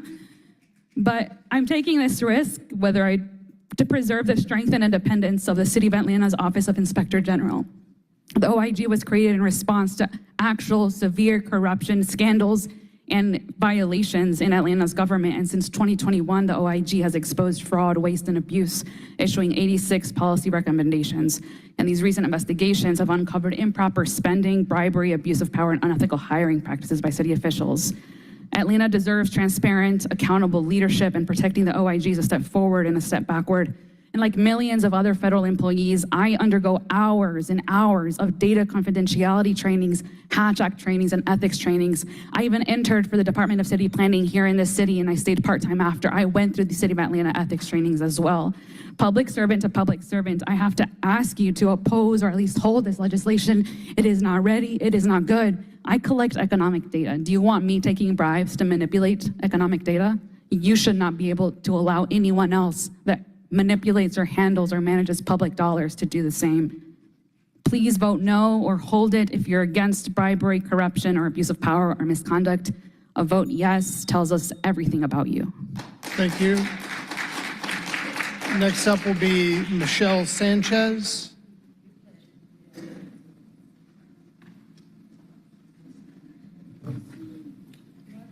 You'll have up to 2 minutes. My name is Michelle Sanchez, and I'm a resident of Council District 4, and I'm here because this is bigger than just a vote. It's a test of whether this council believes in transparency and accountability, or if corruption will continue unchecked in Atlanta. The Inspector General didn't just resign. This was a warning sign. Atlanta has a history of corruption scandals, and instead of strengthening oversight, you are choosing to dismantle it. We've seen this story before. A city where pay-to-play politics thrives, where developers and corporate donors bankroll campaigns, and in return, they get multi-million-dollar contracts, rezoning deals, and projects like Cop City. And when someone dares to investigate, when someone looks too closely at how money moves, suddenly oversight disappears. If you vote to gut the office of the Inspector General, you are telling the people of Atlanta that corruption is not just tolerated, it's protected.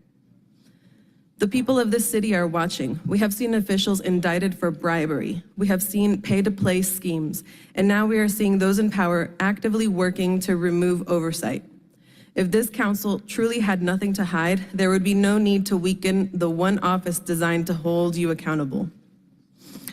This isn't reform. This isn't about efficiency. This is about self-preservation. You were elected to serve the people of Atlanta, not your donors, not your political allies, not your developers. A yes vote on this is a vote for corruption. A no vote is a vote for the people. Atlanta deserves a city council that puts people over profits. So today, who do you choose? Thank you. Next up will be Fashawn Ramsey. You have up to 2 minutes. I got 8. You have 2 minutes. She told me 8. There are no other folks that yielded you time. You have 2 minutes. All right. Assalamu alaikum to everyone, and assalamu alaikum to the city of Atlanta. My name is Fashawn Ramsey. I am the CEO of the 13 Love Youth Inc. program. If you haven't heard about the state of Georgia versus Fashawn Ramsey, well, you are in a rude awakening. This message is not to them. I am speaking to actually from, let's give thanks to God first, but we would also like to give thanks to our new president, Donald Trump of the United States of America. Can we have a round of applause, please? Put it on them. All right, so Donald Trump, as you see, these people do not support you. So we are asking that you bring a federal investigation amongst the city of Atlanta, the Fulton County, and the Clayton County. My name is Fashawn Ramsey. I have enough evidence that involved the city of Atlanta in child trafficking. Yes, I have the evidence. They try to frame me on murder and child molestation charges. I was found not guilty in 3 separate trials. Let's bring up these case numbers right now. All right, they try to frame me on murder charges first. That was the first one. That's case number 23SC187903. I saved a victim who was being trafficked, who was raped. The dude stabbed me in the head. The detective, Maliano, came to the scene, came to Grady while I was getting my stitches. And he said, sir, that is self-defense. You will not be charged. 3 days later, the Atlanta Police Department decides to tamper with the report and make false statements. They come back to my place of business because I own a school and I own a karate studio. I actually own, at the time I owned 3 of them. So yeah, the detective came out 3 days later and charged me with murder. I had to bond out of jail on a $200,000 bond. I bonded out. They still continue to harass me because the Fulton County District Attorney is part of a corruption scandal that involved the Sheriff Department in Fulton County, that involved the Clayton County Sheriff Department as well. They are creating false cases. Time has expired. Witnesses in these trials. They're using fake Thank you, reports. Mr. Ramsey. They're using lies. In my trial, Thank you, they Mr. stopped Ramsey. the There are jury others from waiting to hearing speak. that she was Time has raped expired. and was being trafficked. This is a Ramsey, district time's attorney expired. who's trying to stop the people from hearing that I saved a rape. Mr. Ramsey, your time's expired. There are others waiting to be heard. Mr. Ramsey, your time's expired. Thank you. Next will be Desmond Mosley. You have up to 2 minutes. Hey, how y'all doing? I came over here last time speaking about help. A lot of people really didn't understand what I was saying about help. A word that I want to use today is consideration. You have a lot of understandings to know what consideration means. But I've been going through a lot of stuff in the city of Atlanta, and it only built me stronger. You know what I'm saying? I don't even think about flaws anymore. I think about how good I am, how much I done grow. It's 2025, I'm grown, man. I'm not trying to be childish or anything, point no finger at nobody, because everybody make mistakes. But like I said before, it's about helping. You see what I'm saying? It's consideration. You feel me? Other people give you insights on how to do things quicker, do things better. I understand you have a job, you have a position where you have to authorize authority. You have to authorize power. You have to authorize control. But you also have limitations on those. It's only things you can do. It's only things you can't do. It's things you can reveal. It's things you can't reveal. We understand that. But it's about helping. You see what I'm saying? So the community has been divided. It's been a divine understanding. It has been a qualification that everybody has not been able to meet. I have been pulling up things on my phone about helping Atlanta, helping the city of Georgia, and I see a lot of things as far as residents, a lot of things as far as community, what's going on in transportation. We got people that's trying to get on the bus that's unemployed, that's homeless. but they got places to go. They got things they trying to do to help themselves. They can't even do that. They want to challenge them to walk.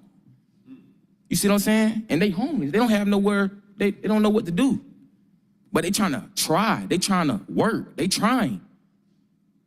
So I just want some type of understanding, some type of benefit. I could talk to y'all about this, you know what I'm saying, repeatedly. Time's expired. But I'm gonna make sure I come back. You know what I'm saying? I'm gonna keep on, because I'm working an under-table job and he think I'm playing with him. You see what I'm saying? Time's expired. I appreciate that. Thank you. Next will be Helen D. Williams. Helen Williams. That concludes the public comment for today. I want to thank everybody who came forward to give public comment. We'll now move to the report of the Journal. Madam Clerk. Oh, sorry. Helen Williams, you will have up to 2 minutes. Good afternoon. It's been a very, very interesting day. I've learned since coming forward to you, I need to be clear on who I am. My name is Helen Delilah Williams. I married a Boston, and I chose to use Helen Williams Boston. But now that I'm at the age of 63, my name is very important. I'm trying to do homestead at my home. And without that, and your information correct, you can't do anything. They don't know who I am. Now I have to prove who I am. And that's why I come before you each time, because of the identity theft that I'm going through at my house. The saddest thing about it, that I've pretty much figured it out.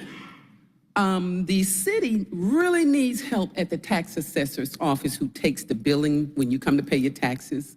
And then if you have issues, you have to go next door and discuss if you're in leniency. And then if you have problems, you have to go to the Office of Homestead, and then you have to figure out who, what, when, and where. I've done all those things in the last 3 years since I've been before you. The problem that I have at this point, somebody else wants to live at my house. They stole my dog. His name is Oliver. So they went and registered my dog. So now Helen Boston lives at my house. My scanner bill comes in and has been coming in for Helen Williams for 35 years. Now Helen Williams lives at my house.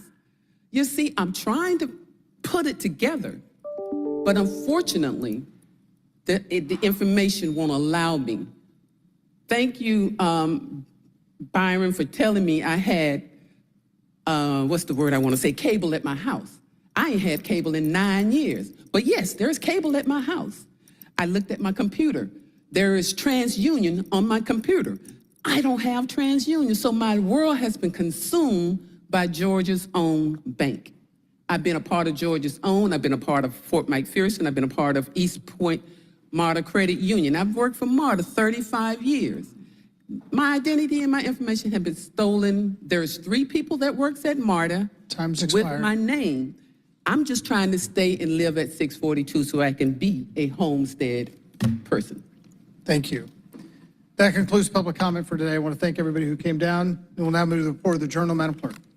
Good afternoon, Council President, members of Council. I, Corinne Lindo, Municipal Clerk of the City of Atlanta, do hereby certify that the minutes of the regular meeting held on Monday, February 3rd, 2025 are true and correct. If there are no changes or additions to the Journal, I would entertain a motion to adopt. Moved by, who moved over here? Somebody moved over. Councilmember Norwood? Moved by Councilmember Norwood? Councilmember Norwood, seconded by Councilmember Bakhtiari. Any discussion on the motion to approve the Journal? We do this via unanimous consent without any objection. Any objection? Madam Clerk, please sound the count on unanimous consent. That's 14 yeas, 0 nays. 14 yeas, 0 nays. Motion to accept the Journal carries. Next, we'll move to communications. Madam Clerk. Thank you, Mr. President. Item number 1 is 25C0019. This is a communication from Mayor Andre Dickens appointing Ms. Hillary Oliphant to serve as a member of the Atlanta Commission on Women. This appointment is for a term of 2 years. Staff recommendation to refer to Committee on Council. Let the item follow that course. Item number 2 is 25C0020. This is a communication from Mayor Andre Dickens appointing Mr. Elder Dancy as Chief of Corrections for the City of Atlanta. Staff recommendation to refer to Public Safety and Legal Administration Committee and Committee on Council. Let the item follow that course. Item number 3 is 25C0021. It's a communication from Tanya Greer, County Clerk, to the Fulton County Board of Commissioners, submitting the appointment of Mr. Chris Koppenhaver to serve as a member of the Beltline Tax Allocation District Advisory Committee. This appointment is for a term of 2 years. Staff recommendation to refer to Community Development, Human Services Committee, and Committee and Council. Let the item follow that course. Mr. President, if I may take items 4 and 5 as a block? Okay, no, let's take them separately. Thank you, sir. Item number 4 is 25C0020. This is a communication from Richard Freer, Professor of Law at Emory University, submitting the appointment of Ms. A. Kenyatta Greer to serve as a member of the Commission to determine an appropriate manner in which to honor the late Judge Thelma Wyatt Cummings Moore. Staff recommendation to accept and file. So we need to have an exception, so we're going to have to actually take a vote on that. So let me take a motion to accept and file. Is there a motion to accept and file? Moved by Councilmember Amos, seconded by Councilmember Bakhtiari. Is there any discussion on the motion to accept and file? Hearing none, we'll move to vote. Madam Clerk, please open the vote on the motion to accept and file this item. The vote is open. Will everyone please vote?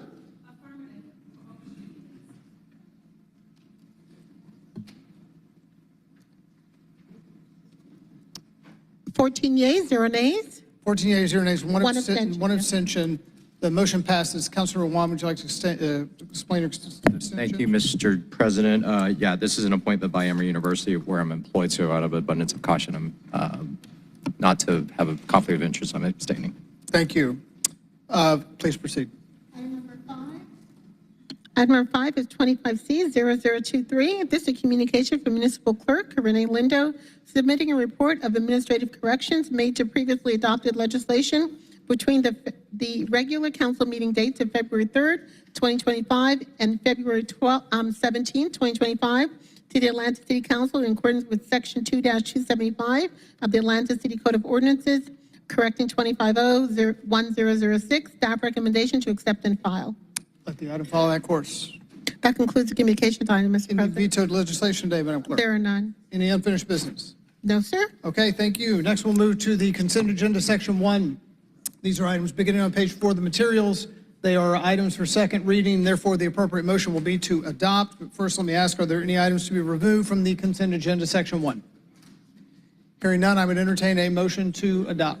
Moved by Councilmember Bakhtiari, seconded by Councilmember Amos. Any discussion on the motion to adopt the consent agenda, Section 1? Hearing none, we'll move to vote. Madam Clerk, please open the vote on the motion to adopt. The vote is open.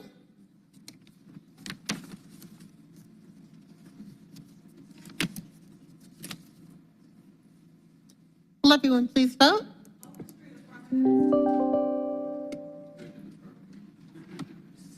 Overstreet's an aye. The vote's closed. 15 yeas, 0 nays. 15 yeas, 0 nays. The motion to adopt the consent agenda, Section 1 carries. Councilmember Shook. Yes, thank you.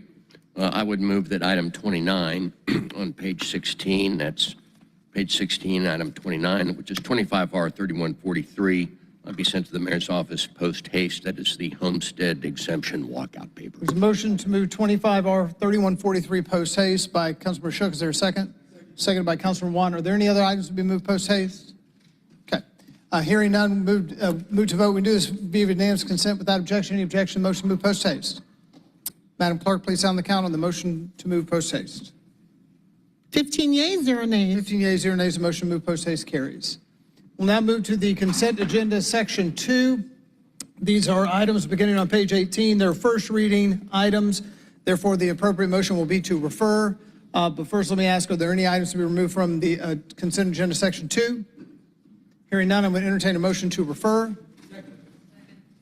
Who moved it? Sorry. Moved by Councilmember Wan, seconded by Councilmember Lewis.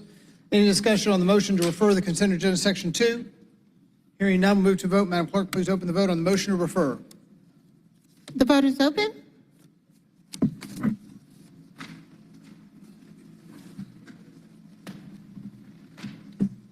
Will everyone please vote?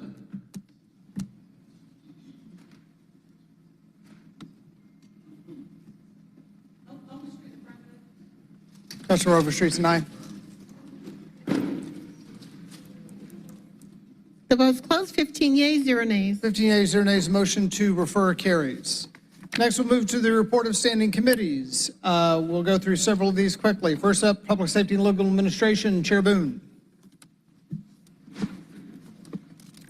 Thank you, Mr. President. We do not have a report at this time. Thank you.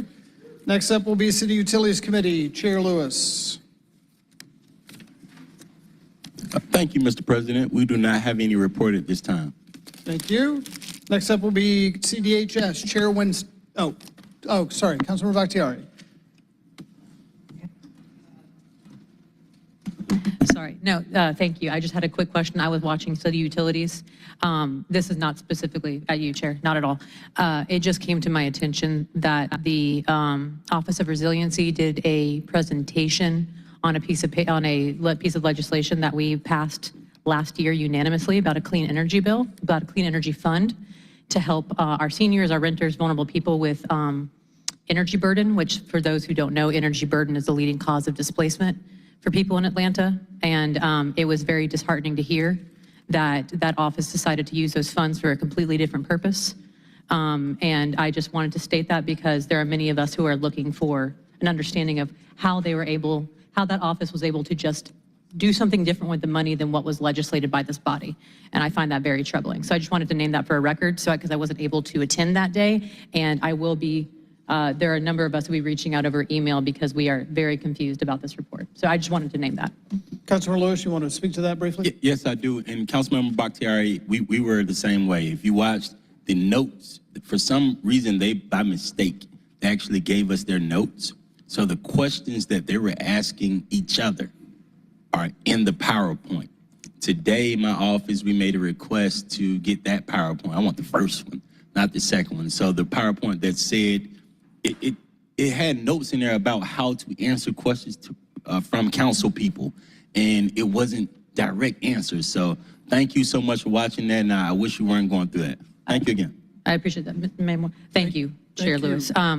Just stating again, I want to make a very serious point that I made a promise to constituents about this office being set up. That $500,000 is supposed to be used for setting up the office. The fact that it's been utilized in a completely different direction is problematic, and the members of this body will be following up to understand what happened. Thank you. Thank you. Next up will be CDHS. Chair Winston. Thank you, Council President. Keeping the trend alive, we have no report. Thank you. Next up will be Transportation. Chair Amos. Thank you, Mr. President. No report today. Thank you. Next up will be Finance Exec Committee, who will break the streak. Chair Shook.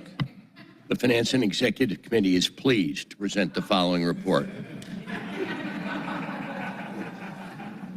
25-1045 comes forward favorably on the condition, on condition as amended. This was a dual that came to finance via transportation. The condition was the receipt of a substitute that plugs in some additional information regarding the account stream, et cetera. And so I will read the caption of the proposed substitute and make a motion to accept it. An ordinance by Councilmember Andre L. Boone is amended by Finance Exec to amend Chapter 114, Personnel, Article 4 of the Class Plan of the Code of Ordinances, City of Atlanta, Georgia, so as to provide for certain position abolishments, creations, reclasses, class creations, and above entry authorizations, employee position transfers, position funding allocation changes, and other personnel actions in line with the FY25 budget for the Atlanta Citizens Review Board, and for other purposes, I'll move to bring the substitute forward. There's a motion by Councilmember Shook to bring forth the substitute, seconded by Councilmember Wan. Is there any discussion on the motion to bring forth the substitute? Hearing none, we move to vote. We can do this via unanimous consent. Any objection to the motion to bring forth the substitute? Madam Clerk, please sound the count on unanimous consent. 14 yeas, 0 nays. 14 yeas, 0 nays. The motion to bring forth the substitute carries. Councilmember Shook. I move approval on substitute. There's a motion by Councilmember Shook, seconded by Councilmember Wan, to adopt as substituted. Is there any discussion on the motion to adopt 24-1045 as substituted? Hearing none, we'll move to a vote. Madam Clerk, please open the vote on the motion to adopt as substituted. The vote is open.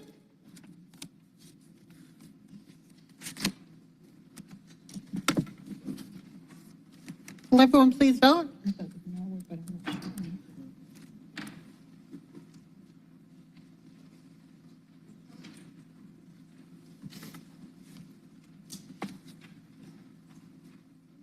Will everyone please vote?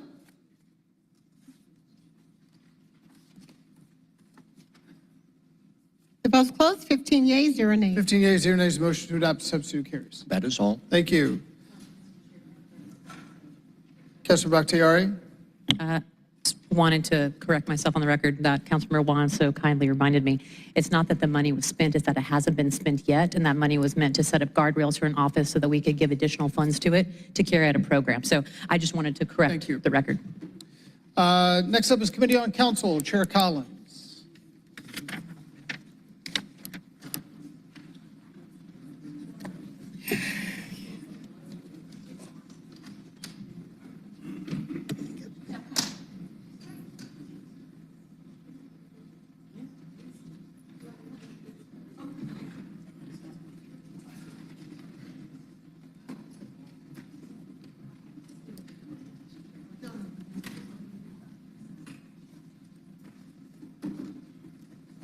Thank you so much, President Shipman. We have 7 items on today's report. The first item, 24-C-51421, a communication from Tony Roberts, Executive Director and CEO of the Atlanta Bar Association, submitting the appointment of Ms. Andrea Bilha, I will say that, Bilha, to serve as a member of the Atlanta Citizens Review Board. This appointment is for a term of 3 years. Just to note, we have the caption is this, but the appointee has resigned from her seat on the Atlanta Citizen Review Board effective as of last Friday, February the 14th, and so the recommendation before council is to file. There's a motion coming out of committee to file 24-C-5142. Doesn't need a second. Any discussion on the motion to file? Hearing none, move to vote. We can do this via unanimous consent given the circumstance. Any objection to the motion to file? Madam Clerk, please sound the count on unanimous consent. 15 yeas, 0 nays. 15 yeas, 0 nays, the motion to file carries. Great, thank you. And so President Shipman, may we take items 2 and 3 as a block? Without objection, please proceed. All right. That 25-C-0072, communication from Council President Doug Shipman appointing Ms. Jennifer Freeman to serve as a member of the Atlanta Commission on Women. This appointment is for a term of 2 years. And item 25-C-0093, a communication from Attorney James Radford submitting the appointment of Maria Sanakova to serve as a member of the City of Atlanta Americans with Disability Act Advisory Committee. The recommendation for these items is to adopt. Both these items have come out of committee favorable, therefore they don't need a second. Is there any discussion on the motion to approve these items? Given these are communications, we can do this via unanimous consent without objection. Any objection? Madam Clerk, please sound the count on unanimous consent on the motion to approve. 15 yeas, 0 nays. 15 yeas, 0 nays. The motion to approve these 2 items carries. Thank you. So that brings us to our communications and resolutions. If there are no objections from the body, may we take items 4 and 5 together? Any objections? Please proceed. Okay.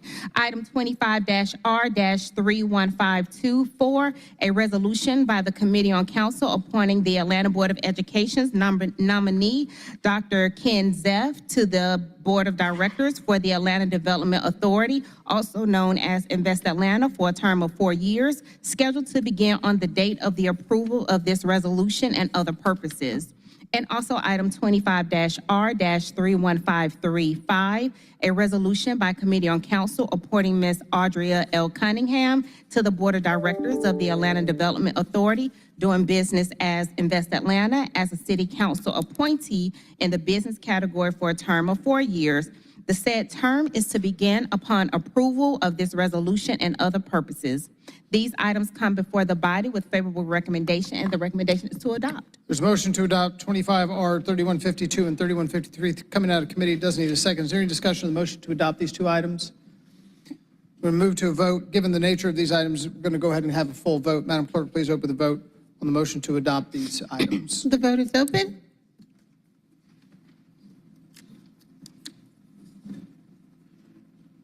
Yes.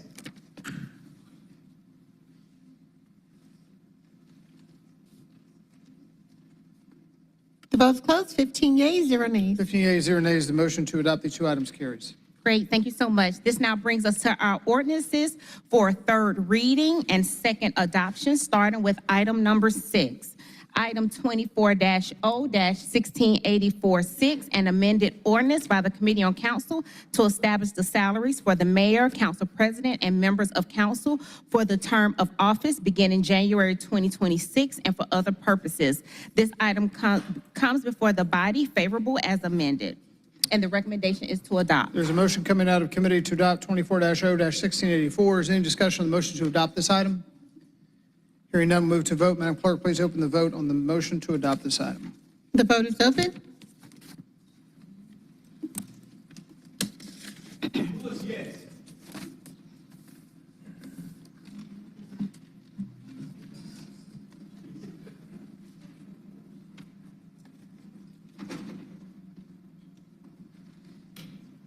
Councilman One.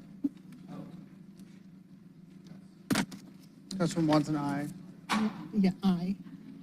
The vote's closed. 13 yeas, 2 nays. 13 yeas, 2 nays. The motion to adopt carries.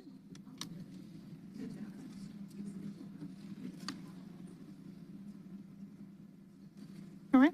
Thank you so much. Item 25-0-10097, an ordinance by council members Howard Shook, Marcy Collier Overstreet, Mary Norwood, Andrea L. Boone, Dustin Hillis, and Byron D. Amos, as substituted by the Finance Executive Committee, as substituted and amended by the Committee on Council, and as amended by Atlanta City Council to amend the charter of the City of Atlanta, Georgia, 1996 Georgia Law, Section 4469, and others, adopted under and by virtue of the authority of the Municipal Home Rule Act of 1965, OCGA, Section 36-35-1, as amended by amended Part 1, which is the Charter and related laws, Subpart A, which is the actual charter, Article 3, which is the executive section, in accordance with the recommendations of the City of Atlanta Temporary Task Force charged with reviewing the processes and procedures of the Office of the Inspector General, the OIG,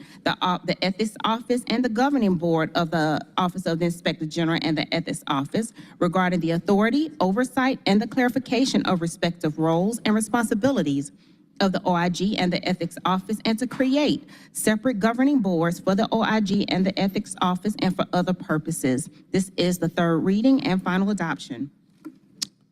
There's a motion coming out of committee to adopt 25-0-1009. This would be the final adoption on charter change. Does not need a second. Is there any discussion on the motion to adopt this item? Councilman Bond. Yes, thank you, Mr. President. I have a concern that was raised by the gentleman, and I know him well, and I'm drawing a blank in his name, from the Legal Foundation about the... Devin Franklin? Yes, Mr. Franklin. I apologize, Mr. Franklin. I'm sure he's watching. But I do have a concern about the point he raised about the employee's ability to not make a statement, or having the right to not to make a statement. And so I wanted to ask the law department about that, and I wondered if perhaps we should not consider an amendment to make sure that that is clear, so that our employees have the right not to, I guess, self-criminalize themselves during these inquiries. So I guess my question to the law department is, can you respond to the point that he raised in public comment and explain to us what that portion of the legislation is? Yes, good afternoon. Amber A. Robinson, City of Atlanta, Department of Law. Under the Constitution, all persons have a right against self-incrimination when faced with requests for the government for them to give statements. That is no different here. All that this legislation does is set forth the current state of the law, in that city employees' statements, any statement given, would not be able to be used against them to incriminate them. So those rights of employees are being protected in this legislation. So the concern he raised is addressed in the legislation. An employee can refuse to make a statement if they are asked or petition to give or to respond to an inquiry? Statements that if the OIG or ethics were to ask for a statement, it would be compelled as far as from an administrative standpoint. However, their statements would be protected. Those statements could not be used against them in any criminal prosecution. They would be protected under the Fifth Amendment. So the employee's constitutional rights, which are paramount of importance, are protected in this legislation. So just to be clear, I'll just ask one more time, because I'm not an attorney. But so they are compelled to give a statement if there's an inquiry from the ethics officer or whoever the IG or their assistants are, but those statements can't be used if there are criminal charges that are derived from that same investigation? That's correct, and that is the same standard as applied to all of city employees, whether they be compelled by their own commissioners or other internal investigations. It's a longstanding constitutional principle that permits investigations into alleged wrongdoing by employees to be fully investigated while protecting the constitutional rights of those employees to not incriminate themselves pursuant to compelled government statements. Okay, thank you. Chair Collins, I believe you want to wait. So just for clarity, in that scenario, if an employee who's compelled decides to exercise their the voluntariness of not to give a statement, is what happens in that instance? So that would be determined by that employee's employer department. As to what would happen if that were to occur. Okay. But their constitutional right to not self-incriminate still stands regardless. That's right. Yes. Thank you. Other discussion on the motion to adopt this item? Yes. Other discussion? But I'll see if my colleagues have anything. Councilor Collins, you have something? Yes. Go ahead. So I just wanted to take the opportunity, being that I was honored to chair this piece of work with Howard Shook, and it, with Councilman Shook, and it now sits in Committee on Council. And taking, just wanted to give a timeline for anyone in the community or out in the audience in terms of fully understanding the work that has gone into this since the substitute was introduced January the 6th. January the 15th, it went to Finance and Executive Committee for discussion.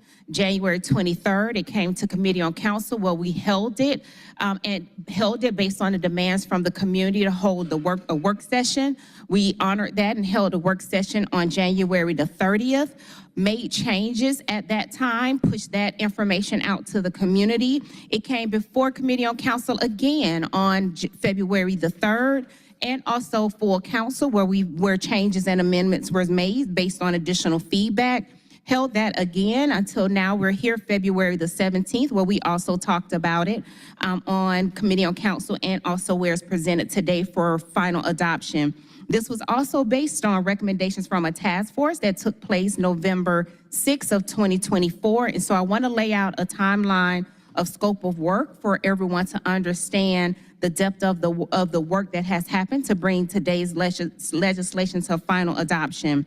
One thing that came out that we did take good notice about and was board oversight. And what I want to emphasize in terms of the revisions that we made to this regarding the governing board is actually addresses some of the concerns that the former chair of the board brought before us. Please understand that we have broken the overall entities into two: the Office of Inspector General, which will be controlled by Section 8, and the Ethics Office, which will be controlled by Section 9. Each one of those entities has a leader. Office of Inspector General has the actual Inspector General, and let's not discount or forget that the Ethics Office does in fact have an Executive Director of the Ethics Office.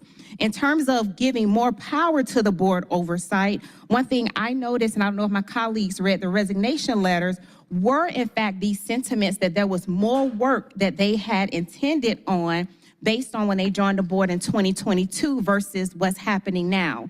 Well, that's what happens when you actually give the governing board more oversight and more power in actually making those decisions. And so in one of the resignation letters, one of the board members said, for example, a board member's involvement in said that my decision to step down is due to differences in the board responsibilities and respective time constraints these expanded board responsibilities would entail. That I do not look at that as a negative statement, but it actually is one of showing that the board does in fact have more oversight and are actually feeling more empowered in certain spaces. Now, that is not for city council and not for us to dictate how the governing board decides to do their internal instruction, their internal processes, and the governing board does not want us to land in that space. I bring this to a point and wanted to speak on when we actually did the work session, and there was this conversation about the governing board at that time not being able to present at the work session. Well, the governing board at that time should have presented with the Office of Inspector General and with the actual Inspector General. And that's what happens. The governing board and the Inspector General is actually to work close together because that is the entity that provide oversight to the Inspector General. So we did not deny the board an opportunity to have an independent conversation with council. The expectation, which I actually shared, was that how about you and the Inspector General, you all come together to actually present what's actually happening. And so I know that there are sentiments around that, but I do want to make that, clear. In terms of the no effective date for the resignation, that is extremely unfortunate to hear. And I would have imagined when we have leaders at the table with these years of experience to ensure that there are solid processes in place. We will look into that, but I do think there is a pause, there is a concern in terms of that. I just want to stop there and put out the fact that this is a solid piece of legislation. What is the mess and what has been very toiling in this is the multitude of personalities, the multitude of perspectives, and the multitude of back and forth that has happened. What I want to close out as chair of this committee of council on my first big piece of legislation is I want to thank my colleagues for keeping their pulse and hands on the ground in this. Any news pieces, any media releases, any sidebar conversations, any press conferences, anything of that magnitude has not been led by this city council or me or my colleagues.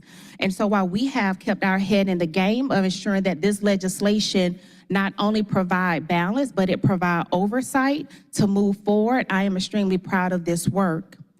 One thing we know about policy when it happens is if neither side is completely happy with it, I think we're moving along the track, and that's what we see here. So, Chair Shipman, I move this forward, third reading, final adoption today. Is there any other discussion on the motion to adopt this item?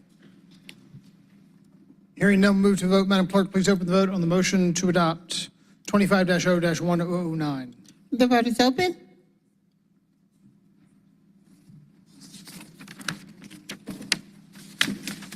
Will everyone please vote?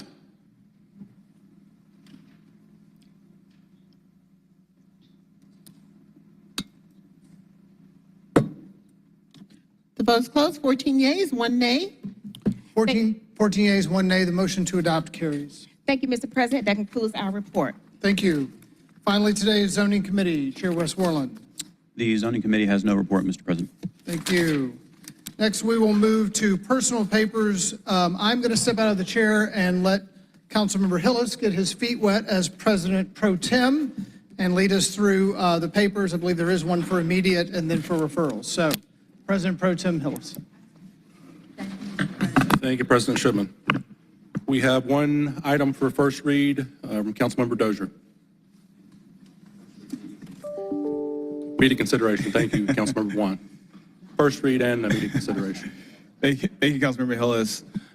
Colleagues, I have an item, OMS ID number 37419, a resolution by Councilmember Jason Dozier Councilmember Jason Dozier, Jason Winston, Amir Faroki, Byron D. Amos, Liliana Bakhtiari, Alex Wan, Howard Shook, Mary Norwood, who's next to Mary, Dustin Hillis, Andrea Boone, Marcia Collier Overstreet, Antonio Lewis, Michael Julian Bond, Matt Westmoreland, and Ishay Collins, urging the state and local governments to expedite hiring procedures to absorb talented federal employees impacted by recent layoffs, thereby strengthening the workforce and mitigating economic disruption in the city of Atlanta and for other purposes. Whereas the city of Atlanta is home to a significant number of federal employees with major institutions such as the Atlanta VA Health Care System and the Centers for Disease Control and Prevention, serving as critical economic and workforce anchors. And whereas recent mass layoffs imposed by the Trump administration at federal agencies, including the Centers for Disease Control and Prevention, United States Agency for International Development, the National Institutes of Health, the Federal Emergency Management Agency, the Cybersecurity and Infrastructure Security Agency, the United States Department of Veterans Affairs, and the United States Department of Education, amongst others, have displaced a substantial number of skilled professionals, many of whom call Atlanta home. And whereas these layoffs pose an immediate threat to Atlanta's economy with ripple effects impacting housing security, consumer spending, and overall economic stability for families and communities, and whereas state and local government agencies often have lengthy bureaucratic hiring processes that can take months to complete, creating unnecessary barriers for qualified professionals seeking reemployment in public service, and whereas the availability of highly skilled workforce presents an unprecedented opportunity for the city of Atlanta, Fulton County, DeKalb County, and the state of Georgia to bolster their public sector workforce, filling critical roles with experienced personnel who have dedicated their careers to public service. And whereas accelerating hiring processes and removing redundant procedural hurdles will allow local and state governments to swiftly integrate this talent pool, ensuring continued excellence in public administration, healthcare infrastructure, and community services. Now, therefore, be it resolved by the City Council of the City of Atlanta, Georgia, that the Atlanta City Council urges the City of Atlanta, Fulton County, DeKalb County, and the state of Georgia to immediately review and expedite hiring processes to accommodate displaced federal employees and ensure their swift reintegration into the workforce. Be it further resolved that the City Council calls upon state legislators to introduce measures that would streamline public sector hiring practices, making it easier for experienced professionals to transition into local and state government roles without unnecessary delays. Be it further resolved that the City Council directs the City Clerk to transmit copies of this resolution to the Governor of Georgia, the leadership of the Georgia General Assembly, and the directors of relevant state and local agencies, conveying the urgency of this matter and the City of Atlanta's commitment to proactive workforce solutions. Be it finally resolved that the City of Atlanta will explore opportunities to host job fairs, networking events, and partnerships with affected agencies to facilitate connections between displaced federal employees and state and local government employers. Colleagues, I'm introducing this resolution for immediate consideration, largely because we are dealing with massive layoffs at the federal government in real time. Many of the federal employees that call Atlanta home have been so critical to our local economies, whether you work for the CDC, whether you work for the GSA or other administrations across the federal government. These entities have been so critical to the stability of our city, to our communities. And personally, I'm afraid that this will create a recession-type environment, particularly for, we're trying to revitalize downtown, we're trying to revitalize neighborhoods, and these mass layoffs will have a tremendous impact, disproportionately impacting our city. And so this asks for not only our city and our Department of Human Resources to look internally to try to absorb this workforce, but also encouraging our state and sister local governments to do the same so that we can ensure that this workforce, this wonderful talent, this group of people who have already served the public in such an amazing way, to continue that service wherever possible and ensuring that the City of Atlanta is leading in that effort. So with that, I would like to move to approve. Motion by Councilmember Dozier, second by Councilmember Bond. Please prepare the vote. Any discussion other than Councilmember Dozier's?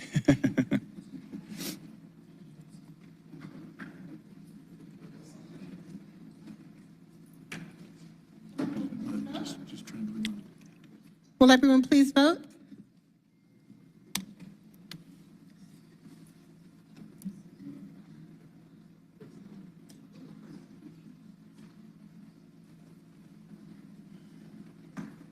Will everyone please vote?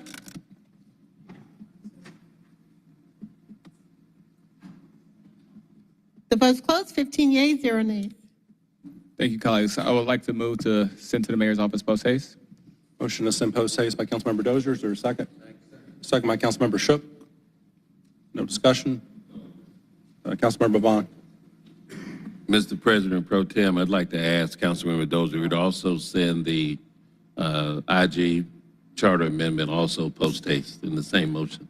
Okay, that is 25-0-1009 from the previous committee report. We can add that in if there's no objection. No objection. All right, please prepare the vote to send All right, both those thank items post haste. Thank you, Councilmember The Vaughn. vote is open.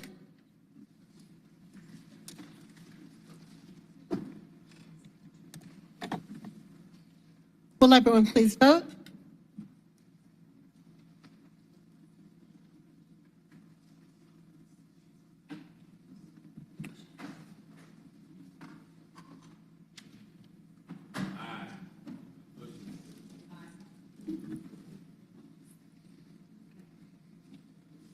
One moment.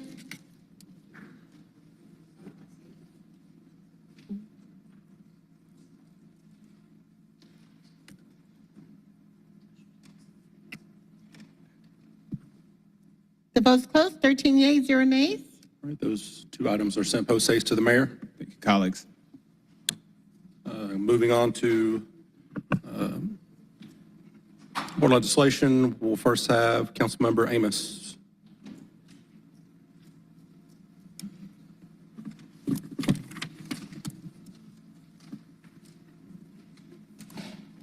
Thank you, President Pro Tem. AMS ID 37380, an ordinance by Councilmember Byron D. Amos to ratify, reaffirm, supplement, and amend that certain master bond ordinances adopted on March 31st, 1999, as it previously supplemented and amended to provide for the issuance of the City of Atlanta of its water and wastewater supplement lien revenue refinancing bond series 2025 in the aggregate principal amount of not to exceed left blank to refund or tender for purpose all or a portion of the city's outstanding water and wastewater revenue refunding bond series 2025 and the city's outstanding water and wastewater revenue refunding bond series 2020 and the city's outstanding left blank I collectively the refunded bonds, to authorize the preparation and distribution of an invitation of offer to tender bonds and replace disclosure documents, and the execution of delivery of a dealer management agreement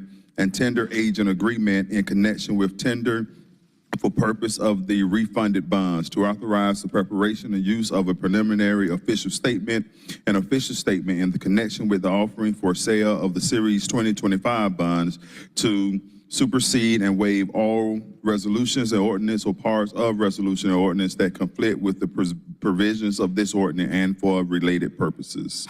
That will be referred to the Finance Executive Committee. Thank you, sir. Thank you, Councilmember Amos. Councilmember Bakhtiari.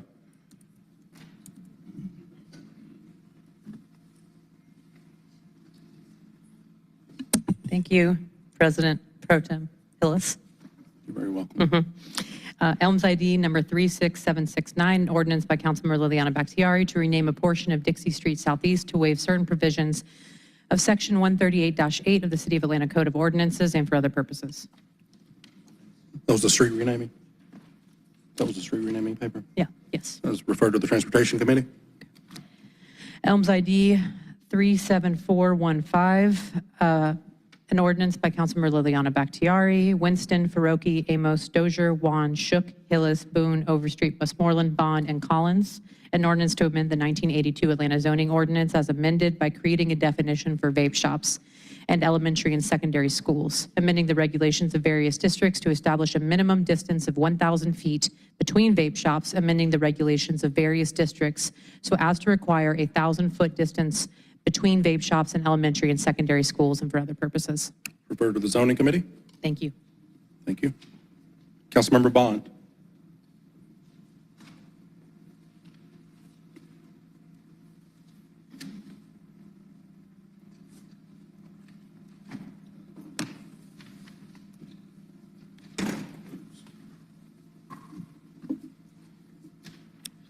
Thank you, Mr. President Pro Tem.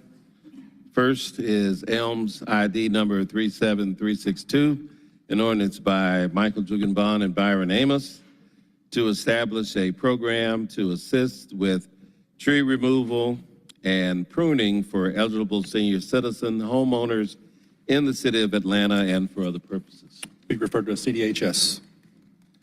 Elms ID number 37337, an ordinance by Councilmember Michael Julian Bond, an ordinance to correct ordinance number 24-0-1530 adopted by the Atlanta City Council on October 21st, 2024, and approved pursuant to the city's charter, section 2-403, on October 30th, 2024, and for the purpose of changing the delivery method of charges and summons civil notice under the Atlanta Housing Code 1987 and for other purposes.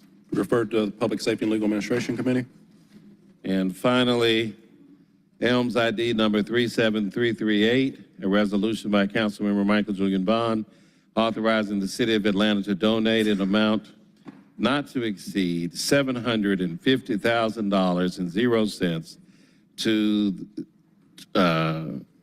24/7 Gateway LLC, known as Gateway Center, pursuant to Section 6-306 of the City of Atlanta's Charter to support coordinated shelter and supportive services for individuals experiencing chronic homelessness in the City of Atlanta, authorizing the mayor or his designee to enter into a donation agreement which shall detail the actions of 24/7 Gateway LLC to support coordinated shelter and supportive services for individuals experiencing chronic homelessness in the city of Atlanta, to authorize the chief financial officer or his designee to make the donation authorized hereby from the accounts listed herein and for other purposes. Be referred to the CDHS Committee. Thank you, Mr. President Pro Tem. Thank you, Councilmember Bond. Councilmember Boone.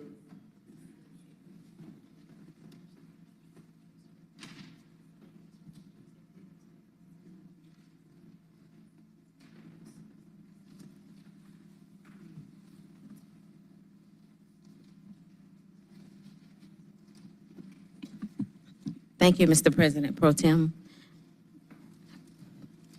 Elms ID number 37418, an ordinance by Councilmember Andrea L. Boone to waive chapter article of the City of Atlanta Code of Ordinances, this procurement and real estate code, to authorize the mayor or his designee to execute a broker of record agreement with Greg Pridgeon, DBA Solutions 58 Inc. as part of the cooperative purchasing agreement CPPS DHR 2208 with Purchasing Power LLC, utilizing the Georgia Department of Administrative Services contract number 40300024001 on behalf of the Department of Human Resources at no cost to the city and for other purposes. Be referred to the Finance Executive Committee.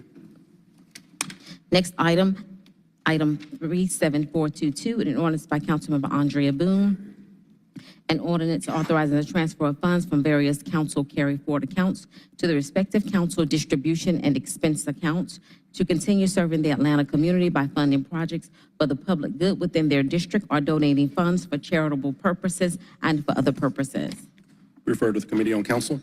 Elms ID number 37332, a resolution by Councilmember Andrea L. Boone authorizing the mayor or his designee to execute special procurement agreement SP Exec 2411 with Urban Forest Carbon Registry DBA City Forest Credits on behalf of the Mayor's Office of Sustainability and Resilience pursuant to Section 21191 of the City Code of Atlanta Ordinances for a term of 40 years, an amount not to exceed $230,980.00 to expand the City of Atlanta's carbon credit program.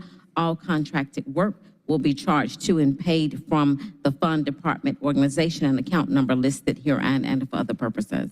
Will be referred to City Utilities Committee. Almost ID number 37366, an ordinance by Councilmember Andrea Boone to amend chapter article 4, Section 202 of the Atlanta City Code to update the functions and duties of the Mayor's Office of Sustainability and Resilience and for other purposes. Be referred to the City Utilities Committee as well.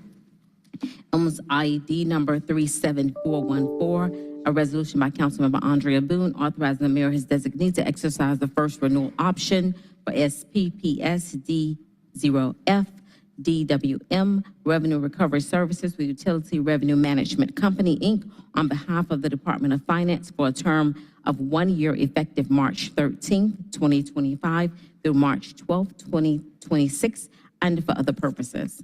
Be referred to the Finance Executive Committee. Elms ID number 37374, an ordinance by Councilmember Andrea Boone waiving the requirements of Section 2910 of the Atlanta City Code to retroactively authorize the mayor or his designee, including the chief sustainability officer, to apply for the Clean Heavy-Duty Vehicles Grant Award from the U.S. Environmental Protection Agency in amount not to exceed $2,337.00 for the Eco Fleet ATL program, ratifying the application for the grant submitted on behalf of the City of Atlanta, authorizing the Chief Financial Officer to amend the FY 2026 Environmental Intergovernmental Grant Fund budget to anticipate and appropriate the grant award, authorizing the mayor or their designee to enter into agreements necessary to accept and implement the grant with the U.S. Environmental Protection Agency and grant partners or subrecipients and for other purposes. Be referred to the City Utilities Committee. Thank you. Next, Councilmember Overstreet.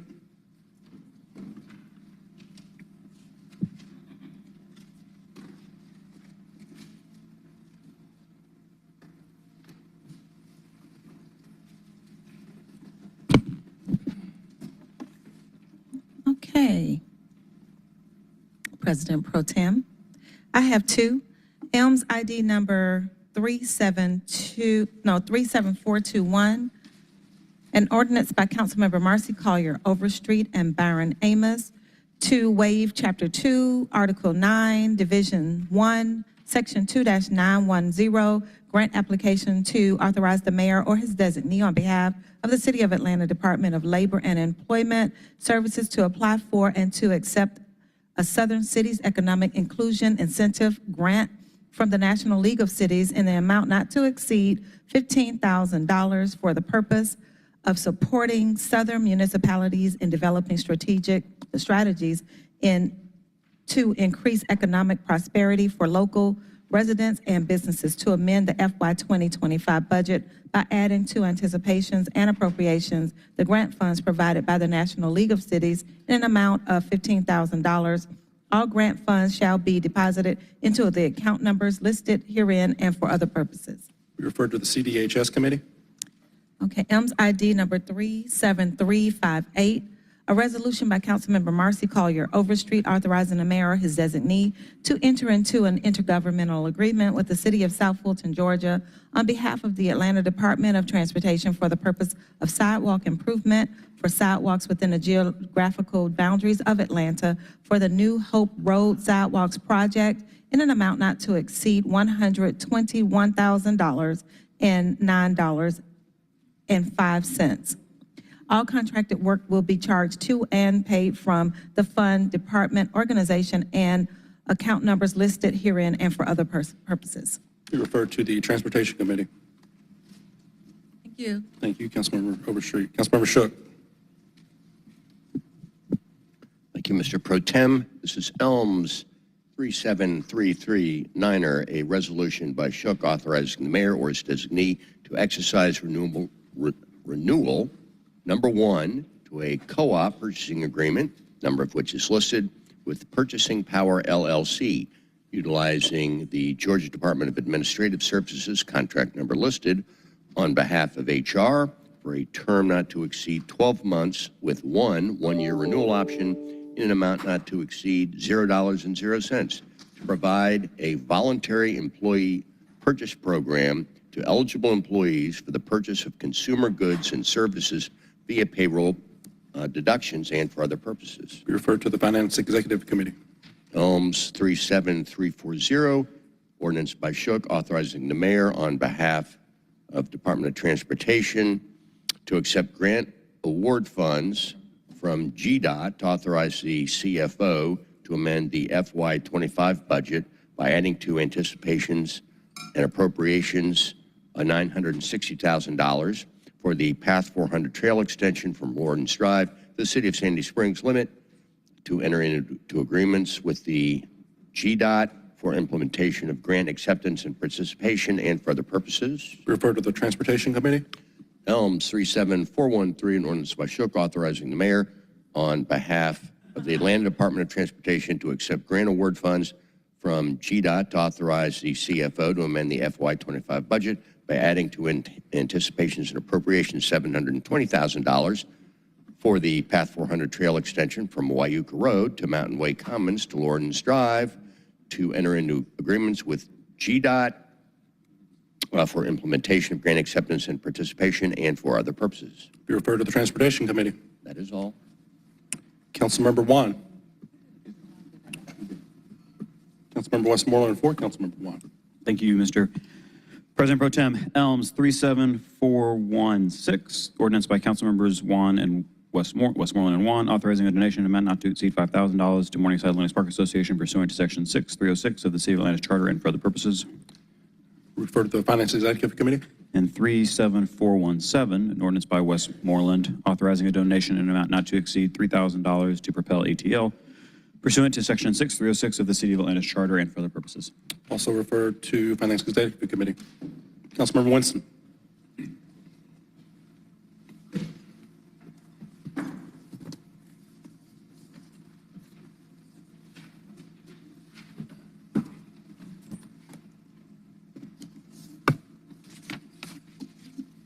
Thank you, President Pro Tem. Elms ID 37375, a resolution by Jason Winston authorizing the mayor or his designee on behalf of the City of Atlanta to enter into contract number listed for pools and splash pads maintenance services with Stand Guard Aquatics, Inc. on behalf of the Department of Parks and Recs in an amount not to exceed $2 million and 0 cents annually and for other purposes. Item referred to the CDHS Committee. Thank you. And I also have two items myself. This is Elms ID 37373, an ordinance by Councilmember Dustin Hillis authorizing the Commissioner of the Department of Watershed Management or his designee to execute a consent order with the Environmental Protection Division, Department of Natural Resources of the State of Georgia to authorize payment pursuant to the consent order in the amount of $290,817.33 to resolve permit compliance violations, including failures to sample effluent, failures to conduct proper lab analysis, failures to report permit limit exceedances, effluent limit exceedances, and major spills from July 2023 through November 2024, and for other purposes. And this will be referred to the City Utilities Committee. Elms number 37384, an ordinance by Councilmember Dustin Hillis to amend the 1982 Atlanta zoning ordinance as amended by amending Chapter 40, Marietta Street Artery Overlay District, to amend the use regulations to permit clubs and lodges as a permissible use subject to specified conditions and for other purposes. And this will be referred to the Zoning Committee. Any other papers for introduction? All right, any general remarks? Councilmember Bond?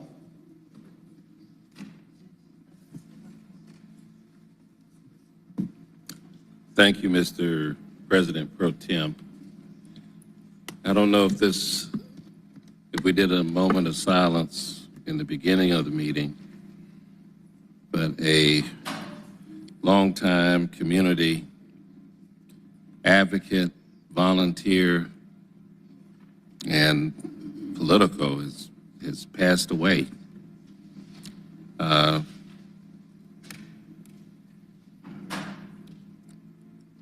want to get this correct.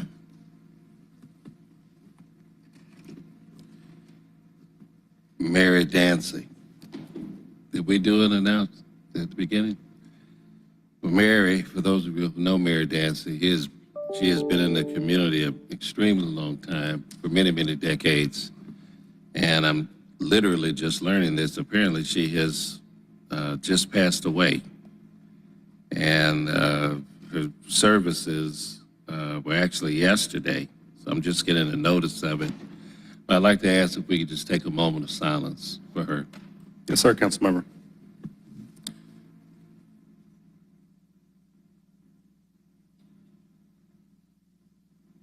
Thank you, Councilmember Bond. Anything further? Thank you, Mr. Councilmember President Amos? Pro Tem. Yes, sir, very similar to Councilmember Bond. I missed the very beginning. Definitely want to uplift the family, send our condolences and prayers to Mr. Edward Johnson. Mr. Johnson, I know you've seen the news stories where was the individual that actually was killed when a tree fell on his house. So just want to uplift that family and make sure they know the family, the city stands with them and support them. And then also just want to make the announcement of the upcoming this Thursday, the District 3 State of the District address that'll be taking place on the campus of Georgia Tech. That's this Thursday from 6:30 to 8:30. If you watch your emails or social media to find out exactly where. Expect to see everyone there. Thank you. Thank you, Councilmember Ramos. Councilmember Bakhtiari. Thank you. I just wanted to give a quick reminder to folks that the state legislature is in session. There are a number of bills coming down that will affect the city of Atlanta, your lives, our constituency. Please, please, please look up who your local representatives are in both state house and state senate. Get engaged. The Capitol is right across the street from us. But please learn about how some of these laws may affect you and reach out to us and ask questions. But please show up to the Capitol. Express your sentiments the same way you do here in City Hall. Thank you. Thank you, Councilmember Bakhtiari. Councilmember Dozier. Thank you, Mr. President Pro Tem. After you go to the District 3 State of the District later this week, I hope you will join us at our District 4 Town Hall Saturday, March the 1st at 11 o'clock a.m. It'll be from 11 to 1. We will have food. And at the end of the day, we want to make sure that we have as many different parts of our community there as possible. It's been about a year since we had our last town hall, so looking forward to our upcoming event. It's going to be at Plywood Place over at Lee and White, and I hope you all join us. Thank you. All right. If there is nothing further, I'll ask the clerk to call the adjourning roll call.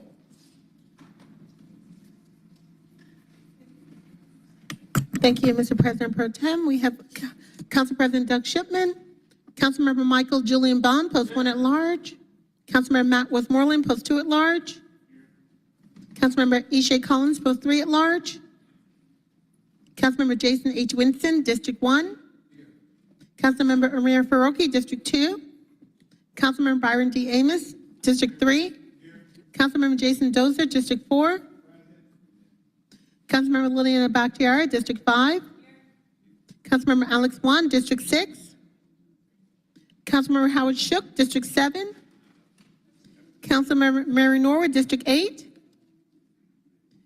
Councilmember Mayor Pro Tem Dustin Hills, District 9, Present. Councilmember Andrea O'Boone, District 10, Councilmember Marcy Kohler Overstreet, District 11, Councilmember Antonia Lewis, District 12, Councilmember Lewis, District 12. Okay, thank you.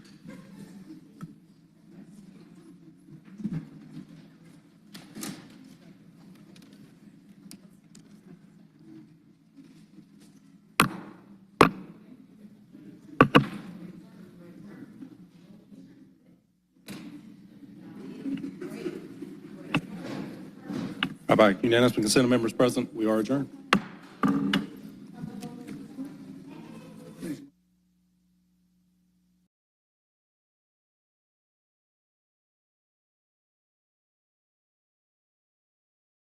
Y pues nosotros muy orgullosos en traerlo aquí en Estados Unidos porque es un orgullo hispano. Pues aquí está nuestro mole poblano en Atlanta, Georgia. Bueno, yo creo que el valle es único. Es un